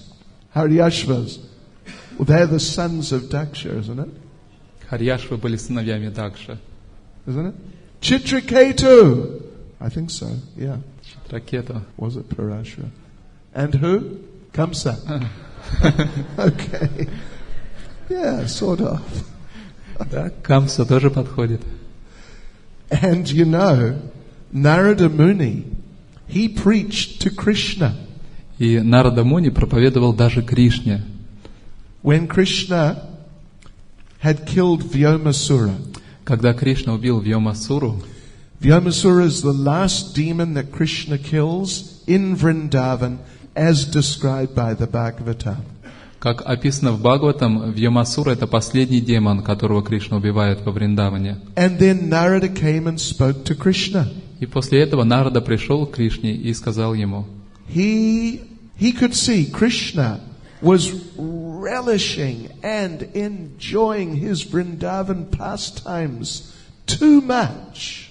Нарада Муни увидел, что Кришна чересчур сильно наслаждается своими вриндаванскими играми. Krishna did not want to leave Vrindavan. Настолько, что Кришна не хотел уходить из Вриндавана. But in terms of him being an avatar, he has to leave Vrindavan. Но если рассматривать Кришну как аватару, то он должен был покинуть Вриндаван. He has to go to Mathura, then he has to go to Dwaraka. Он должен был отправиться в Мадхуру, а оттуда в Двараку. But Krishna was having too much fun in Vrindavan. Но Кришне было слишком хорошо, слишком весело во Вриндаване. Dancing with the gopis. Там он танцевал с гопи, Killing the demons. убивал демонов, Playing with the cowherd boys. играл с пастушками. He just wanted to stay in И Vrindavan. он просто хотел оставаться во Вриндаване. And actually Krishna, under the influence of Yoga Maya, he forgot that he was meant to leave Vrindavan. И под влиянием йога Майи Кришна даже забыл, что ему нужно уходить из Вриндавана. So therefore, Narada Muni came and preached to Krishna. Поэтому Нарада Муни пришел и стал проповедовать Кришне. Of course, he has great respect for Krishna. Разумеется, Нарада Муни очень сильно уважает Кришну. So he didn't just preach to him like he might preach to one of us. Поэтому, конечно, он не стал ему проповедовать так, как он мог бы проповедовать кому-то из нас. You're in Maya. Ты в Майе, Wake up. проснись, Get yourself together. соберись, возьми себя в руки. He preached to Krishna very indirectly. Он проповедовал Кришне очень косвенно. What he said to Krishna was, he said, I think soon I will see you go to Mathura. Он сказал: знаешь, я думаю, что скоро я увижу тебя отправляющимся в Мадхуру. And I think that after a little while, I will see you go to Dwaraka. И мне кажется, что еще через какое-то время я увижу, как ты отправляешься в Двараку. And in Dwaraka, I think I'll see you marry many wives. А в Двараке я предполагаю, что увижу тебя, как ты женишься на множестве жен. This is described. It's there in the 10th canto. Это все описано, все эти события в 10-й песне. And as Narada Muni said each of these things, that I will see you do this, I will see you do that. И по мере того, как Нарада Муни говорил все это Кришне, что я увижу, как ты это делаешь, я увижу, как ты вот это делаешь. Then Krishna remembered, oh yes, that's right. Кришна вспомнил: точно, верно. Oh yeah, I meant to go to Mathura. Да, я же должен в Мадхуру пойти. Next day, he went to Mathura. И на следующий день он отправился в Мадхуру. So anyway, our point here is, И так или иначе, сейчас мы говорим о том, Narada Muni is big preacher of Krishna consciousness. что Нарада Муни очень большой проповедник сознания Кришны. And you will find in the Bhagavatam, I never really counted how many, but many of the people who get preached to in the Bhagavatam, many of them are preached to by Narada Muni. Я не считал, сколько именно, но очень многим персонажам Шримад Бхагаватам проповедовал Нарада Муни. So he's really Sarvopakāraka, someone who has a regular program of benedicting people, giving mercy to people, giving them Krishna consciousness. Поэтому Нарада Муни, он на самом деле сарва упакарака, то есть он на регулярной основе, у него есть целая программа действий, как он приносит благо людям, помогает им, дает им сознание Кришны.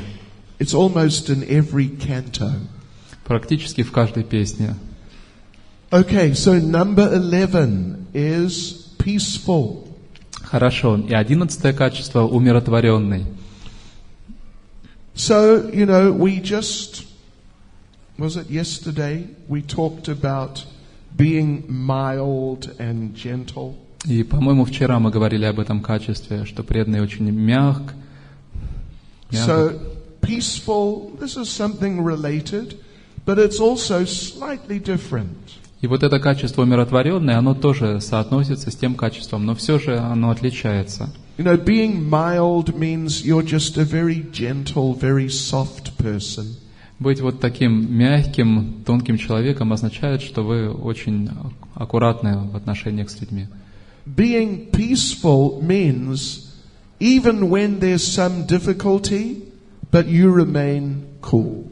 А это качество умиротворенный означает, что даже когда приходят какие-то трудности, вы остаетесь спокойными. So, in other words, someone who is mild, usually they'll be peaceful. Другими словами, естественно, что мягкий человек, он, как правило, и будет умиротворенным. And someone who is peaceful will usually be mild. И, как правило, умиротворенный человек, он будет мягким в общении. But being mild and gentle is more just like a personal characteristic of your own personality. Но это качество мягкий, оно скорее это внутренняя характеристика человека. And peaceful, kind of the implication is in relation to dealings with other people. А умиротворенный, можно сказать, что это качество уже человека во взаимоотношениях с другими людьми. Good example of this from the Bhagavatam is Prahlad. И хороший пример этого качества из Шримад Бхагаватам — это Прахлад Махарадж. He was so peaceful that he was not even aware that his father was trying to kill him. Он был настолько умиротворенным, что он даже не осознавал, что его отец пытается убить его. Prabhupada gives a description. Шрила Прабхупада описывает это. Hiranyakashipu is trying to kill Prahlad in this way, that way, so many ways. Хираньякашипу пытался убить Прахладу таким образом, самыми разными способами. But Prahlad, he was so protected by Krishna and so peaceful in that sense. Но Прахлад, он был настолько защищен Кришной, и поэтому он был настолько умиротворенным, He didn't even think his father was trying to kill him. что он даже и не думал о том, что его отец пытается его убить. So Prabhupada describes, one person came to Prahlad И Прабхупада описывает, один человек пришел к Прахладу and said, you know, I am so sorry. и сказал: ты знаешь, мне так жаль, Your father is so nasty. твой отец такой злобный, He's trying to kill you. он все время пытается тебя убить. I wish I could help you, but I can't. There's nothing I can do. Я очень хотел бы тебе помочь, но я ничего не могу сделать. But I would like you to know I'm very sorry. Но я хотел бы, чтобы ты знал, что мне очень жаль. And Prahlad said to this man that no. He's not trying to kill me. И Прахлада сказал ему: нет, он совсем не пытается меня убить. He's my father. Он мой отец. He's playing with me. Он просто играет со мной. He was so peaceful because he was protected by Krishna. Он был таким умиротворенным, потому что он был так защищен Кришной. That in his childish way, he was not even really aware that Hiranyakashipu is trying to kill him. И вот так вот по-детски он даже не осознавал, что Хираньякашипу пытается его убить. One time, Hiranyakashipu threw him off a cliff. Однажды Хираньякашипу сбросил его со скалы. And so Prahlad is flying through the air. И Прахлада Махарадж летел по воздуху. Krishna caught him. И Кришна поймал его. And put him on the ground very gently. И очень аккуратно, очень мягко опустил его на землю. Prahlad came running back to the top of the cliff. И Прахлада тут же побежал снова наверх этой скалы.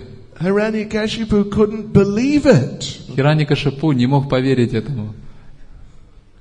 And Prahlad said, I like that game. И Прахлад сказал: мне очень понравилась эта игра. The flying game. Такая игра в полеты. Can we do it again? Можем еще поиграть. So he didn't even know his father was trying to kill him. То есть он даже не знал, не понимал, что его отец пытается его убить. And the last thing Hiranyakashipu did was poison some food. И последний способ, которым Хираньякашипу пытался убить Прахладу, это он пытался его отравить. Был Ekadaси. Это было Экадаши. Hiranyakashipu personally cooked some karatoshka. И Хираньякашипу лично приготовил картошку. Yes. And he put enough poison in to kill 100 elephants. И он добавил туда столько яда, чтобы можно было убить 100 слонов. And he gave it to Prahlad. И угостил Прахлада. So Prahlad offered it to Krishna, И Прохлад предложил это Кришне and he started eating it. и начал есть. Hiranyakashipu's watching. Хираньякашипу смотрел. There's so much poison. He expects Prahlad will die after one mouthful. И он думал, что после первого же укуса, так сказать, Прохлада Махарадж умрет. But Prahlad is just eating and eating and... Но Прохлада все ел и ел. Oh, kuznaya kartashka. Samaluchi.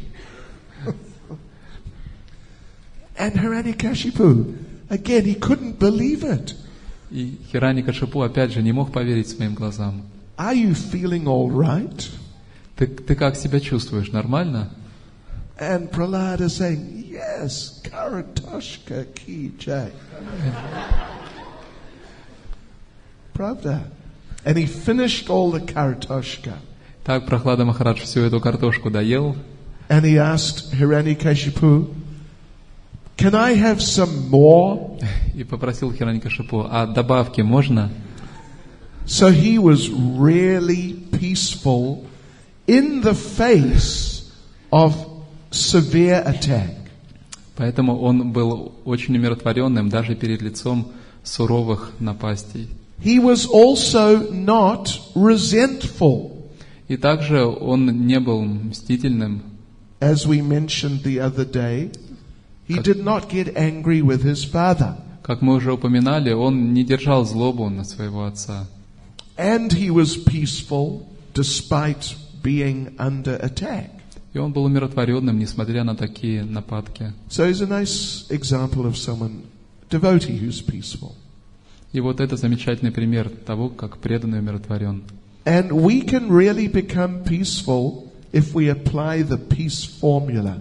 И мы можем быть умиротворенными, если мы начнем применять формулу мира. Формула мира. Слышали? Да? Какой стих из Бхагавад-гиты? Давайте громко. Еще один раз. Спасибо. One Mataji, the translation. Матаджи, скажите перевод. Громко. Пожалуйста. I cannot hear. Я не слышу. Кто-то из Матаджи. Any Mataji. Любая Матаджи. All the Matajis are looking down. Все Матаджи в пол смотрят. Okay, tell us the translation. Скажите вы перевод. Да. Okay. Хорошо. Can you finish it nicely, properly? Можете закончить то, что начали, и правильно сказать весь перевод? Понимаете? Okay, if you don't know that verse, make a note. 5:29. Хорошо, если вы не знаете наизусть этот стих, то пометьте себе 5:29. Yeah.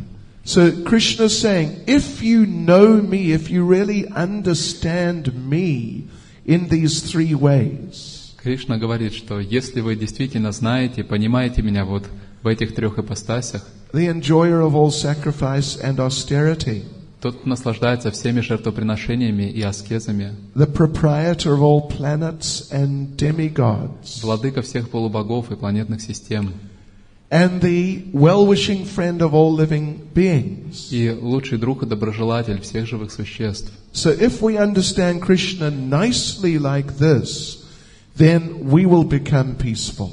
И вот если мы очень хорошо поймем Кришну в этих ипостасях, то мы станем умиротворенными. Whatever goes on in the material world, we will understand what is happening. Что бы ни происходило в материальном мире, мы будем ясно понимать, что происходит. And we'll know whatever happens to me, Krishna has sanctioned that. Мы будем знать, что бы со мной ни происходило, Кришна позволил этому случиться. So that's okay, I can accept it. Поэтому все нормально, я могу это принять. Prabhupada, well, there was a war in the 70s between India and Pakistan for a few days. In the 70s. 70s. И в 70-х годах в течение нескольких дней была короткая война между Индией и Пакистаном. And sometimes the Pakistani planes would fly over India. И иногда самолеты Пакистана летали над Индией. Prabhupada was being interviewed one night in Bombay.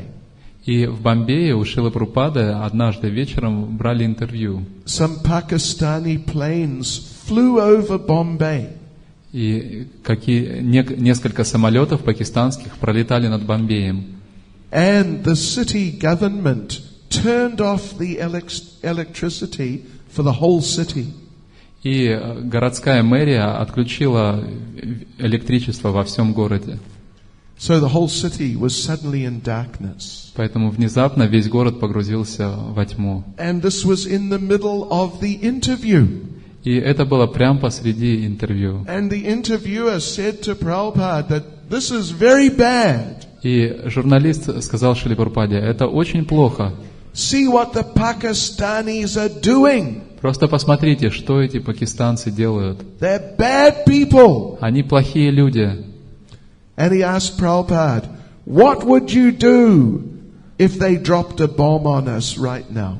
И он спросил у Прабхупады: а что бы вы стали делать, если бы они прямо сейчас сбросили бомбу на нас? Prabhupada said, if a devotee sees, here comes a bomb, it's going to land on my head. И Прабхупада сказал: если преданный видит, вот летит бомба, и сейчас она упадет мне на голову. The devotee thinks, here comes Krishna in the form of the bomb. То преданный думает: вот Кришна пришел в форме бомбы. He is coming to take me to him. И он идет, чтобы забрать меня к нему. So the devotee does not panic. Oh, what's happening? I'm going to die. Преданный не паникует: о, что происходит? Я умру. The devotee accepts. This is Krishna's will. That's all right. Преданный принимает: такова воля Кришны, все нормально. So through Krishna consciousness, the devotee can become really peaceful. Итак, благодаря сознанию Кришны преданный может стать действительно умиротворенным. And in terms of etiquette, how we deal with other people and particularly other devotees. И что касается этикета, того, как мы общаемся с другими людьми и особенно с другими преданными, If we can really become peaceful like this in Krishna consciousness, если мы действительно сможем стать такими умиротворенными в сознании Кришны, then we'll be able to deal with any difficult situation we encounter. тогда мы сможем нормально переносить и иметь дело с любыми трудными ситуациями, с которыми сталкиваемся. Sometimes a devotee, it happens sometimes to some people. Another devotee comes and criticizes you.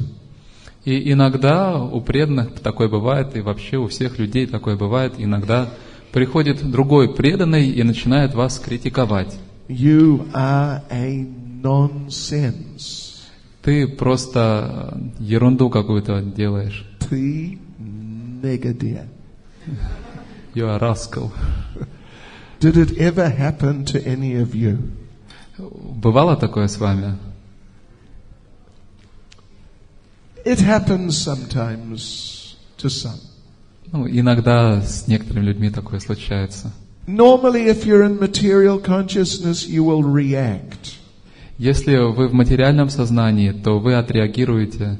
You may say, I'm not a rascal, you're a rascal. Вы скажете: я не негодяй, вот ты негодяй. And he'll say, no, you're a rascal. Скажет: нет, ты негодяйка. And then you say, no, you're a rascal. Нет, это ты негодяй. But if you're really in this peaceful state of consciousness, you will not react in a negative way. Но если вы действительно в этом умиротворенном состоянии сознания, то вы не будете так негативно реагировать. If the other devotee says you are very bad, если другой преданный говорит вам, что ты очень плохой, then if you're very nice and peaceful like this, maybe you will tell that devotee that actually I am a lot worse than you think I am. Если вы вот в таком умиротворенном состоянии, то, может быть, вы ответите этому преданному: на самом деле я гораздо хуже, чем ты даже думаешь обо мне. You think I'm a rascal? I'm a double rascal. Ты думаешь, я негодяй, на самом деле я вдвойне негодяй. So like this. If we're peaceful in Krishna consciousness, we can deal with these types of situations. Если мы умиротворены в сознании Кришны, то мы легко можем все это преодолеть. So now the next one is number 12. И следующее качество, номер 12. Actually, this is the most important of all of them. Это на самом деле самое важное из всех качеств. One of the qualities of a devotee is the devotee is completely attached to Krishna. Одно из качеств преданного таково: преданный полностью привязан к Кришне. The Sanskrit is Krishna Eka Sharana. На санскрите так звучит: Кришна Эка Шарана. Krishna Eka means one, only. Эка значит единственное. And Sharana means take shelter of. А Шарана означает принимать прибежище. Or surrendered to. Или предаваться кому-то. Like this. So Krishna Eka Sharana means the devotee only takes shelter of Krishna. Кришна Эка Шарана означает, что преданный принимает прибежище только у Кришны. The devotee doesn't take shelter of anyone else. Преданный не принимает прибежище ни у кого другого. Of course, the devotee takes shelter of other devotees, but that is the same as taking shelter of Krishna. Разумеется, преданный принимает прибежище у других преданных, но это то же самое, что принимать прибежище у Кришны. But the devotees don't take shelter of demigods. Но преданные никогда не принимают прибежище полубогов. Devotees don't take shelter of any materialistic people. Преданные не принимают прибежище ни у каких материалистов. They don't take shelter of material family members. Они не принимают прибежище у материалистов, членов своей семьи. Doesn't mean they don't deal with them. Это не значит, что они с ними не общаются. They may deal with them to try and be nice and be appreciative. Они могут как-то взаимодействовать с ними, нормально себя вести. And to try and give them Krishna consciousness. И стараться дать им сознание Кришны. But not really to take shelter from them, take guidance and really like surrender to them. Но преданные не будут принимать у них прибежище, как-то искать их руководство, предаваться им. So look, when we talk about Vaishnav etiquette, we are distinguishing it from material etiquette. И вот, говоря о вайшнавском этикете, мы разделяем вайшнавский этикет и материалистический этикет. In the material world, they also, some people, they teach etiquette. В материальном мире некоторые люди тоже учат этикету. You know, particularly in places like England. Например, в таких странах, как Англия, they're really into etiquette. Там люди очень серьезно относятся к этикету. If you meet the Queen, например, если вы встречаетесь с королевой, you must bow down. Вы должны поклониться. This is British etiquette. Таков английский этикет. If you're a woman, you have to curtsy. Если вы женщина, то вы должны присесть, Слышали? реверанс сделать. You sort of half bow and you lift your dress to the side or something. Ну, в общем, да, такой реверанс, наполовину поклониться. There's a technique. Особая техника для этого. Yeah. So, Vaishnav etiquette is different from just material etiquette, just trying to be nice materially. И вайшнавский этикет, он совершенно отличается от материального этикета, когда мы просто стараемся как-то хорошо себя вести с материальной точки зрения. So this is what is the real basis then of Vaishnav etiquette. И вот сейчас мы говорим об самой основе вайшнавского этикета. That we surrender to Krishna and we really take shelter of Krishna and not other people. Это то, что мы предаемся Кришне, и мы действительно принимаем прибежище у Кришны, а не у других людей. So Sanatana Goswami in Chaitanya Charitamrita, Madhya Lila chapter 22. И в 22 главе Мадхья-лилы Чайтанья Чаритамриты Санатана Госвами he has given a definition of surrender. дает определение, что такое предание. There are 6 principles of surrender. Есть 6 принципов предания. There's a verse. Anyone know the verse? Кто-то знает этот стих?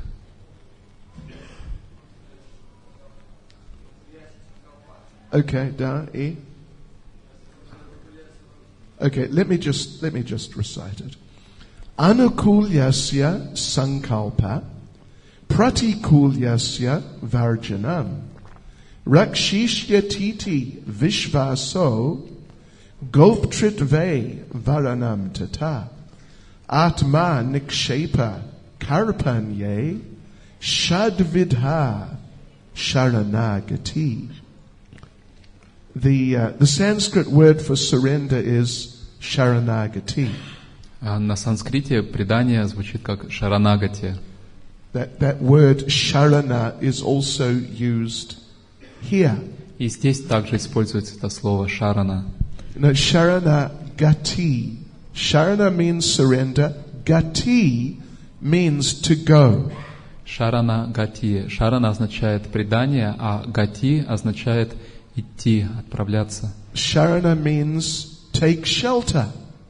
Шарана означает принять прибежище. So Sharanagati means go to the shelter of Krishna. Шарана-гати означает идти к прибежищу у Кришны. So there are 6 principles mentioned here. И вот эти 6 принципов здесь объясняются. First is accept things favorable for devotional service. Первое – это принимать то, что благоприятно для преданного служения. Even if you feel it's not suitable for you. Даже если вы чувствуете, что вам это как-то не очень подходит. Like the alarm clock rings in the morning. Например, будильник звонит утром. And you should think very good. И вы должны думать очень хорошо. Ecstasy. Now I can wake up. Теперь я могу проснуться. I don't have to remain in Tamagun any longer. This is wonderful. Мне уже не надо больше оставаться в тамагуне, это прекрасно. But sometimes your mind may say something else. Но иногда ваш ум может сказать что-то совсем другое. Иногда, не всегда, я надеюсь. Oh no! О, нет! Oh, нет! I don't want to get up. Я не хочу вставать. I need more rest. Мне надо еще отдохнуть. Did you ever experience anything like that? Когда-нибудь вы испытывали такое? Один раз. Много раз. Нисколько. Okay. So surrender means that if something is favorable for your Krishna consciousness, you are happy to accept it, even if by material standards you might not want to accept it. Предание означает, что если что-то благоприятно для вашего сознания Кришны, вы принимаете это, вы счастливы принять это, даже если по материальным меркам это вам не нравится. Then second principle is pratikulyasya varjanam, that we reject things which are not favorable for Krishna's service. И второй принцип пратикульясия варджитам означает отвергать то, что неблагоприятно для сознания Кришны. Even if by material standards we might think it is very nice. Даже если по материальным меркам нам это может казаться очень приятным. But if it is not good for our Krishna consciousness, surrender then would mean we reject that thing. Но если это не благоприятно для нашего сознания Кришны, предание означает, что мы отказываемся от этого. Then third principle is to be convinced Krishna will protect me. И третий принцип означает быть уверенным, что Кришна меня защитит. Fourth principle, that we accept Krishna as our master. Четвертый принцип — принимать Кришну как своего господина и повелителя. Fifth principle, we accept Krishna's interest as our interest. Пятый принцип — принимать интересы Кришны как собственные интересы. So in other words, Lord Chaitanya, what is his interest? What does he want? Другими словами, каковы интересы у Господа Чайтаньи? Чего Он хочет? He wants Krishna consciousness to be spread all over. Он хочет, чтобы сознание Кришны распространилось повсюду. So surrender would mean that we accept that desire as our desire. I want to see Krishna consciousness spread all over. Поэтому предание означает, что мы воспринимаем это желание Господа Чайтаньи как свое желание. Я хочу, чтобы сознание Кришны распространилось повсюду. So we accept Krishna's desire as our desire. Так мы принимаем желание Кришны как наше желание. And sixth principle is karpanye. The devotee, surrendered devotee, is very humble. И шестой принцип карпанья, преданный, который предается Кришне, очень смиренен. So Vishwanath Chakravarti Thakur explains this is the essential principle of Krishna consciousness, this being surrendered to Krishna, taking exclusive shelter of Krishna. И Вишванат Чакраварти Такур объясняет, что это важнейшие принципы сознания Кришны, принимать полное прибежище у Кришны, полностью предаться Ему. If the devotee has this one quality, he's considered qualified. И если у преданного есть это одно качество, то он уже считается полностью квалифицированным. Even if he doesn't have the others. Даже если у него нет никаких других качеств. But if a person has all the other qualities, but is not surrendered to Krishna, но если у человека есть все остальные качества, но он не предался Кришне, then we don't accept them. тогда мы не принимаем такого человека. They're not really qualified. Они на самом деле не квалифицированы такие. So this is a very important principle. Итак, это очень важный принцип. One time, when Prabhupada was on a morning walk in America, однажды Шрила Прабхупада совершал утреннюю прогулку в Америке. So he's walking along the road and there's some cars parked. He was walking along the footpath by the road. There were some cars parked on the road. И Шрила Прабхупада шел по тропинке, и рядом там паслись коровы. А были машины припаркованы. Почти одно и то же. Понимаете? Okay. Нет проблем. Нет проблем. One of those cars, it was named Thunderbird. И одна из этих машин, на ней была такая надпись написана «Молния». Okay. Is that, you got it? Thunderbird. Буревестник, да? Извините, было написано «Буревестник». So Prabhupada asked the devotees, what is this Thunderbird? Is there such a bird? И Шрила Прабхупада спросил у преданных, что это за буревестник? Это что, такая птица есть? And the devotee said, no, it's more like some legendary American Indian sort of mythological creature. И преданные сказали, нет, ну это что-то из мифологии американских индейцев. And Prabhupada said, in India we have a thunderbird. И Прабхупада сказал, в Индии у нас есть настоящий буревестник. It is called Chatak. называется птица чатака. You may have heard this name before, chatak.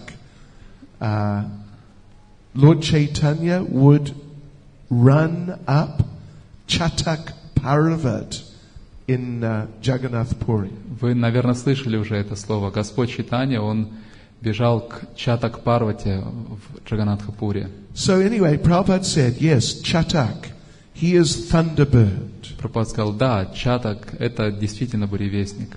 He follows the clouds. Эта птица летит за облаками. And the Chatak, Prabhupada said, he only drinks water as it falls from the rain cloud. И Чатак пьет воду только когда она льется из облаков. There's water on the ground in the lakes and the rivers, and lots of water is there, but he doesn't drink that water. Воды очень много на земле, в реках, в озерах, но Чатак не пьет эту воду. Only as it falls from the cloud. Только когда она начинает литься из туч. So therefore you see the Chataks, Prabhupada said, following the clouds. Поэтому Прабхупада говорил, что Чатаки, они летают за тучами. And Prabhupada said, sometimes the cloud does not give any rain. И Прабхупада говорил, что иногда из тучи не дает дождь. But the Chatak continues to follow the cloud. Но Чатак все равно летит за этой тучей. And Prabhupada said, sometimes the cloud gives thunder and lightning. И Прабхупада сказал, а иногда эта туча, она дает не дождь, а гром и молнию. But the Chatak does not go away. Но Чатак, эта птица, не улетает. He just keeps following that cloud. Она продолжает лететь за этой тучей. So Prabhupada said, similarly for a devotee, И Прабхупада сказал, точно так же и для преданного. he only takes mercy from Krishna. Он принимает милость только от Кришны. Sometimes it may seem Krishna is not giving mercy. И иногда может казаться, что Кришна не дает милости. Some challenge may be there, some difficulty. Какие-то испытания приходят, трудности. But just like the Chatak does not leave the cloud, so the devotee does not leave Krishna. Но так же, как Чатак не оставляет тучу, так же и преданный не оставляет Кришну. And sometimes Krishna may send some thunder and lightning. И иногда Кришна может послать гром и молнию. Or some big problem may come. Какие-то большие проблемы. But the devotee doesn't go away to look for mercy from someone else. Но преданный не уходит, чтобы найти милость где-то еще. I will go to Lord Shiva for mercy. Я отправлюсь к Господу Шиве за милостью. I will go to the Pravoslaviat Tsirk. Я пойду в православную церковь. What's the name of the chief man in the Pravoslaviat? Is it Alexei? Now Кирилл. Kirill. I will not go to Krishna. I will go to Kirill. Я лучше пойду к патриарху Кириллу. So like this. This is what surrender means. Нет, вот так вот это и есть предание. This is what taking shelter means. Это и значит принять прибежище. We only take shelter of Krishna and we stick with Krishna even if sometimes there's a test. Мы принимаем прибежище у Кришны, и мы держимся за Кришну, даже если иногда приходят испытания. So that dedication to Krishna is really ultimately the most important part of Vaishnava etiquette. И вот эта вот преданность, верность Кришне, это самая важная часть вайшнавского этикета. Харе Кришна! Харе Кришна! О, одна минута. Вопрос есть. On which stage of Krishna consciousness devotee becomes peaceful? Should we try to cultivate peacefulness externally and tolerate and tolerate any difficulties, even if it is very hard for us. Okay.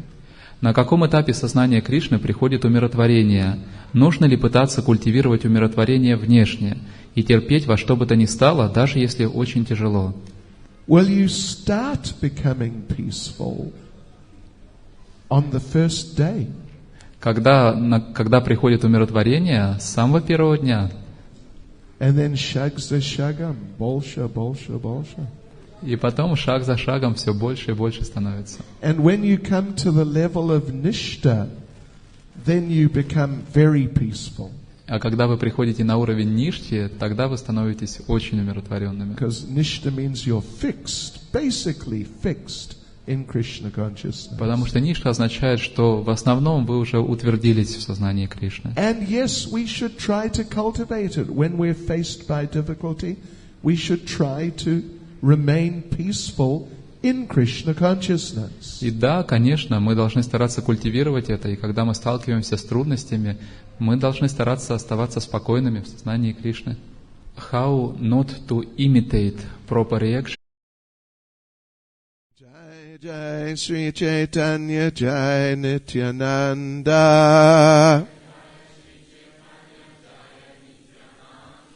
Jai Advaita Chandra Jai Gaura Bhakta Vrinda Jai Jai Sri Chaitanya Jai Nityananda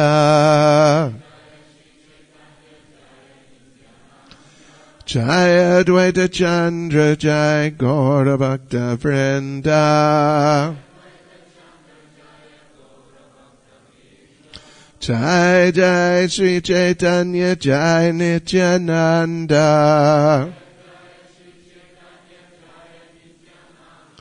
Jai Advaita Chandra Jai Gaura Bhakta Vrinda Hare Krishna. Continuing discussing the 26 qualities of a devotee. Итак, мы продолжаем наше обсуждение 26 качеств преданного. And their applications in terms of Vaishnav etiquette. И того, как эти качества проявляются в поведении вайшнава. These two things are inextricably linked with each other. И эти два понятия неразрывно связаны друг с другом. You cannot have Vaishnav etiquette without having Vaishnav qualities.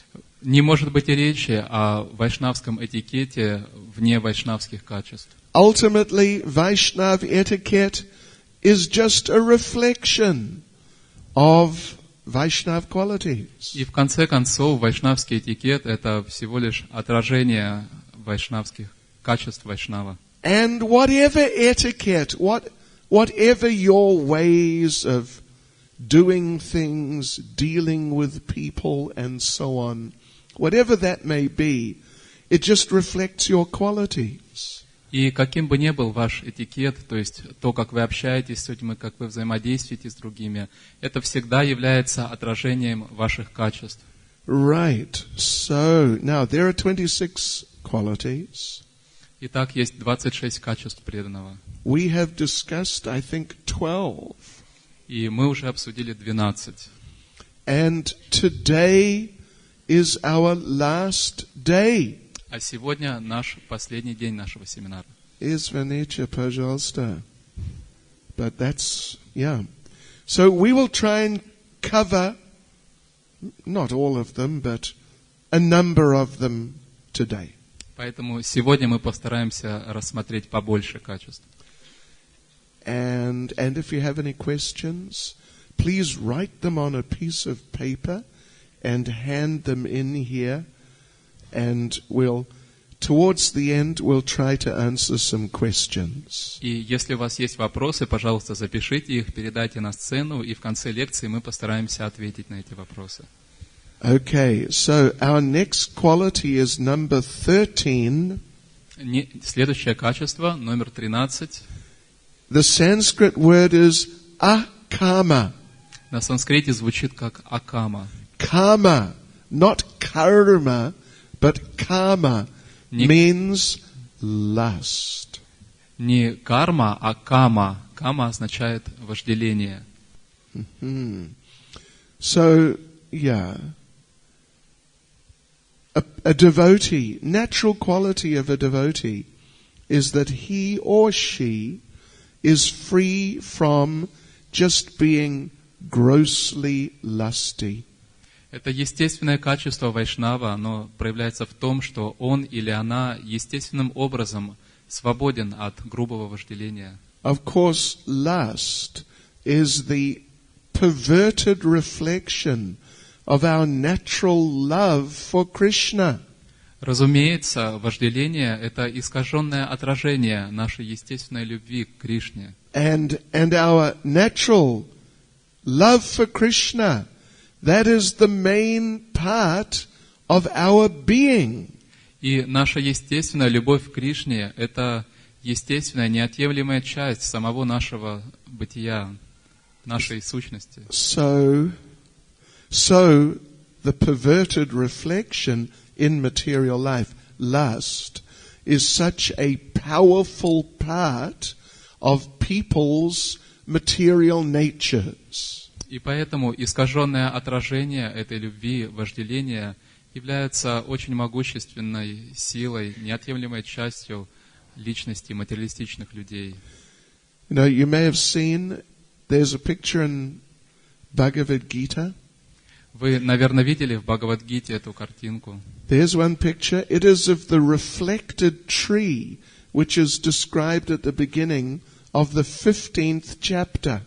Там изображено перевернутое дерево, которое описывается в начале 15 главы. So there's the tree. It is standing on the edge of some lake.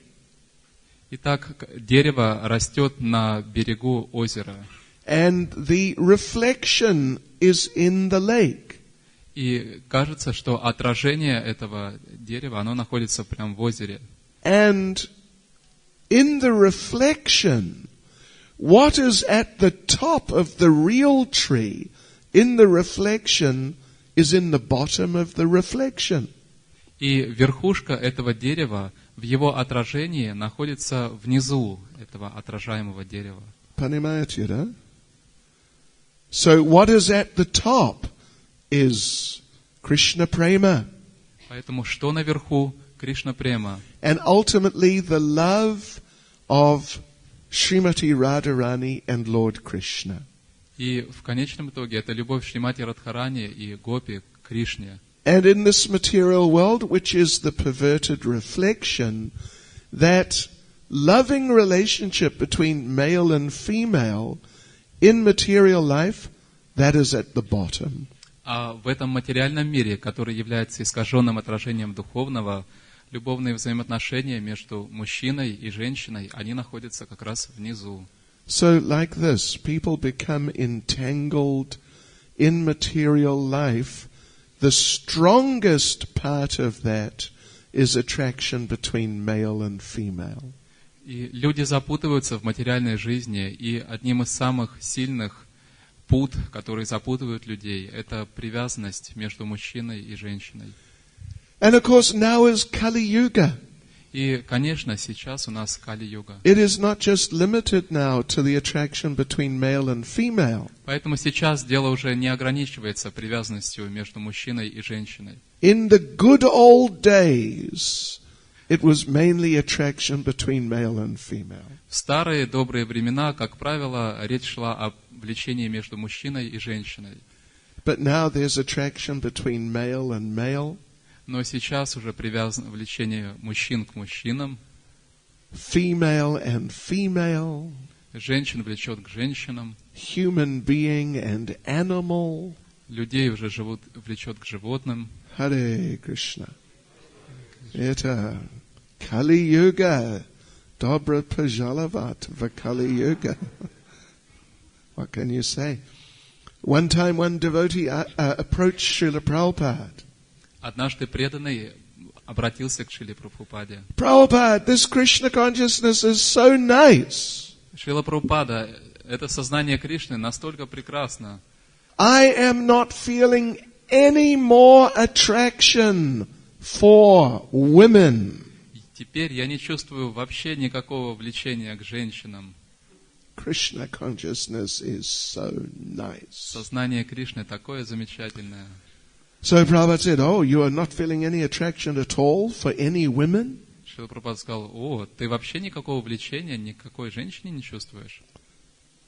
Nothing, Srila Prabhupada. Ни капельки, Шрила Прабхупада. Nitchavo. Srila Prabhupada said, Шрила Прабхупада сказал, oh, there is something wrong with you? о, похоже, с тобой что-то не так. Anyway, Hare Krishna, what can we say? It is, no. Такова жизнь. But this is one of the important qualities of a devotee. Но так или иначе, это одно из важнейших качеств преданного. And it's a really important part of Vaishnava etiquette also. И также это очень важная часть вайшнавского этикета. If we are really feeling lust and if we are doing lusty things, Если мы чувствуем вожделение и поступаем похотливо, well, you know what Krishna says in the second chapter of Bhagavad Gita? знаете, что Кришна говорит в 7 главе Бхагавад-гиты? Second, Victoria. Dhyato Vishayan Pumsa Во 2 главе. Sangasteshu Bhajayate Sangat Sanjayate Kama Kamat Krodo Vijayate. So Krishna is saying there that from contemplating the objects of the senses, attachment develops. Кришна говорит, что из созерцания объектов чувств возникает привязанность. You are looking around at the different objects of the senses. What looks good to me?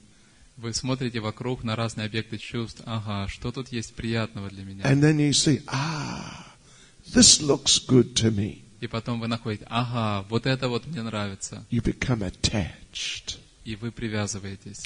Then Krishna says, from that attachment, lust develops. Далее Кришна говорит, из этой привязанности развивается вожделение. Then, so in other words, you became attached, then you enjoyed it, you did some lusty activity. Другими словами, вы привязываетесь, и затем вы привязываетесь к мысли о том, что вы насладитесь этим. Yes, you did some activity for sense gratification. И совершаете какую-то поступки, чтобы удовлетворить свои чувства. So then Krishna says, from lust comes what? Затем Кришна говорит дальше. Из вожделения развивается что? Comes happiness. Счастье. Да. Нет.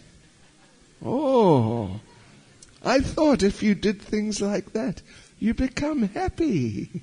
Я думал, что если вы это испытали уже, то счастливыми становитесь. So what happens then, really? А что же? Gnev. Anger comes. Развивается гнев. Because we try to enjoy in material life, we try, but we don't get so much enjoyment. Потому что мы изо всех сил стараемся наслаждаться в материальном мире, но не получаем достаточно наслаждения. So we tried to enjoy, but we did not really enjoy. Поэтому изо всех сил мы пытаемся, но никакого особого наслаждения не испытываем. So we become frustrated. И поэтому мы чувствуем разочарование. We become angry that, why did I not enjoy? И начинаем гневаться. Почему я не испытываю наслаждения? Yes, when I was, Hare Krishna, when I was 14 years old. Когда мне было 14 лет, 14 лет, the Rolling Stones came out with a perhaps their most famous song. Rolling Stones выпустили свою, может быть, самую знаменитую песню. Слышали, о Rolling Stones? Okay. So what was their most famous song? И какая у них была самая знаменитая композиция? Satisfaction. I cannot get any satisfaction. В этой песне поется: «Я не могу получить удовлетворение». And they sing in that song that I tried and I tried, but I just couldn't get any satisfaction. И в этой песне они поют, что я пытался, но так и не смог получить удовлетворение. So they, they're big materialists. И они, естественно, очень большие материалисты. But they can understand this point to some degree. Но даже они до какой-то степени поняли это правило. So anyway, we must give people 10 marks out of 10 for endeavoring, trying. Поэтому так или иначе, если оценивать старания людей, то по 10-бальной шкале мы должны дать им 10 баллов. People really try to enjoy. Люди действительно стараются, изо всех сил пытаются наслаждаться. So a devotee then, well, the thing is, in this regard, that if we allow ourselves to become overpowered by lusty desires, И очень важно, что если мы позволяем этим похотливым желаниям захватить нас, then we will become angry. тогда неизбежно мы начнем гневаться. We will become angry devotees. И мы станем злыми, разгневанными преданными. And some other devotee will do something we don't like. И когда какой-то другой преданный сделает что-то, что нам не нравится, And we'll become angry. мы сильно разгневаемся And we may chastise him. и начнем отчитывать его. And when you start doing like that, then you commit aparad. А когда вы начинаете это делать, неизбежно вы совершаете оскорбление. So it is unavoidable, really. If we allow ourselves to become lusty, then soon we will be committing offenses. Поэтому, если мы позволяем себе попасть во власть вожделения, то неизбежно вскоре мы начнем совершать оскорбления. And offenses, this of course is completely against Vaishnav etiquette. И естественно, что оскорбления полностью противоречат поведению вайшнава. So in one sense, if you see some devotee and they are the type of person, they become too easily angry. Поэтому, если вы видите преданных, которые временами очень легко гневаются, They become angry. Just anyone does anything, they become angry. просто кто-то что-то не так сделал, и они тут же гневаются, Then you can know this devotee is harboring lusty desires for material enjoyment in his or her heart. тогда вы можете понять, что этот преданный хранит материальные желания чувственных наслаждений в его или ее сердце. But if you find some devotee and they're very peaceful and tolerant and calm like that, then usually it means they do not have so many material desires. Но если вы видите, что какой-то преданный очень спокоен, умиротворен, то, как правило, это означает, что у него не так уж много материальных желаний. So this is a very important part of Vaishnava etiquette then. Это очень важная часть вайшнавского этикета. And, there are many examples of devotees who were in positions where they could have become lusty, but because of their Krishna consciousness, they did not. И есть очень много примеров тех ситуаций, в которых преданные легко могли бы почувствовать сильное вожделение, но благодаря своему сознанию Кришны они не почувствовали его. One example from Chaitanya Lila is Haridas Thakur. И один из примеров из читания Лилы — это пример Харидаса Такура.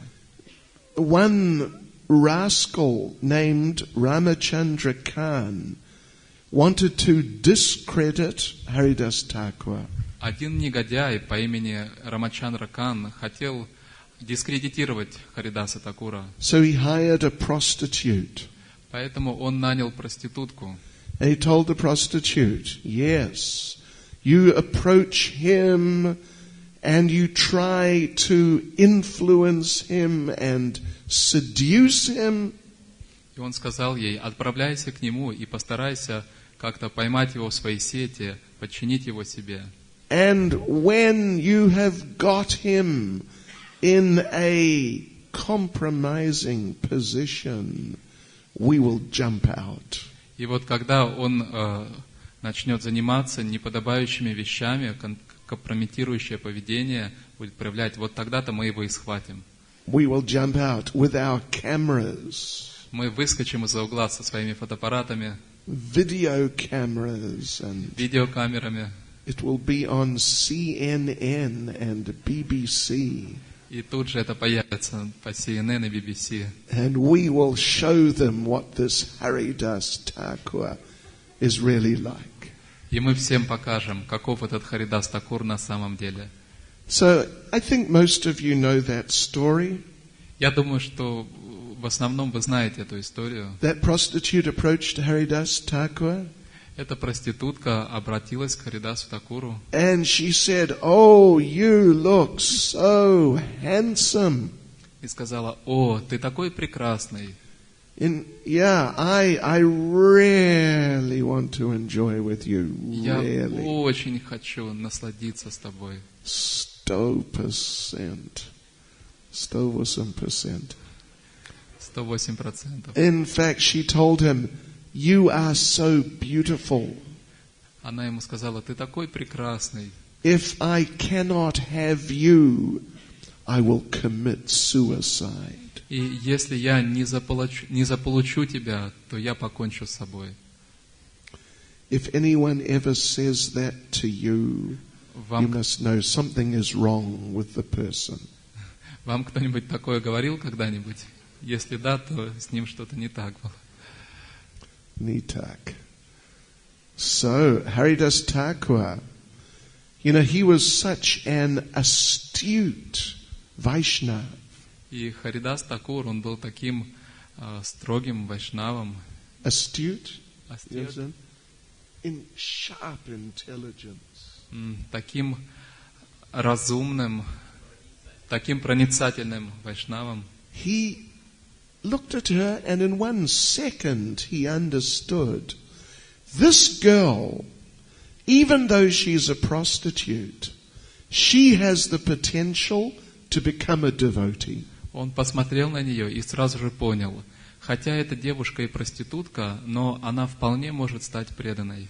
So he did not just tell her, just get out and just go away. Поэтому он не сказал ей просто убирайся отсюда немедленно. Он не сказал. He told her, sounds like an interesting idea. Он сказал ей: «О, это звучит интересно». Yeah, okay, that sounds nice. Очень хорошо звучит. But there's just one problem right now. Но сейчас есть одна загвоздочка. I have not finished my rounds. Я не дочитал свои круги. Yeah. He was chanting 174 rounds a day. А он повторял 174 круга каждый день. So he showed her, look, see, I've still got rounds to do. И он показал ей: вот видишь, мне еще осталось вот столько кругов. Yesterday Achala Prabhu did 174 rounds. Вчера Ачала Прабху прочитал 174 круга. Харибол!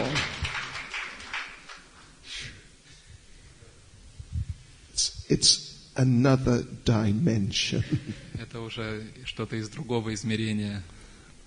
So anyway, so he told her, I really want to enjoy with you, but I have to finish my rounds. Just sit down and listen while I finish. И он сказал ей: я на самом деле хотел бы насладиться с тобой, но пока что я не дочитал свои круги, поэтому садись и послушай, как я повторяю, пока я не закончу свои круги. So she sat down. Она села. He continued chanting. И он стал воспевать. Hare Krishna, Krishna Krishna, Hare Hare, Hare Rama, Rama Rama, Hare Hare. And she was listening. А она все это слушала. So her heart was becoming a little purified. И сердце ее немного очистилось. So he went on and on. This was in the late afternoon. He went on and on into the evening, into the night. И он все продолжал и продолжал воспевать. Она пришла к нему в обед, и он воспевал так до самой ночи. She was listening 1 hour, 2 hours, 3 hours. Она слушала час, 2 часа, 3 часа. Eventually, she fell asleep. И постепенно она уснула. This may perhaps have been a sign that she's a devotee. И, возможно, это был первый признак того, что она настоящая преданная.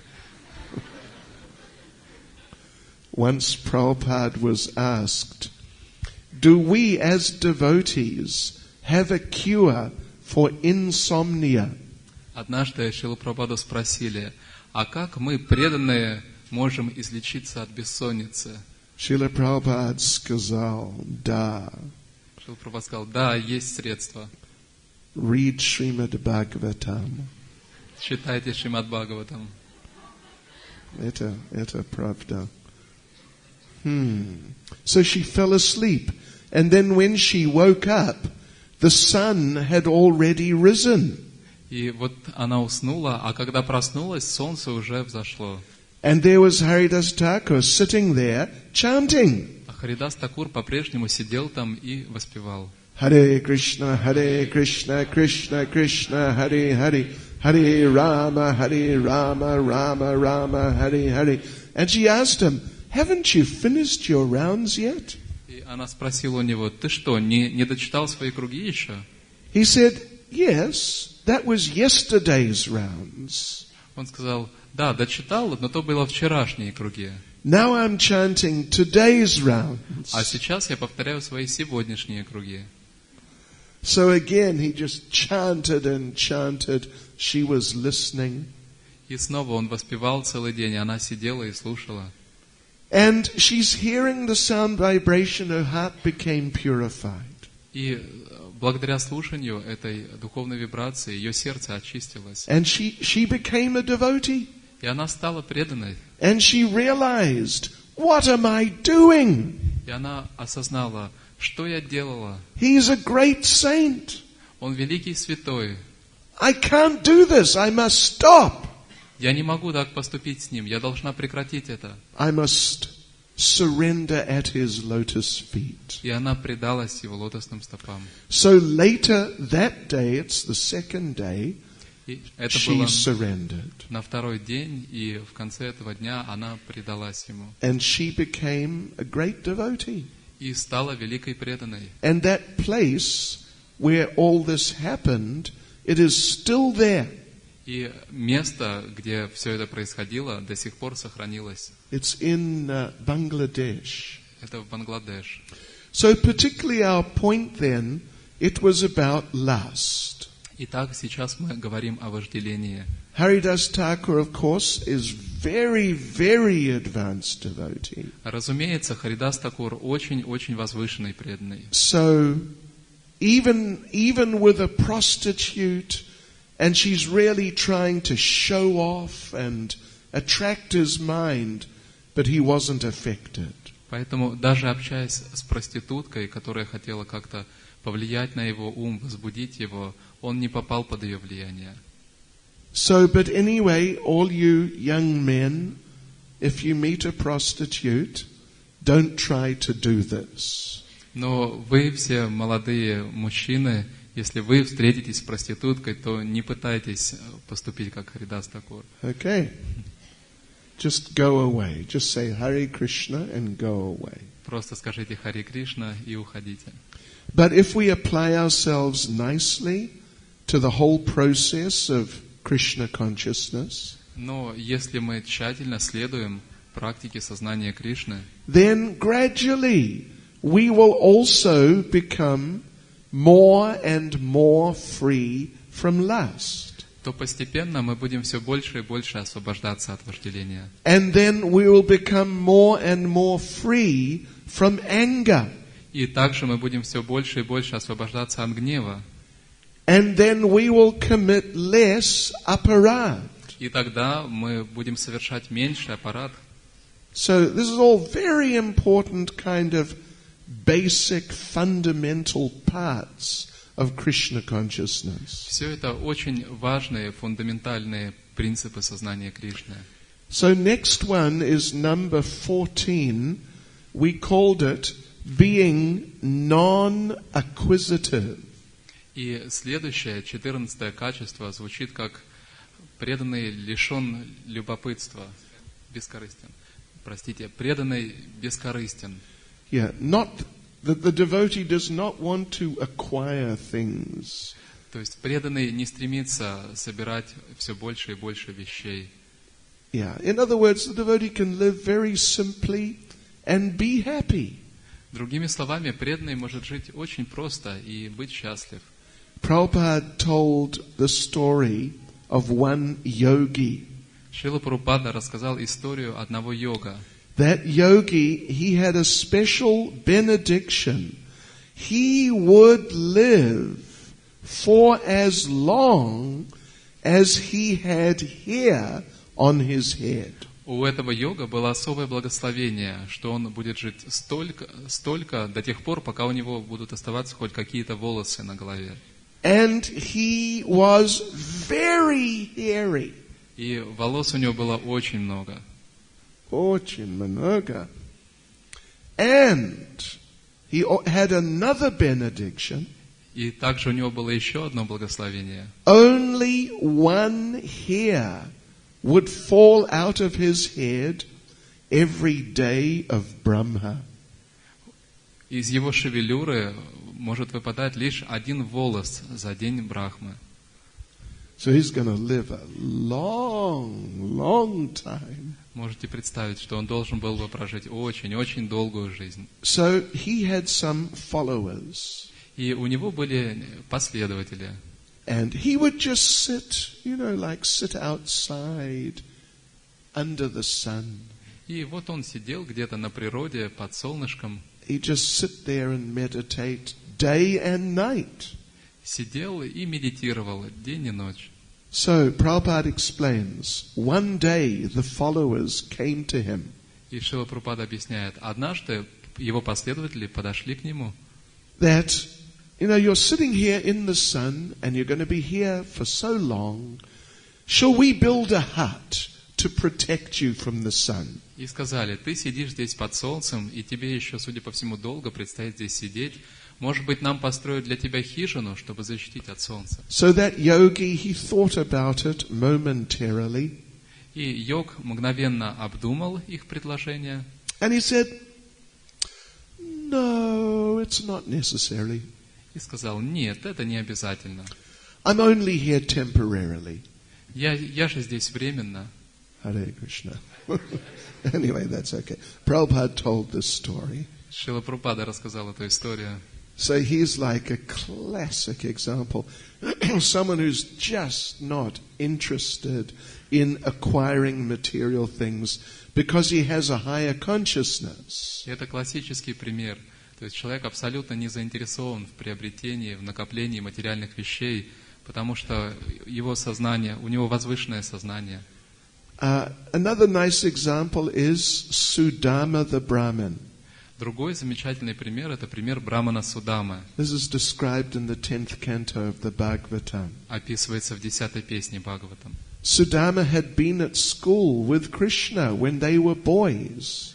Когда Судама и Кришна были мальчиками, они вместе учились в школе. Then when they finished school, they went their separate ways. А когда они закончили школу, их жизненные пути разошлись. Krishna became prince in Dwaraka. Кришна стал царевичем в Двараке. Sudama, he was very poor Brahmin living in that same area. It's the Gujarat, now the Gujarat province. А Судама стал бедным браманом, но он жил примерно в той же области. Сейчас это территория Гуджарата.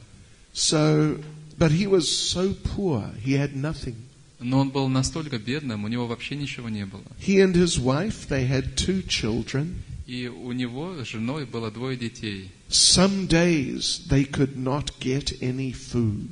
И иногда они вообще никакой пищи не могли раздобыть. And the children would be disturbed. И естественно, что дети очень сильно беспокоились. So the wife said to Sudama that your old friend Krishna is now prince in Dwaraka. И жена сказала Судаме: твой старый друг Кришна сейчас принц в Двараке. And he's so rich now. И сейчас он такой богатый. Why don't you go and ask him just for a little money so we can feed the children? Почему бы тебе не пойти к нему и не попросить у него немного денег, просто чтобы мы могли детей накормить? So Sudama agreed. И Судама согласился. He was just about to leave for Dwaraka. И он уже собирался уходить в Двараку. Then he thought, I must take a gift. И тут он подумал: ага, мне нужно взять с собой какой-то подарок. This is also an important part of Vaishnav etiquette. И это тоже важная часть вайшнавского этикета. When you go to the temple to see Krishna, когда вы направляетесь в храм, чтобы увидеть Кришну, you must take a gift for Krishna. Вы должны взять с собой какой-то подарок для Кришны. It is there in nectar of devotion. Это описывается в нектаре преданности. There is that chapter, if you remember, it's sort of, I don't know, chapter 7 or 8 or something. Это где-то в 7 или 8 главе. And it has all the rules and regulations, so many things you must do. Там описываются все эти правила, предписания, что вы должны делать. And one of the rules is, when you visit the temple, you must take something for the deity. И одно из правил таково: когда вы приходите в храм, вы должны принести с собой что-то для божеств. So Sudama wanted to take something, but he didn't have anything. И Судама хотел взять с собой что-то, но у него ничего не было. All he could find was like a handful of uncooked, broken rice. Единственное, что он смог найти, это пригоршню сырого дробленого риса. And first of all he thought, I can't give this to Krishna, this is terrible. И первая его мысль была: нет, я не могу предложить это Кришне, это ужасно. It's like an insult. Это будет оскорблением. But then he thought, well, I have nothing else, so I guess I'll take it. Но затем он подумал: но у меня же больше ничего нет, поэтому я возьму это. So he took it, he wrapped it up in a little cloth, and he was taking it, holding it under his chadar. И он взял этот рис, завернул его в какую-то ткань и нес его под своим чадаром. He arrived in Dwaraka and met Krishna. И он пришел в Двараку и встретился с Кришной. They embraced each other. Они обнялись. Krishna, of course, he knows everything. So Krishna said, "Oh, did you bring me a gift?" Разумеется, Кришна знает все. И он сказал: «О, Судама, ты принес мне какой-то подарок?» Sudama felt, I can't give him this broken rice. Судама почувствовал внутри себя: нет, я не могу отдать ему этот дробленый. So Sudama said, "No, I didn't bring anything." И Судама сказал: нет, я ничего с собой не принес. And Krishna said, "Oh no, don't tell me that. I know you. You must have brought something." Кришна сказал: нет, не говори мне так. Я-то тебя знаю. Наверняка ты что-то принес с собой. You are the sort of devotee. You would not come without a gift. Ты такой преданный, что ты никогда не придешь без подарка. Krishna grabbed the chadar. Кришна схватил этот чадар, Grabbed that little parcel of broken rice. И как бы схватил этот завернутый в материю And he just ate the rice. рис, выхватил его и стал его есть. I do not know if you have eaten completely uncooked rice. Я не знаю, доводилось ли вам есть полностью сырой, неваренный рис. In Jagannath Puri, they give little packets of uncooked rice as Jagannath Mahaprasad. В Джаганнатх-пуре раздают маленькие пакетики сырого риса, как Махапрасад Господа Джаганнатхи. So you try to eat that, it is not very nice. И если вы попробуете это на вкус, то не очень-то приятно. Не очень популярно. Не очень приятно. Oh, приятно, okay, yeah. Yeah, it's just, you have to keep it in your mouth and suck it. Чтобы это как-то съесть, нужно держать это во рту и сосать. And gradually from your saliva, it softens a little. И постепенно, благодаря вашей слюне, этот рис немножко размягчается. And then you can eat it. И тогда вы можете его съесть. So it is food for pilgrims for when they are walking long distances. И обычно это служит пищей для паломников, когда они отправляются куда-то далеко. But anyway, the thing is, broken rice, raw rice, is really not nice. Но суть в том, что вот такой сырой, дробленый рис – это не очень-то приятная вещь. Не очень вкусный. So, but Krishna ate all this rice. И Кришна съел это, стал есть этот рис. Sudama was shocked. И Судама был шокирован. Krishna is going to chastise me. How could you bring this rubbish? Сейчас Кришна будет меня отчитывать. Как ты мог принести этот мусор? Oh, musor, yeah. But Krishna ate the rice and he said, that was the nicest rice I ever ate. Но Кришна съел этот рис и сказал: «О, это самый лучший рис, который я когда-либо ел». This is another sort of subtle point in Vaishnava etiquette. И это еще один такой тонкий момент в вайшнавском этикете. Shri Shri Gaurnitai Shri Prahlad Nrsingadev Ki Jai. If someone does something for you, Если кто-то что-то делает для вас, and they really try to do it nicely for you, и этот человек действительно старается угодить вам, you should express appreciation. вы должны выразить свою благодарность, оценить это. If someone gives you a gift, don't tell them that, oh, why did you give me this? Если вам что-то дарят, не говорите этому человеку: «О, зачем ты мне это подарил?» One time, one young girl joined the temple in Los Angeles. Однажды молодая девушка присоединилась к Лос-Анджелесскому храму. She was an artist.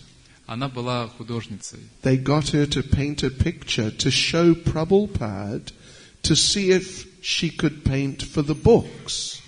И ее попросили нарисовать картину, чтобы показать Шриле Прабхупаде, чтобы он сказал, может ли она писать иллюстрации для книг. So she painted a painting which she said, this is Krishna feeling separation from Radharani. И она написала такую картину, и она сказала, что здесь изображен Кришна, испытывающий разлуку со Шримати Радхарани. And they took her and the picture to show Prabhupada. И преданные взяли эту девушку вместе с этой картиной и привели к Шриле Прабхупаде. And that picture, Krishna looked like some young boy who just lost his girlfriend. И на этой картинке Кришна выглядел как какой-то парень, который только что расстался, потерял свою подружку. Just like real mundane separation. То есть это была такая очень грубая, как бы мирская разлука с подругой. So Prabhupada looked at the painting and said, what is this? Шрила Прабхупада посмотрел на этот рисунок и сказал, что это? And the girl said, this is Krishna feeling separation from Radharani. Девушка сказала, это Кришна, испытывающий разлуку со Шримати Радхарани. And Prabhupada said, no. this is not what Krishna looks like when he's feeling separation. Прабхупада сказал, нет. Кришна, когда он чувствует разлуку, выглядит совсем не так. And that girl cried. И тогда девушка заплакала. Just sat there in front of Prabhupada crying. Она сидела перед Шрилой Прабхупадой и просто плакала. So then Prabhupada said, 1 minute. И тогда Шрила Прабхупада сказал, ага, минуточку. He looked more carefully at the picture. И он более тщательно посмотрел на эту картинку. And Prabhupada said, yes, perhaps we can use this painting. И сказал, да, может быть, мы можем использовать эту картину. We will call this painting Мы назовем эту картину Krishna has a headache. «У Кришны болит голова». So anyway, Sudama. Так, возвращаемся к Судаме. Krishna appreciated the broken rice because of the bhakti. Кришна оценил этот подарок Судамы, сырой рис, благодаря его бхакти. And then the whole night they sat together and just talked about what they had been doing since they separated after school. И они просидели вместе целую ночь, разговаривая о том, чем они занимались после окончания школы. And the next morning Sudama left. И на следующее утро Судама ушел. He was walking home, he was almost home. Он шел домой, и он почти уже дошел к своему дому. Now this is the particular point in regard to being non-acquisitive. И это очень важный момент, касающийся как раз этого качества, что преданный не бескорыстен, не старается копить вещи. Безкорыстный. He was almost home. He realized something. Он уже почти вернулся домой, и тут он кое-что понял. I was meant to ask for money. Я же должен был попросить денег. I forgot. Я забыл. I was so absorbed in talking with Krishna and relating with him, I just forgot. Я так погрузился в это общение с Кришной, что у меня полностью из головы вылетело. Oh no, what will my wife say? О нет, что же моя жена скажет на это? Oh, but then he thought, actually, I'm glad I forgot to ask for money. Но тут он подумал, нет, на самом деле я даже рад, что я забыл попросить о деньгах. Sudama thought, if I had asked Krishna for money, I would have become materialistic. Судама подумал, если бы я попросил у Кришны денег, то я стал бы материалистом. I would have wanted new BMW.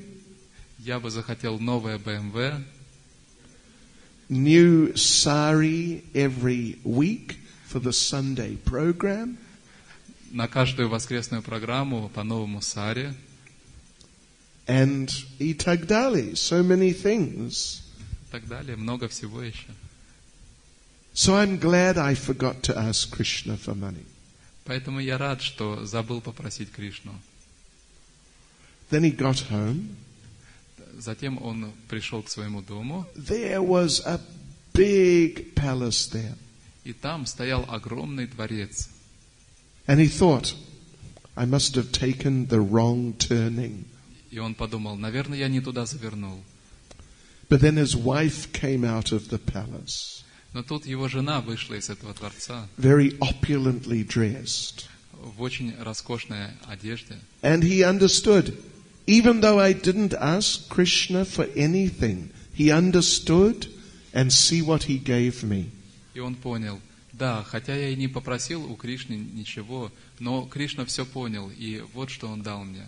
So devotees, when you go home after the festival, Поэтому, дорогие преданные, когда вы вернетесь домой после этого фестиваля, if you really cultivate this non-acquisitive mood, если вы действительно развивали вот это бескорыстное настроение, when you get home to wherever it is, когда вы вернетесь к себе домой, в свои города, Moscow, Rostov, Prokopyevsk, wherever it is, Who knows what you will find?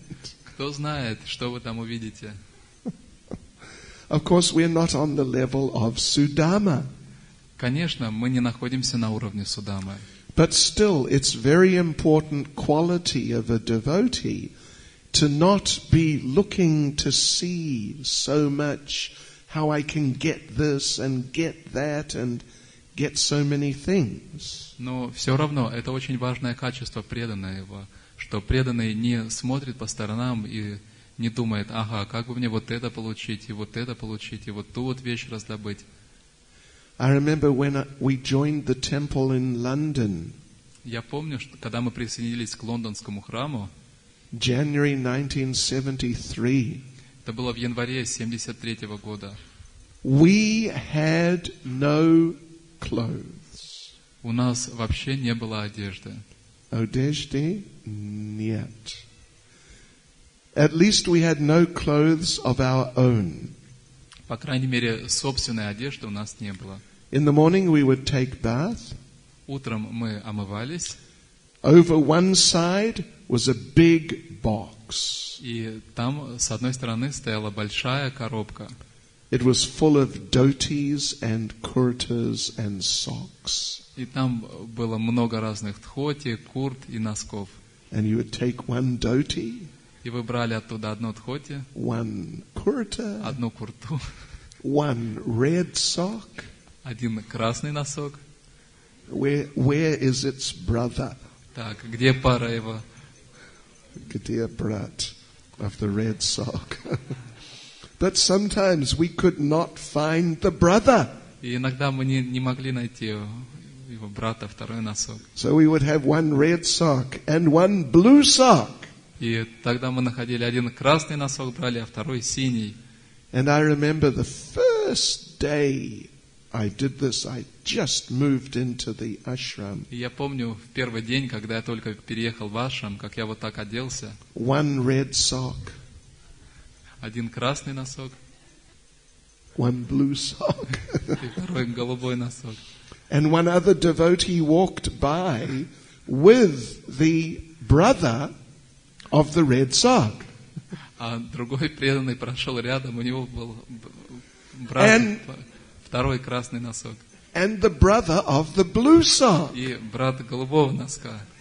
So I said, why don't we exchange? И я ему сказал, почему бы нам с тобой не поменяться? You give me the red sock, I'll give you the blue sock. We'll both have a proper pair of socks. Ты дашь мне свой красный носок, а я тебе свой голубой. И у нас у обоих будут одного цвета носки. He said, Prabhu, don't be so attached. И он сказал мне, Прабху, не будьте таким привязанным. It was the good old days. The good old days. Это старые добрые времена. Right. Anyway, that's a little extreme. Конечно, это такой крайний случай. But still, the principle is very important. Но сам принцип очень важен. Okay, now, the next one, number 15, is steady. И следующее, 15-е качество, преданный устойчив. Very fixed in one's determination.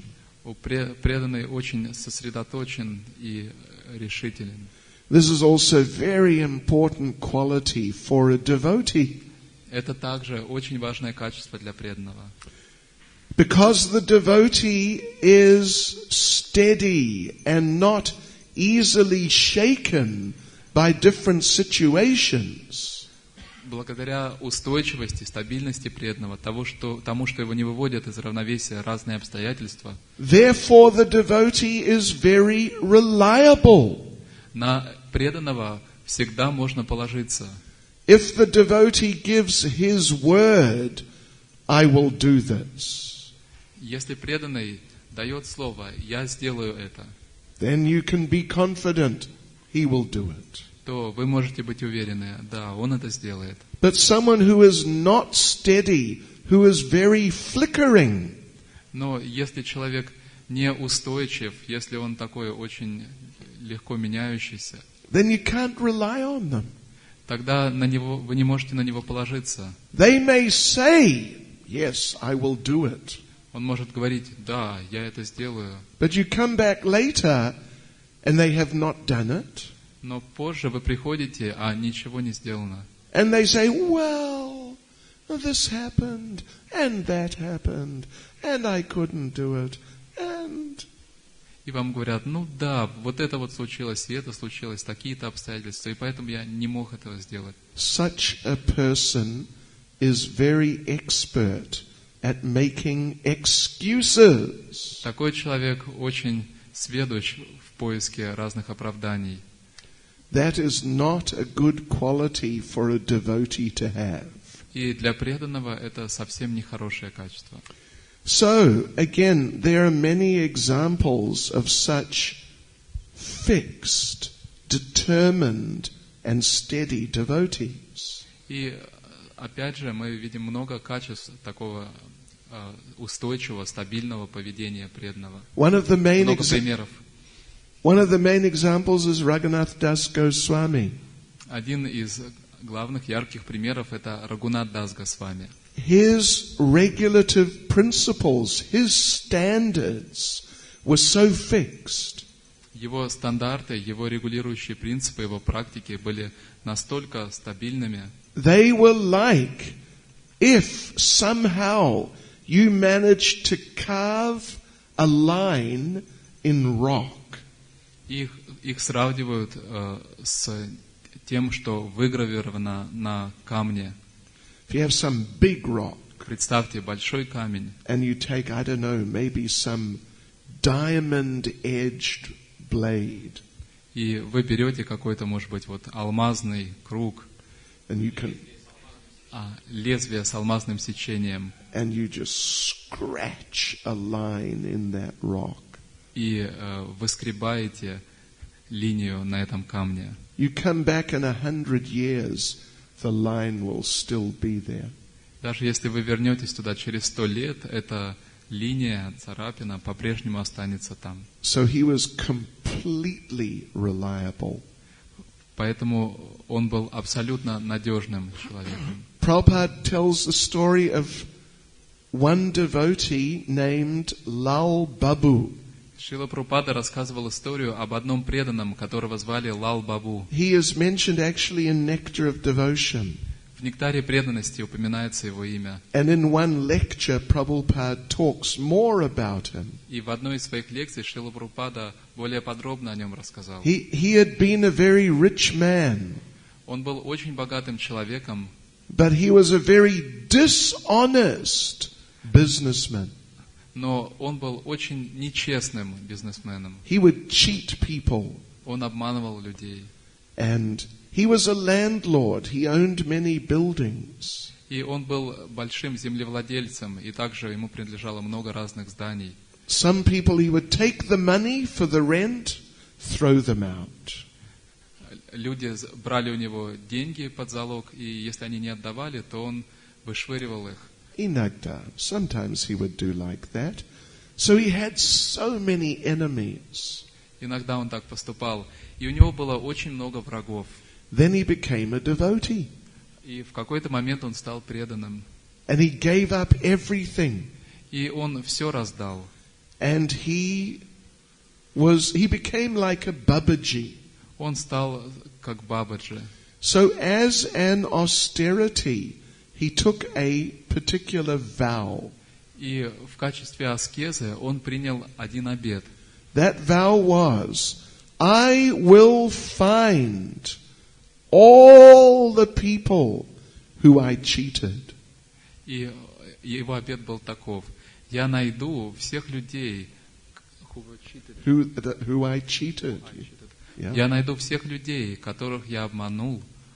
And I will apologize to them. И извинюсь перед ними. I will offer my dandavats to them. Я предложу им свои дандаваты. And I will ask each one of them to give me a donation. И я попрошу каждого из них дать мне какое-то пожертвование. So this is like, this is a very austere program. Представляете, это очень аскетичная программа. So he was going around doing this. He was doing this for about 10 years. И он ходил повсюду, выполняя свой обет, и так продолжалось около 10 лет. Because he had cheated hundreds of people. Потому что за свою жизнь он обманул сотни людей. So he located all those people. И он обошел всех этих людей. So Prabhupada explains, he went to one man who he had cheated. That man was a big businessman. И Шрила Прабхупада рассказывал, Лал Бабу пришел к одному человеку, которого он обманул. Этот человек был очень большим бизнесменом. He knocked on the door of that businessman. И он постучался в дверь этого бизнесмена. That businessman was also a big cheater. И этот бизнесмен также был большим обманщиком. He was like a miser. Он был большим скупцом. Yeah, he wouldn't give anybody anything. Он никому вообще ничего не давал. So the man came to the door, opened the door, there was Lal Babu. И он подошел к двери, открыл дверь и увидел там Лал Бабу. And Lal Babu said, I'm Lal Babu, you remember me? И тот сказал, я Лал Бабу, ты меня помнишь? The man was astonished, what are you doing here? И этот человек был поражен. Что ты здесь делаешь? Lal Babu said, I've become a devotee. Лал Бабу сказал, я стал преданным. I've given up everything. Я все раздал. Я все бросил. And I've come here to apologize to you. И я пришел к тебе, чтобы попросить у тебя прощения. So he offered dandavats. И он растянулся в дандавате. And that man was just so astonished. He was just standing there. He couldn't believe it. И этот человек был настолько поражен, он просто стоял и не мог своим глазам поверить. Then Lal Babu got up and asked him, please give a donation. Затем Лал Бабу поднялся и попросил его, пожалуйста, пожертвуй мне что-нибудь. So the man thought for a minute and said, okay, I'll give you a donation. Этот человек подумал минутку и сказал, ну хорошо, я дам тебе пожертвование. He went into the house, Он вошел в дом, went to the kitchen. пошел на кухню, They had a wood stove, wood-burning stove. и у них там, они готовили на дровах. He took a bucket, Он взял ведро filled it with ash from the stove, и наполнил его пепелом, went back to the front door, снова подошел к двери poured all the ash over the head of Lal Babu. и высыпал все это ведро на голову Лал Бабу. Lal Babu said, thank you. Лал Бабу сказал спасибо. I didn't know if you would give anything at all. Я сомневался вообще, дашь ли ты что-нибудь мне. But at least you've started to give something. Но, по крайней мере, ты начал хоть что-то отдавать. So Lal Babu, Prabhupada tells this story. И Шрила Прабхупада рассказывает эту историю. And then later he went to Vrindavan and he built a temple. That temple is still there. Позже Лал Бабу отправился во Вриндаван и построил там храм, который до сих пор стоит. So last thing, I don't know if any of you have any questions. If you do, write them down and send it in. Я не знаю, есть ли у вас какие-то вопросы. Если есть, то запишите и передайте сюда. But last thing I'll do is read something from Vishwanath Chakravarti Thakur. Но я бы хотел закончить, зачитав слова Шрилы Вишванатха Чакраварти Такура. It's part of his commentary on Bhagavad Gita 241. Это часть его комментария к стиху 2.41 из Бхагавад-гиты. And it's about determination. И здесь он говорит о решимости. Determination in the service of the spiritual master. Решимость в служении духовному учителю. And Srila Prabhupada said that when he read this for the first time, it struck him very deeply. Шрила Прабхупада говорил, что когда он впервые прочитал этот комментарий, он поразил его до глубины души. So just listen to this. Поэтому послушайте, пожалуйста. The best kind of intelligence I can have Самый лучший разум, который у меня только может быть, is intelligence used in the service of Krishna. это разум, занятый служением Кришне. Intelligence is defined as fixed Разум считается устремленным, when it is intent upon my spiritual master's instructions, когда он направлен на наставление моего духовного учителя, such as chanting the names of Krishna, такие как воспевать имена Кришны, remembering Krishna's pastimes, помнить об играх Кришны and serving Krishna's lotus feet. и служить лотосным стопам Кришны. My spiritual master's instructions are my sadhana and my life. Наставление моего духовного учителя – это моя садхана и вся моя жизнь. Both in the beginning stages of bhakti as well as in bhakti's perfectional stage. И на начальных ступенях бхакти, и на ступени совершенства в бхакти I desire only to follow his instructions. я желаю только следовать наставлениям духовного учителя. I accept nothing else as my life's work, even in dreams. Я не принимаю никаких других занятий в своей жизни, даже в своем сне, даже во сне. Whether I am happy or distressed, Неважно, счастлив я или испытываю страдания, whether the material world remains or is destroyed, неважно, нахожусь ли я в материальном рабстве или оно разрушено, I don't care. для меня это ничего не значит. There is no loss for me. Для меня нет никакой потери. I simply must carry out the orders of my spiritual master. Я просто должен продолжать выполнять наставления своего духовного учителя. Being fixed upon his order is determined intelligence and devotional service. Сосредоточиться на его наставлениях – это и есть решительный разум, и это и есть преданное служение. And only by being fixed on his order can my devotional service prosper. И только благодаря сосредоточенности на его наставлениях мое преданное служение будет процветать. So Prabhupada read this for the first time, and when he read it, Prabhupada said, it struck me very deeply. И когда Шрила Прабхупада в первый раз прочитал это, как он сам говорит, это поразило его до глубины души. Now, it looks like we have one question, is it? Okay, let's answer one question, or two questions. Dear Guru Maharaja, please tell us which of the 26 qualities are the most important. Okay, Which qualities should cultivate beginning devotee? okay. What should we focus our attention at? Thank you very much. Дорогой Гуру Махарадж, скажите, какие из 26 качеств основные? Какие качества следует культивировать начинающему преданному? На чем заострить, сфокусировать свое внимание? Спасибо большое. Well, yesterday we discussed Krishna Eka Sharanam, that the devotee must take exclusive shelter of Krishna. Вчера мы обсуждали это качество Кришна Эка Шаранам, то, что преданный должен принимать исключительное прибежище у Кришны.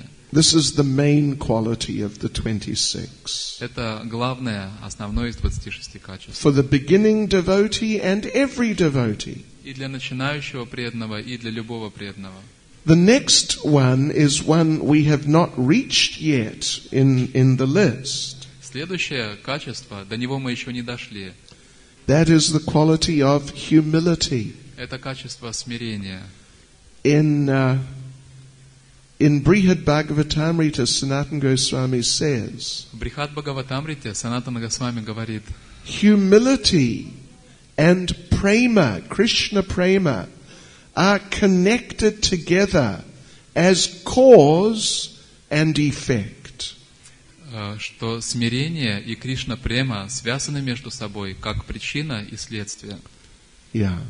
So anyway, I think that's enough. If you can work on those two, you'll be doing good. Я думаю, этого достаточно. Если вы будете работать над этими двумя качествами, то все хорошо будет. why the wife of Lord Krishna was afraid when Krishna started eating rice, which was brought by Sudama. Okay. Почему супруга Господа Кришны испугалась, когда Кришна начал вкушать рис, который ему принес Судама? So the thing is, because she doesn't want to lose his attention, Все дело в том, что она не хотела лишиться внимания Кришны. she knows Krishna is very attached to the Brahmins. Она знает, что Кришна очень привязан к браманам. And so whenever any Brahmin comes, she thinks, is Krishna going to become attached to him? Then he may go away with him.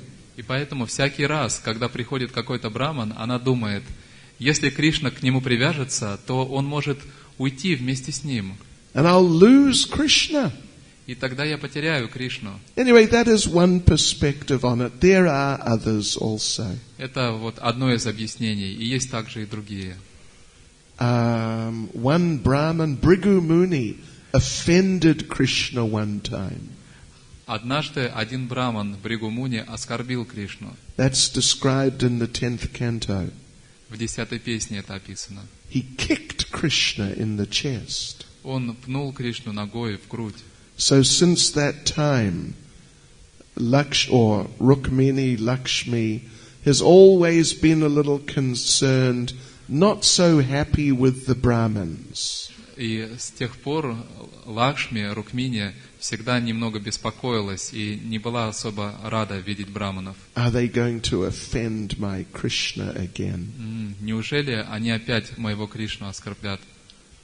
Why it is very hard for ordinary devotee to come for the darshan to his spiritual master? Почему обычному преданному очень трудно попасть на даршан к духовному учителю? Well, it's not always. Ну, не всегда так уж трудно. But maybe if we've been doing some nonsense, Но, может быть, если мы какие-то плохие поступки совершали, and we're afraid the spiritual master will understand, и мы боимся, что духовный учитель поймет это he may chastise us. и станет ругать нас. But there's one letter of Srila Prabhupada's.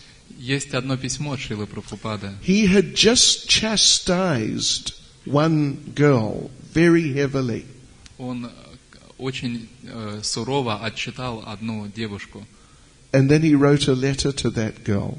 И после этого он написал этой девушке письмо. That, I'm sorry I chastise you like that, but I am an old man, and sometimes old people do things like this. Я извиняюсь, что я так строго тебя отчитал, но я пожилой человек, и пожилые люди иногда так поступают. And Prabhupada said, still, you must not be afraid of coming before your spiritual master, even if he's angry with you. И дальше Шрила Прабхупада пишет: тем не менее, ты не должна бояться приходить к своему духовному учителю, даже если он разгневан на тебя. So we should do it. When we get the opportunity, we should do it. Have some darshan, even just briefly, and get some mercy. Поэтому, когда нам выпадает такая возможность, мы должны использовать ее и получать хотя бы короткий даршан, получать милость духовного учителя. Okay.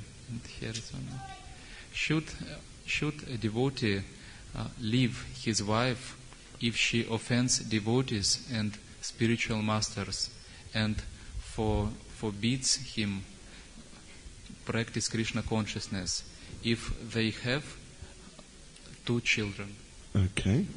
Стоит ли преданному расставаться со своей женой, если она оскорбляет преданных и духовных учителей и запрещает ему практиковать? Но у этой пары 2 детей. And she beats him also? No, forbids. Or forbids, I thought it beats him. Но она его не бьет, да? Well, look, if she beats him, or if he beats her, if it's the wife, then those are grounds for breaking the marriage. Ну, если она его бьет, или если муж бьет жену, то это может служить основанием для расторжения брака. Right. Where there's no place for violence between husband and wife. Потому что между мужем и женой не должно быть насилия. But anyway, in this type of situation, if the wife or husband is, really anti-Krishna consciousness and envious, and those may be grounds for breaking the marriage. Но в такой ситуации, когда либо муж, либо жена очень сильно настроены против сознания Кришны, может быть, это может служить основанием для расторжения брака. We read a verse the other day, one of the earlier days from the Bhagavatam. До этого мы читали один из стихов из Шримад Бхагаватам. About the duties of a wife, some of you might remember. Об обязанностях жены. Вы, может быть, помните этот стих. That she should, very humbly and very nicely and, in so many nice ways, serve her husband who is not fallen. Что она должна очень смиренно и очень хорошо, тщательно служить своему мужу, если он не падший. And in the purport there, you can look it up and find that verse. Вы можете найти этот стих в Бхагаватам, и в комментарии Prabhupada says that talking about the wife to the husband, if the husband becomes really fallen, then that may be grounds for the wife to leave him. Прабхупада пишет, что если муж, он действительно деградирует, становится падшим, то это может быть причиной для того, чтобы жена его оставила. I mean, not that she has to, but it's possible. Не значит, что она должна это сделать, но в принципе это возможно. Otherwise, if it's just minor things, just some eccentricities and nothing too serious.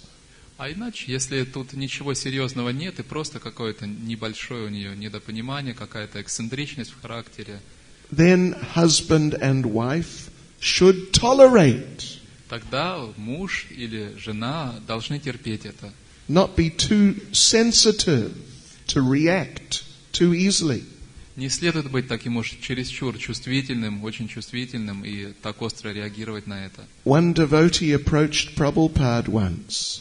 Один преданный однажды обратился к Шриле Прабхупаде. Talking about some other devotee. И стал говорить о другом преданном. Oh, Srila Prabhupada, this other devotee, he's like this and that, and I don't like to associate with him. О, Шрила Прабхупада, этот вот преданный, он такой и такой, сякой. Я вообще не хочу с ним общаться. Prabhupada said, just try to tolerate him. Прабхупада сказал, просто постарайся терпеть его. As I tolerate you. Так же, как я терплю тебя. So unless it's serious or dangerous, just try and tolerate. Unless the problem is serious. Поэтому, если проблема не является такой уж серьезной и ситуация не опасная, постарайтесь просто терпеть это. Okay, one last one. Two. Is it? Two. Two last ones. Если преданная постоянно берет вещи втихаря, означает ли, что я жадная? Some devotees gladly chastise. Некоторые преданные с удовольствием ругаются и грубят, объясняя это тем, что Кришна тоже говорил такие слова. Как к этому правильно относиться? See, that's just, if devotees are in the habit of chastising and they make some excuse like that, it's just an excuse. Если у преданного уже вошло в привычку ругать других, и он оправдывается, приводит такие оправдания, то понятно, что это всего лишь оправдание. Just an excuse for their own tendency to be angry. Он просто оправдывает свою внутреннюю склонность гневаться. And we shouldn't treat devotees like that. И мы не должны так относиться к преданным. Sometimes devotees do something wrong, and we can try to correct them, but we should do it very nicely.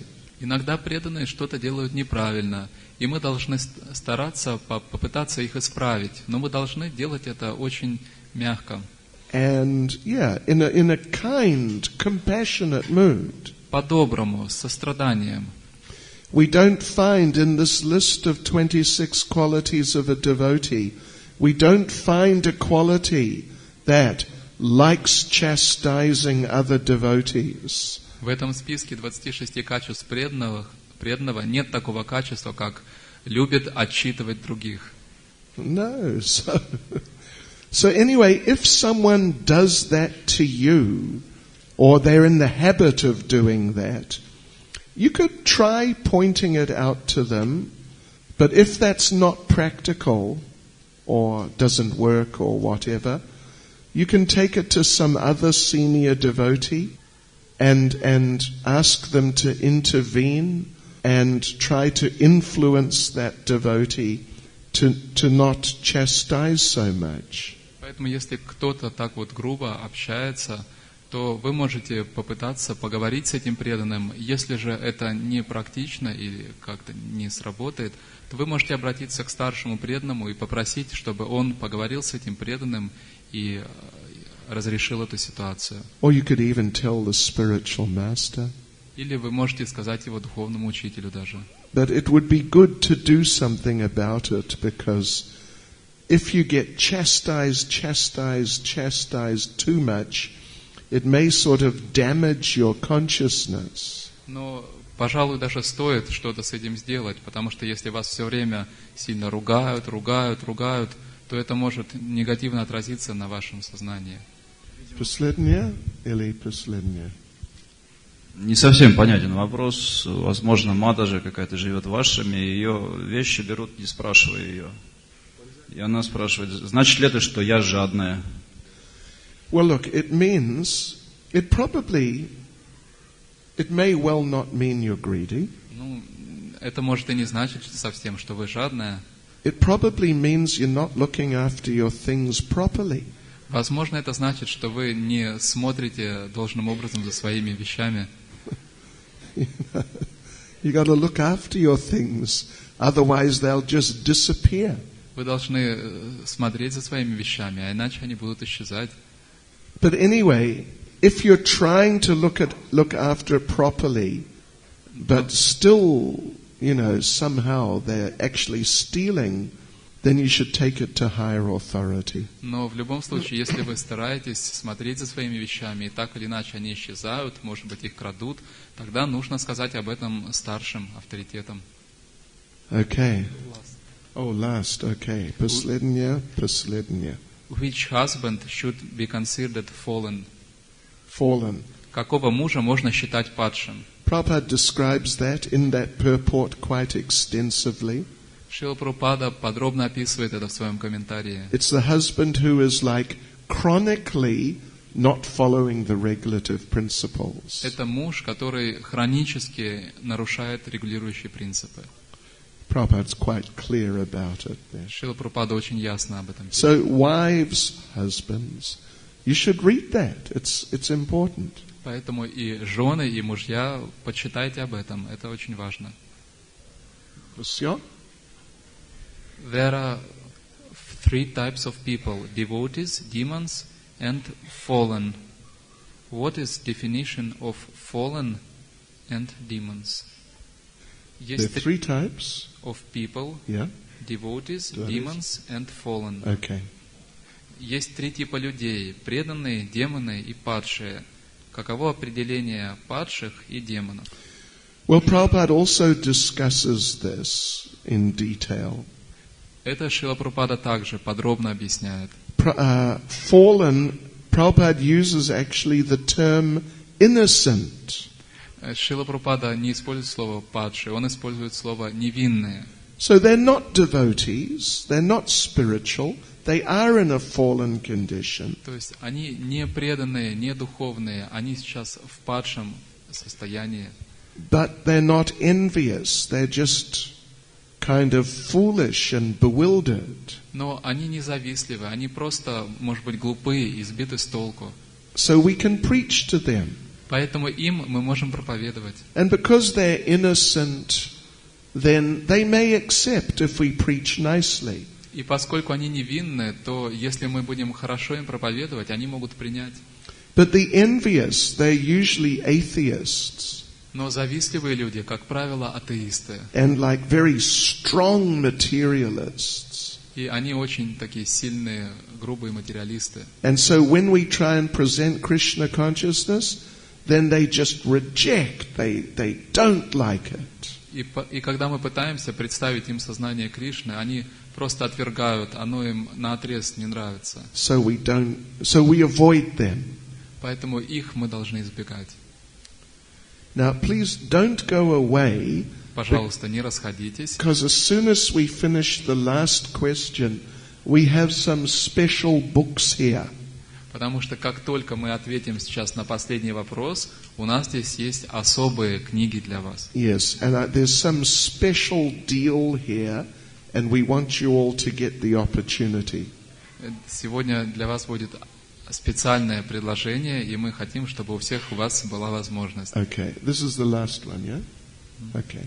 How to get rid from attachment to own child. Как избавиться от привязанности к своему ребенку.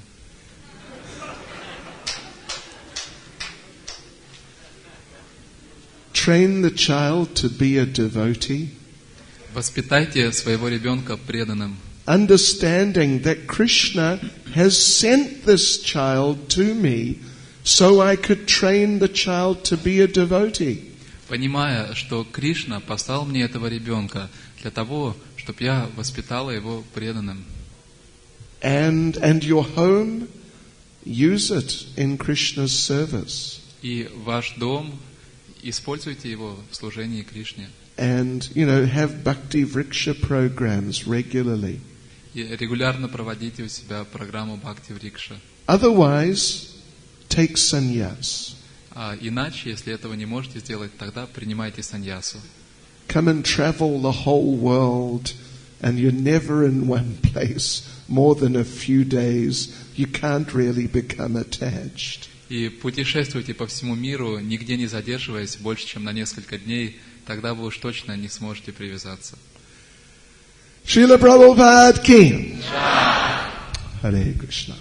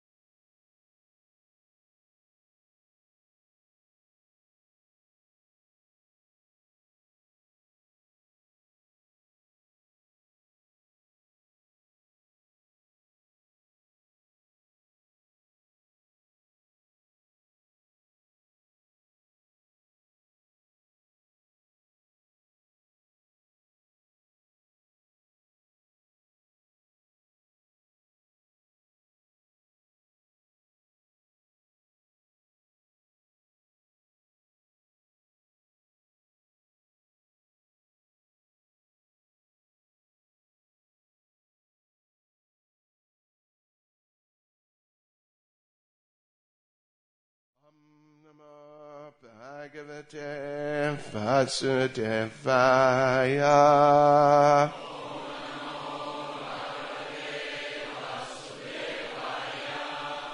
Om Namo Bhagavate Vasudevaya.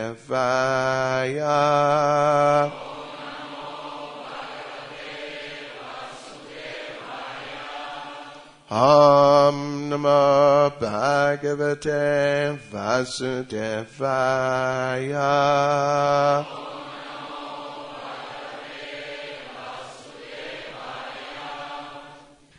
Today we're going to read from Srimad Bhagavatam, Canto 3, Chapter 29, Explanation of Devotional Service by Lord Kapila, Text 7. Сегодня мы читаем Шримад Бхагаватам, песнь 3, глава 29, текст 7, Объяснение преданного служения Господом Капила Девой. Shri Bhagavan Uvacha Bhakti Yogo Bahuvidho Margair Bhamani Bhavyate Swabhava Guna Margena Pumsam Bhavo Vibhidyate. Translation.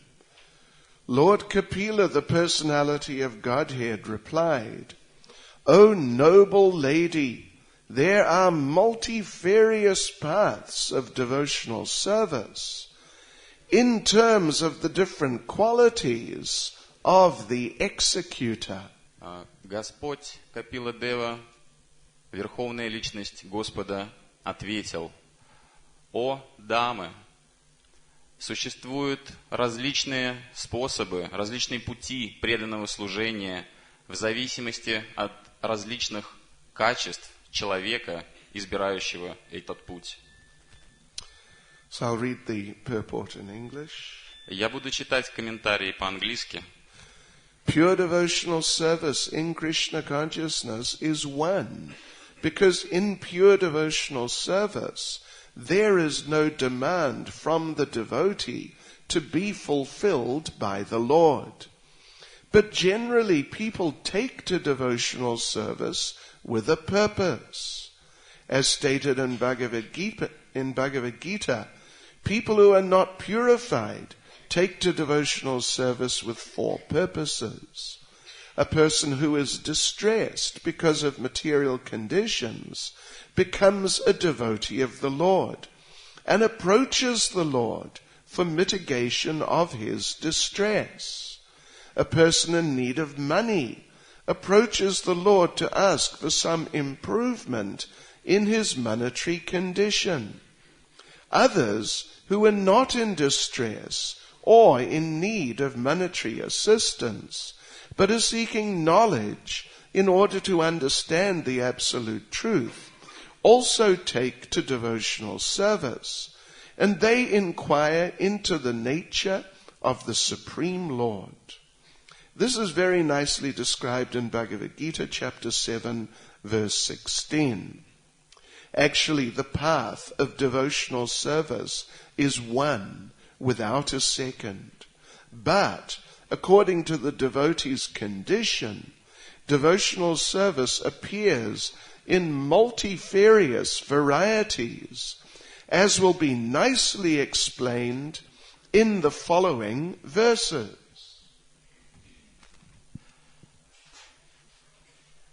Чистое преданное служение в сознании Кришны едино, поскольку чистое преданное служение не требует от преданного быть полностью заполненным Господом. Но в то же время люди принимают процесс преданного служения для определенной цели. Как утверждается в Бхагавад-гите, люди, которые не очищены, принимают процесс преданного служения из-за 4 причин. Личность, которая находится в беде из-за материального положения, встает на путь преданного служения и обращается к Господу для того, чтобы Он избавил от несчастья. Человек, который является бедным, также вопрошает Господу для того, чтобы Он помог ему избежать своей нищеты. Другие, кто не попал в беду и кто не является нищим, но ищут абсолютную истину и являются любознательными, также встают на путь преданного служения, и они начинают вопрошать о абсолютной природе Верховной Личности Бога. Это очень хорошо описывается в Бхагавад-гите, 7 главе, 16 стихе. Вообще-то путь преданного служения един, и нет второго. Но в соответствии с положением преданного, процесс преданного служения проявляется в различных видах. как это будет должным образом объяснено в следующих стихах.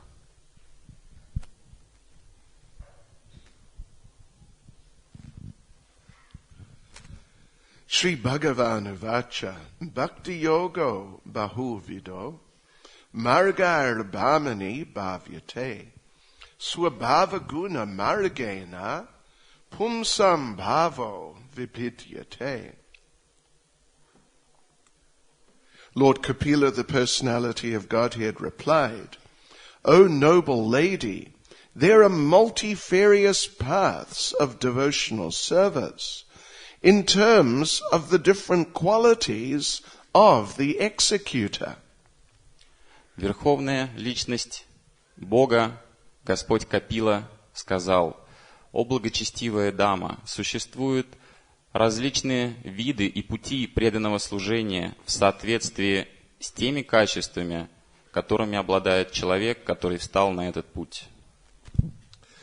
Nama Om Vishnupadaye Krishna Prestaya Bhutale Shrimati Bhakti Vedanta Swaminiti Namane Namaste Saraswati Devi Gauravani Pracharane Nirvishesha Shunyavadi Paschityadesh Jai Sri Krishna Chaitanya Prabhu Nityananda Sri Advaita Gadadha Shivasati Gaura Bhakta Vrinda Hare Krishna Krishna Krishna Hare Hare Hare Rama, Rama Rama, Hare Hare.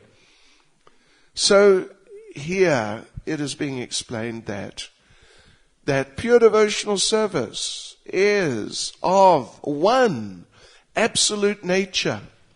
Здесь объясняется, что процесс преданного служения абсолютен и един по своей природе. That oneness is that there is simply the desire to please Krishna. И единство этого процесса заключается в том, что есть это желание быть с Кришной. And there's no other interest, particularly no interest for oneself. И другого интереса человек не испытывает.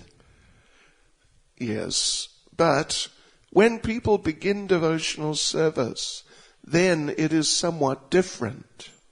Но когда люди только начинают процесс преданного служения, это нечто другое.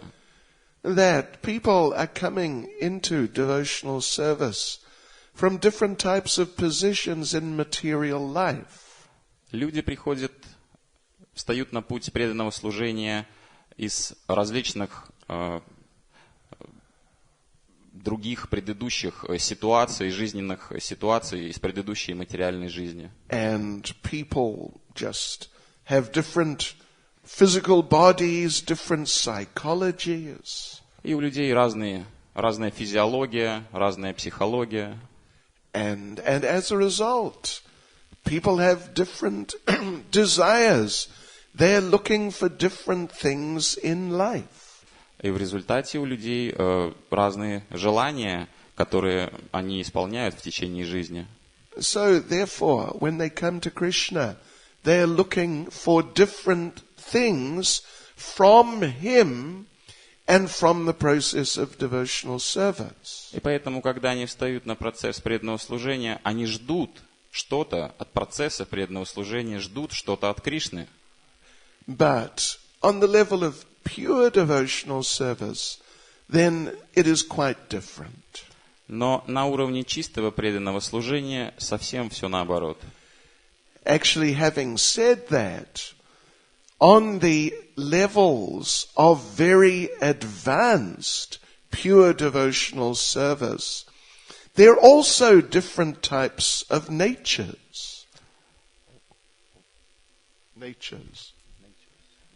И даже на самых высших ступенях чистого преданного служения также существуют различные виды природы. We know there are 5 types of rasas. Мы знаем, что существует 5 видов рас. And devotees in those different rasas, they serve Krishna in different ways. И преданные, находящиеся в разных расах, служат Кришне по-разному. Even they may see the same situations in devotional service in different ways. Они могут видеть одну и ту же ситуацию в преданном служении по-разному. Someone like Srimati Radharani, situated in Madhurya Rasa, the conjugal rasa. Шримати Радхарани находится в Мадхурья расе, в супружеской расе. And then there's someone like Mother Yashoda. И мама Яшода. So someone like Mother Yashoda in the parental rasa, Vatsalya rasa, she will see the same situation differently from someone like Srimati Radharani. Находящаяся в Ватсалья расе, в родительской расе, может увидеть ту же ситуацию отлично от того видения, которое обладает Шримати Радхарани. We read this in Brihad Bhagavatamrita. Мы читали об этом в Брихад Бхагаватамрите. Lord Krishna takes rest at night. Господь Кришна отдыхает ночью. Mother Yashoda comes and puts him to bed.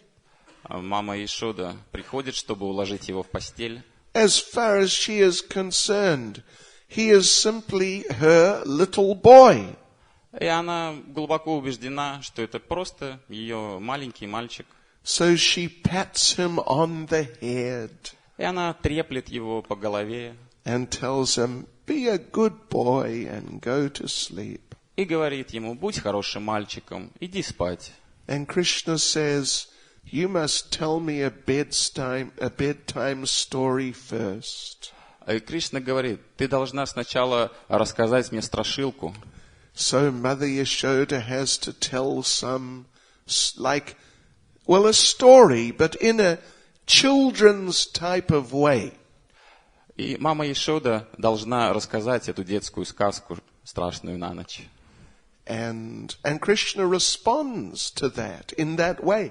И таким Кришна образом отвечает ей. Rupa Goswami gives some examples. Рупа Госвами приводит некоторые примеры. So Krishna will not sleep until he hears the bedtime story. Кришна не заснет до тех пор, пока не услышит страшилку на ночь. And Mother Yashoda, she tells story, but it is about some pastime of the Lord. И мама Яшода рассказывает сказку, но она про игры Господа. Yes, Krishna, there was a very nice young devotee named Prahlad. Она говорит, да, Кришна, был замечательный преданный, которого звали Прохлад. Krishna replies, yes. Кришна говорит, да. And Mother Yashoda says that Prahlad, his father, was a big demon. И затем мама Яшода говорит, отец Прохлада был большой демон. And Krishna says, yes. И Кришна говорит, да. And Mother Yashoda says that his father tried to kill Prahlad in so many ways. Мама Яшода говорит, отец Прохлада пытался убить различными способами. And Prahlad says, yes. Krishna says, yes. И Кришна говорит, да.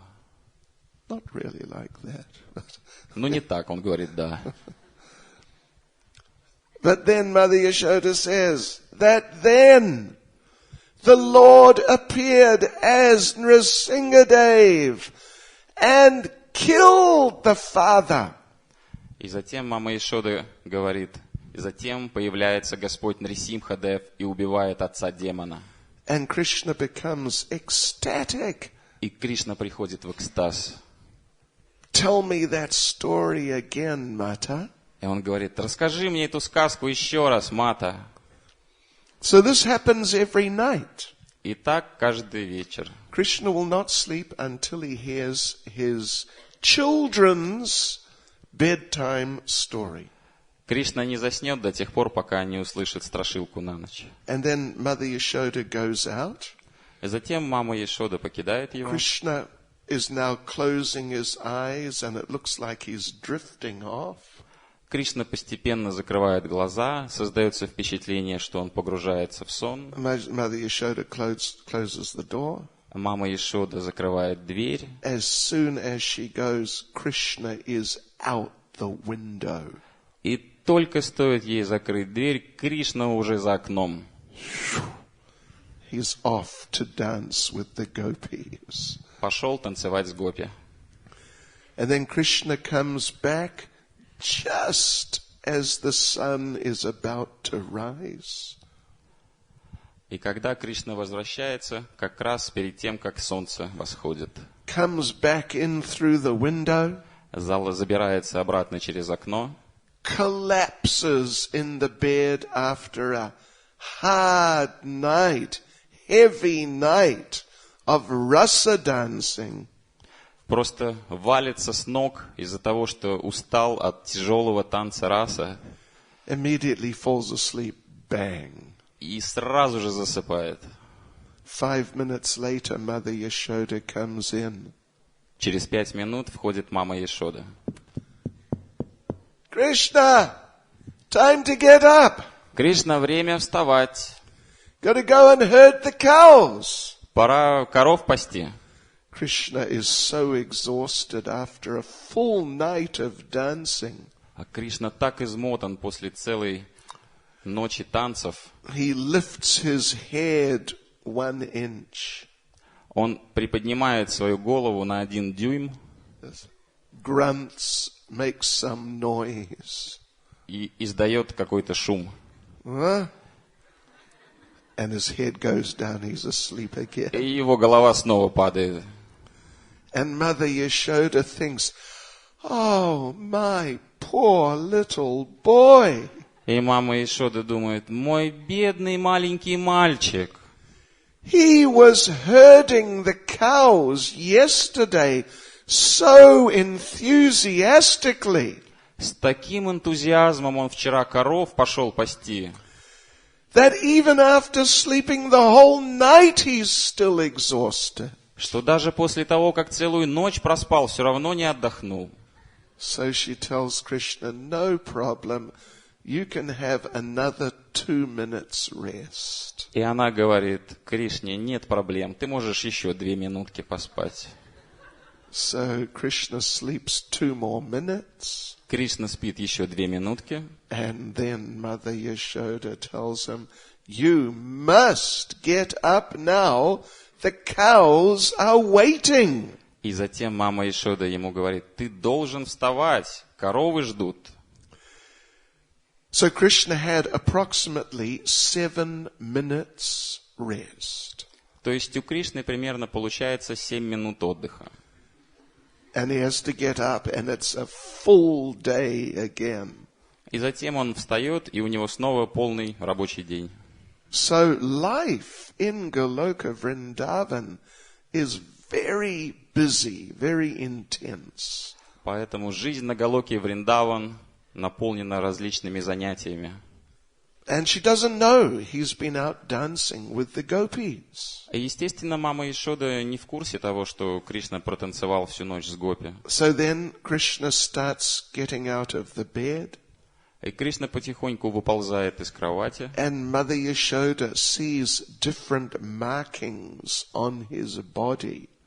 И мама Яшода начинает замечать отметины на его теле. They're different markings from the conjugal pastimes of the night. Различные отметины от супружеских ночных игр. Some lipstick is there. Кое-какие отметины от прикосновения губ. Some kumkum is there from the gopis. Кункума от гопи. And Mother Yashoda thinks these are markings left from when Krishna was herding the cows. И мама Яшода думает, что, скорее всего, это отметины остались в результате того, что Кришна коров ходил пасти. He was climbing the hill and his body rubbed against some rocks and some color came off from the rocks. И когда он ходил пасти коров, наверное, он по камням лазил и, неосторожно задев о какой-то камень, порезался. And the lipstick on the cheek, well, she also thinks of something. И по поводу помады губной на щеке тоже она себе что-то воображает.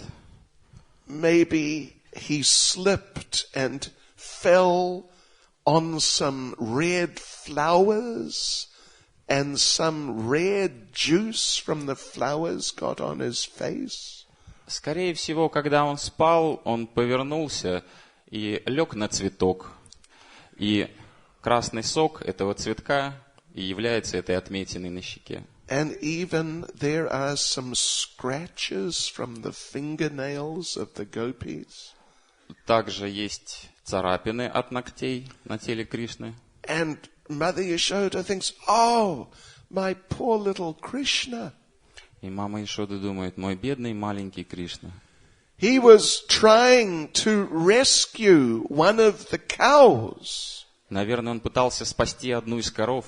He had to push through some thorn bushes. Скорее всего, он через терновник продирался.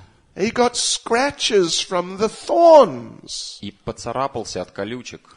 Oh, my poor little Krishna, he's such a good boy. Ой, мой маленький Кришна, какой же он хороший. Trying to herd the cows so nicely. Так он изо всех сил старается коров пасти. And the gopis have assembled by that time. The gopis, have assembled, they've gathered. А в это время у гопи собрание.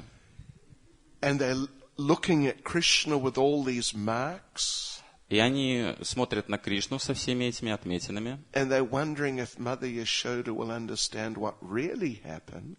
И они думают, неужели мама Яшода поймет, что на самом деле случилось? But she sees those things in terms of her parental rasa. Но она видит эти вещи в соответствии со своей родительской расой. So like this, two different types of devotees are seeing one situation with Krishna in different ways. Поэтому два различных преданных видят одну и ту же ситуацию с Кришной по-разному. But still, this main characteristic which is being focused on here, that there is simply that one desire to please Krishna. Но главным смыслом является то, что присутствует это единственное желание доставить удовольствие Кришне. So that one characteristic is there in all the different types of pure devotees. И этот главный смысл присутствует во всех видах рас различных преданных. It's just that they all want to please Krishna, but in different ways. Все они хотят доставить удовольствие Кришне, но разными способами. But now, when people are on the material platform, Но когда люди находятся на материальной платформе, then they may see the whole process of devotional service in different ways. тогда они могут видеть весь процесс преданного служения совсем по-другому. The elevated pure devotees, they are seeing those situations simply in terms of how to please Krishna. Возвышенные преданные видят такие ситуации только лишь с позиции доставления удовольствия Кришне. But in Bhagavad Gita, as Srila Prabhupada mentions here, chapter 7, verse 16, then there are four main types of people on the material level who come to Krishna consciousness. Но, как говорится здесь, Шрила Прабхупада описывает в 7 главе, в 16 стихе Бхагавад-гиты 4 типа людей, которые приходят к Кришне с материальной платформы. And they're seeing devotional service in 4 different ways. И они видят процесс преданного служения в этих 4 ипостасях. And they want 4 different types of things from devotional service. И они желают получить в результате от процесса преданного служения 4 разные вещи. Chaturvadabha jantamam jana sukritanarjuna arto jigyasur artarti gyani cha bharatarshpa. Krishna says there that 4 types of pious people may begin to render devotional service. Кришна говорит, 4 типа благочестивых людей могут начать процесс преданного служения. The distressed, the desirer of wealth, Те, кто попал в беду, те, кто находится в нищете, the curious, inquisitive people, любознательные, and those who are truly searching for knowledge of the absolute truth. и те, кто ищут абсолютную истину. So they see the whole subject of devotional service very differently. Поэтому все эти 4 типа видят весь предмет процесса преданного служения по-разному. And they're seeing Krishna very differently. И, соответственно, Кришну они видят по-разному. And it is all in terms of their material conditions and their material aspirations. И все это в соответствии с их материальным положением и материальными стремлениями. So, the first person, Krishna says, is in distress. Итак, Кришна говорит, первое – это те, кто попал в беду. This material world is a very difficult place. Этот материальный мир – это трудное место. They're all different types like adi-atmic, adi-daivik, adi-bautic problems. Здесь существуют тройственные страдания, Problems just from your own body and mind. страдания, которые причиняет собственный ум, собственное тело, Problems from other people's bodies and minds. страдания, которые могут причинять чужие тела и ум, And then problems from the demigods, from material nature like that. и также страдания от полубогов, исходящие от материальной природы. So, yes, it is all. There's Durga Devi. She is harassing us. Это все Дурга Деви, она нас встряхивает. You see Durga Devi on her tiger. Видели Дурга Деви верхом на своем тигре? She has 10 hands. У нее 10 рук. In one hand she has the trident. Trident. В одной руке у нее трезубец, Right? A spear with 3 points. In another hand she has a sword. в другой руке у нее меч, In another hand she has a dagger.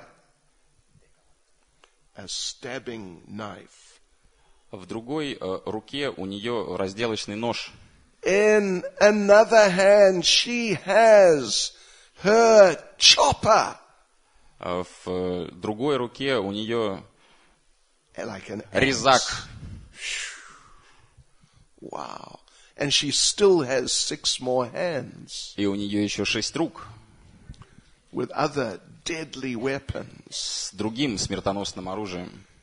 So, Srila Prabhupada said that each one of these weapons represents some different type of material suffering. Шрила Прабхупада говорит, что каждый вид этого оружия олицетворяет определенный вид материального страдания. And if you are quick, you may dodge the trident. Если ты быстрый, то тебя могут поймать трезубцем, But then the sword may get you. а потом еще и мечом пройтись по тебе. But if you dodge the trident and the sword, Но если ты смог избежать трезубца и уклонился от меча, watch out for the dagger. берегись and watch out for the chopper. Тесака. And Prabhupada says, if somehow you are quick enough to dodge all those 10 different types of weapons, И Шрила Прабхупада говорит, что если ты достаточно быстрый, чтобы избежать нападения всех 10 видов оружия, then the tiger will get you. тогда тигр тебя поймает. So it's very difficult. Material life is extremely difficult. Очень сложно. Материальная жизнь – это очень сложно. And therefore some people who are a little pious, they may come to Krishna. И поэтому люди, которые обладают небольшим благочестием, они могут обратиться к Oh, Кришне. Krishna, please save me. It's just too difficult. Кришна, пожалуйста, спаси меня. Очень сложно. So, and then somehow Krishna may make some arrangement and they get freed from their distress. И так или иначе Кришна разработает план, как вывести их из несчастья. Someone else, they're in a different type of consciousness. У некоторых другой тип сознания. And they're not really in distress, but they want to enjoy more. Они не находятся в беде. Они просто хотят наслаждаться больше. So they pray to the Lord. Они молятся Господу. Give us this day our daily bread. Дай мне хлеб на каждый день. Dajcie mnie chleb. Czarny chleb. Z maslem. Or as the Hindus say, Или, как говорят индусы, the Hindus say, give me a house and a car and a color TV, Om Jai Jagadisha Hare. дай мне дом, дай мне машину, дай мне цветной телевизор, Ом Джагадиша Харе. Ki Jai. So, same Krishna they're approaching, but because of their material conditions, they're seeing him in different ways and approaching him in different ways. И все они обращаются к одному и тому же Кришне, но из-за своего разного положения и стремлений они видят и обращаются к нему по-разному. And another person is not distressed and he doesn't really care about getting material things so much. А есть люди с другим сознанием, которые особо не переживают из-за материальных вещей. They're just curious. Who is this Krishna? А им просто любопытно, кто этот Кришна? Why is he blue? А почему он синий? And who are these Hare Krishna devotees? И кто это такие Харе Кришна, эти преданные? Why do they jump up and down so much? Почему они постоянно скачут вверх-вниз? And different things like this, they just become curious. Let me go and see what this is about. И многие вещи начинают их интересовать, и они думают, пойду-ка я посмотрю, что там происходит. One of our godbrothers in England who joined many, many years ago, Один наш духовный брат, который присоединился к движению очень много лет назад, he was working in a factory. он трудился на заводе, And in the factory they would play the radio, local radio station, all day. и на заводе круглосуточно работало радио. So on the news, local news, he heard, the Hare Krishnas are in town. И он услышал новости по радио. Харе Кришна в городе. They're in the main street. Они на главной улице. They're jumping up and down and singing. Они скачут вверх и вниз. Они поют. And he thought, wow, that sounds interesting. И он подумал, ух ты, как интересно. And then the radio said, and as they're jumping up and down, they are waving money bags over their heads. И затем по радио сказали, чем больше они скачут вверх и вниз, тем быстрее они размахивают своими кошельками над головой. And he thought, wow, I got to see this. И он подумал, ну ничего себе, надо посмотреть на это. And he walked out of the factory, И он покинул завод, found the devotees. нашел преданных. And sure enough, They were jumping up and down and singing. И, конечно, они скакали вверх и вниз и пели. They were not waving money bags over their heads. Кошельками только не размахивали над головой. But that was okay. So he never went back to the factory. Но это ничего. На завод он больше не вернулся. And then you get another type. They're not distressed really. They're not interested in material things. They're not even just curious. И есть другой тип сознания, который не находится в беде, не в нищете, и он также не любознательный. They really want to understand what is life. Они просто хотят понять смысл жизни. And who is God and who am I? И кто такой Бог, и кто такой я.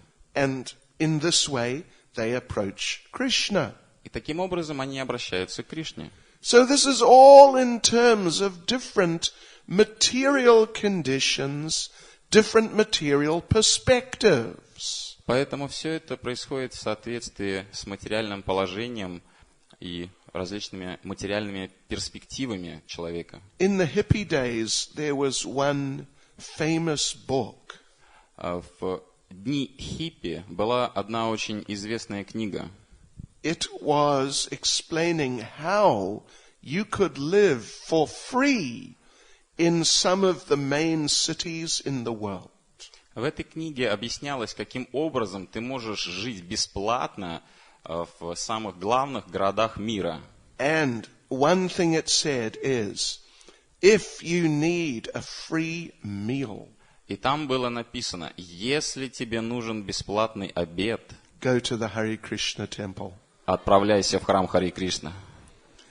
If you need a free pair of shoes, Если тебе нужна пара обуви, go to the Hare Krishna temple on Sunday afternoon. отправляйся в храм Харе Кришна на воскресную программу.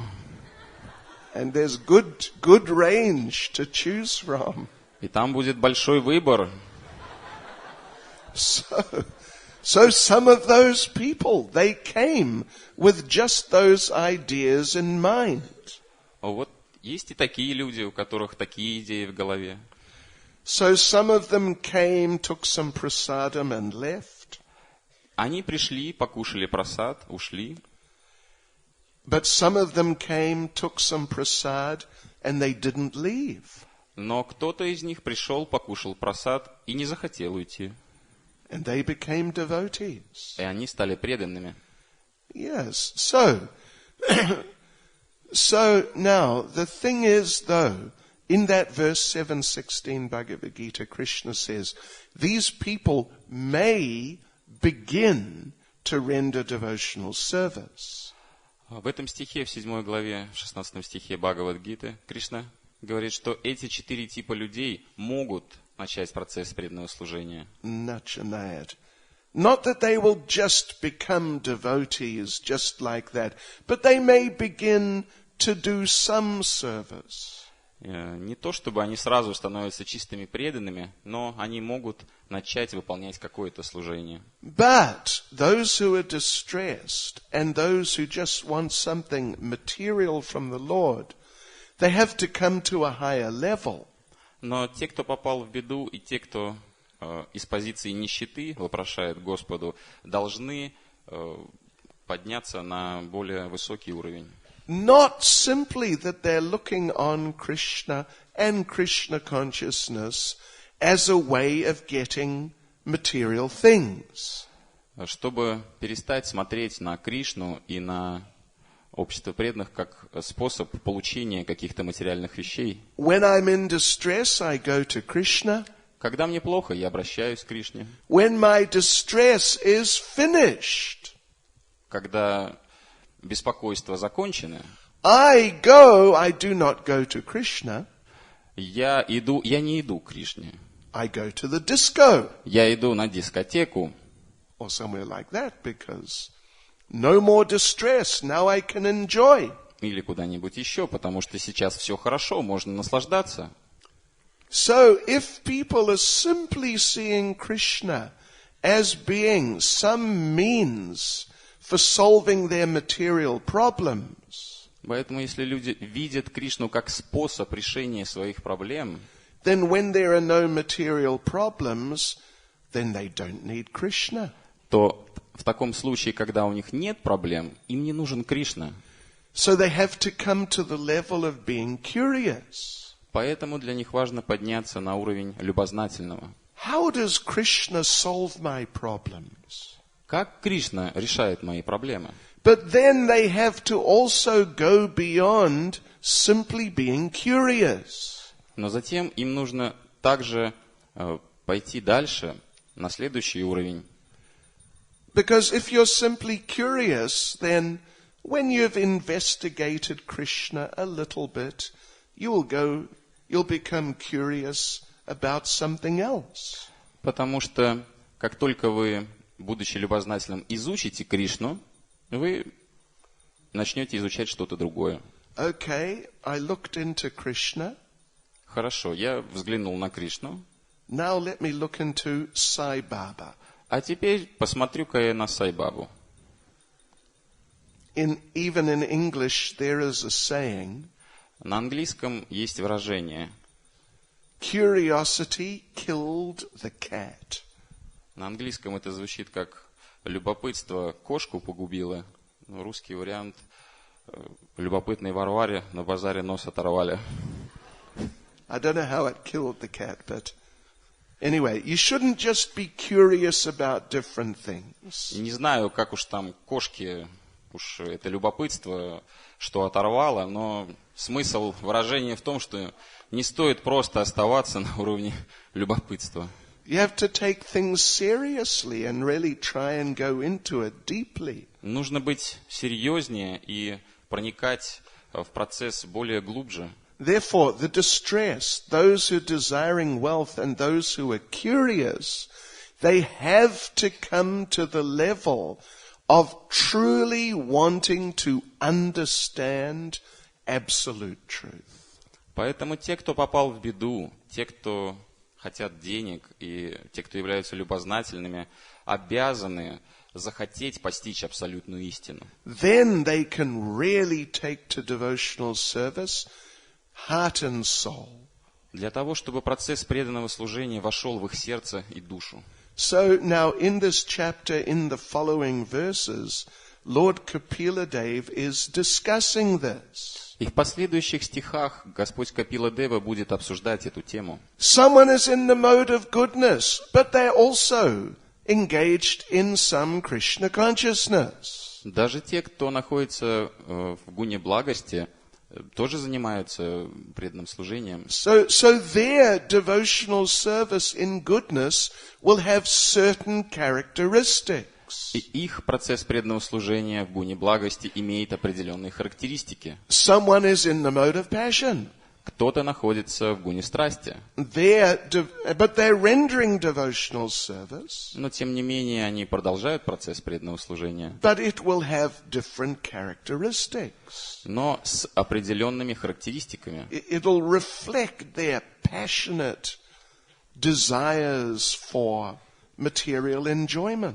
С отражением их материальных желаний наслаждения. Someone else is in the mode of ignorance. Кто-то находится в гуне невежества. So their approach to devotional service will reflect that.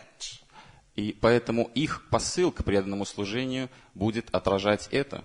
I will sleep for Krishna. Я буду спать для Кришны. I will make sure I get plenty of rest so I can serve Krishna very nicely. Надо проверить, достаточно ли я хорошо отдохнул, чтобы мне служить Кришне хорошо. So like this, people in the different modes will execute devotional service in different ways. Поэтому люди, находящиеся в разных гунах, совершают процесс преданного служения по-разному. And if we understand these different forms of devotional service, we will see ourselves there. И если мы поймем эти формы преданного служения, мы увидим себя. And then we will learn how to get free from those conditions and come to that one level of pure devotional service. И мы сможем понять, как освободиться от обусловленности и подняться на высший уровень. Simply trying to please Krishna and nothing other than that. Просто пытаясь доставить удовольствие Кришне и больше ничего. So this will be discussed in the next few days. И это будет обсуждаться в следующие дни. Hare Krishna. Srila Prabhupada ki. Шрила Бхакти Чайтанья Свами Махараджа ки.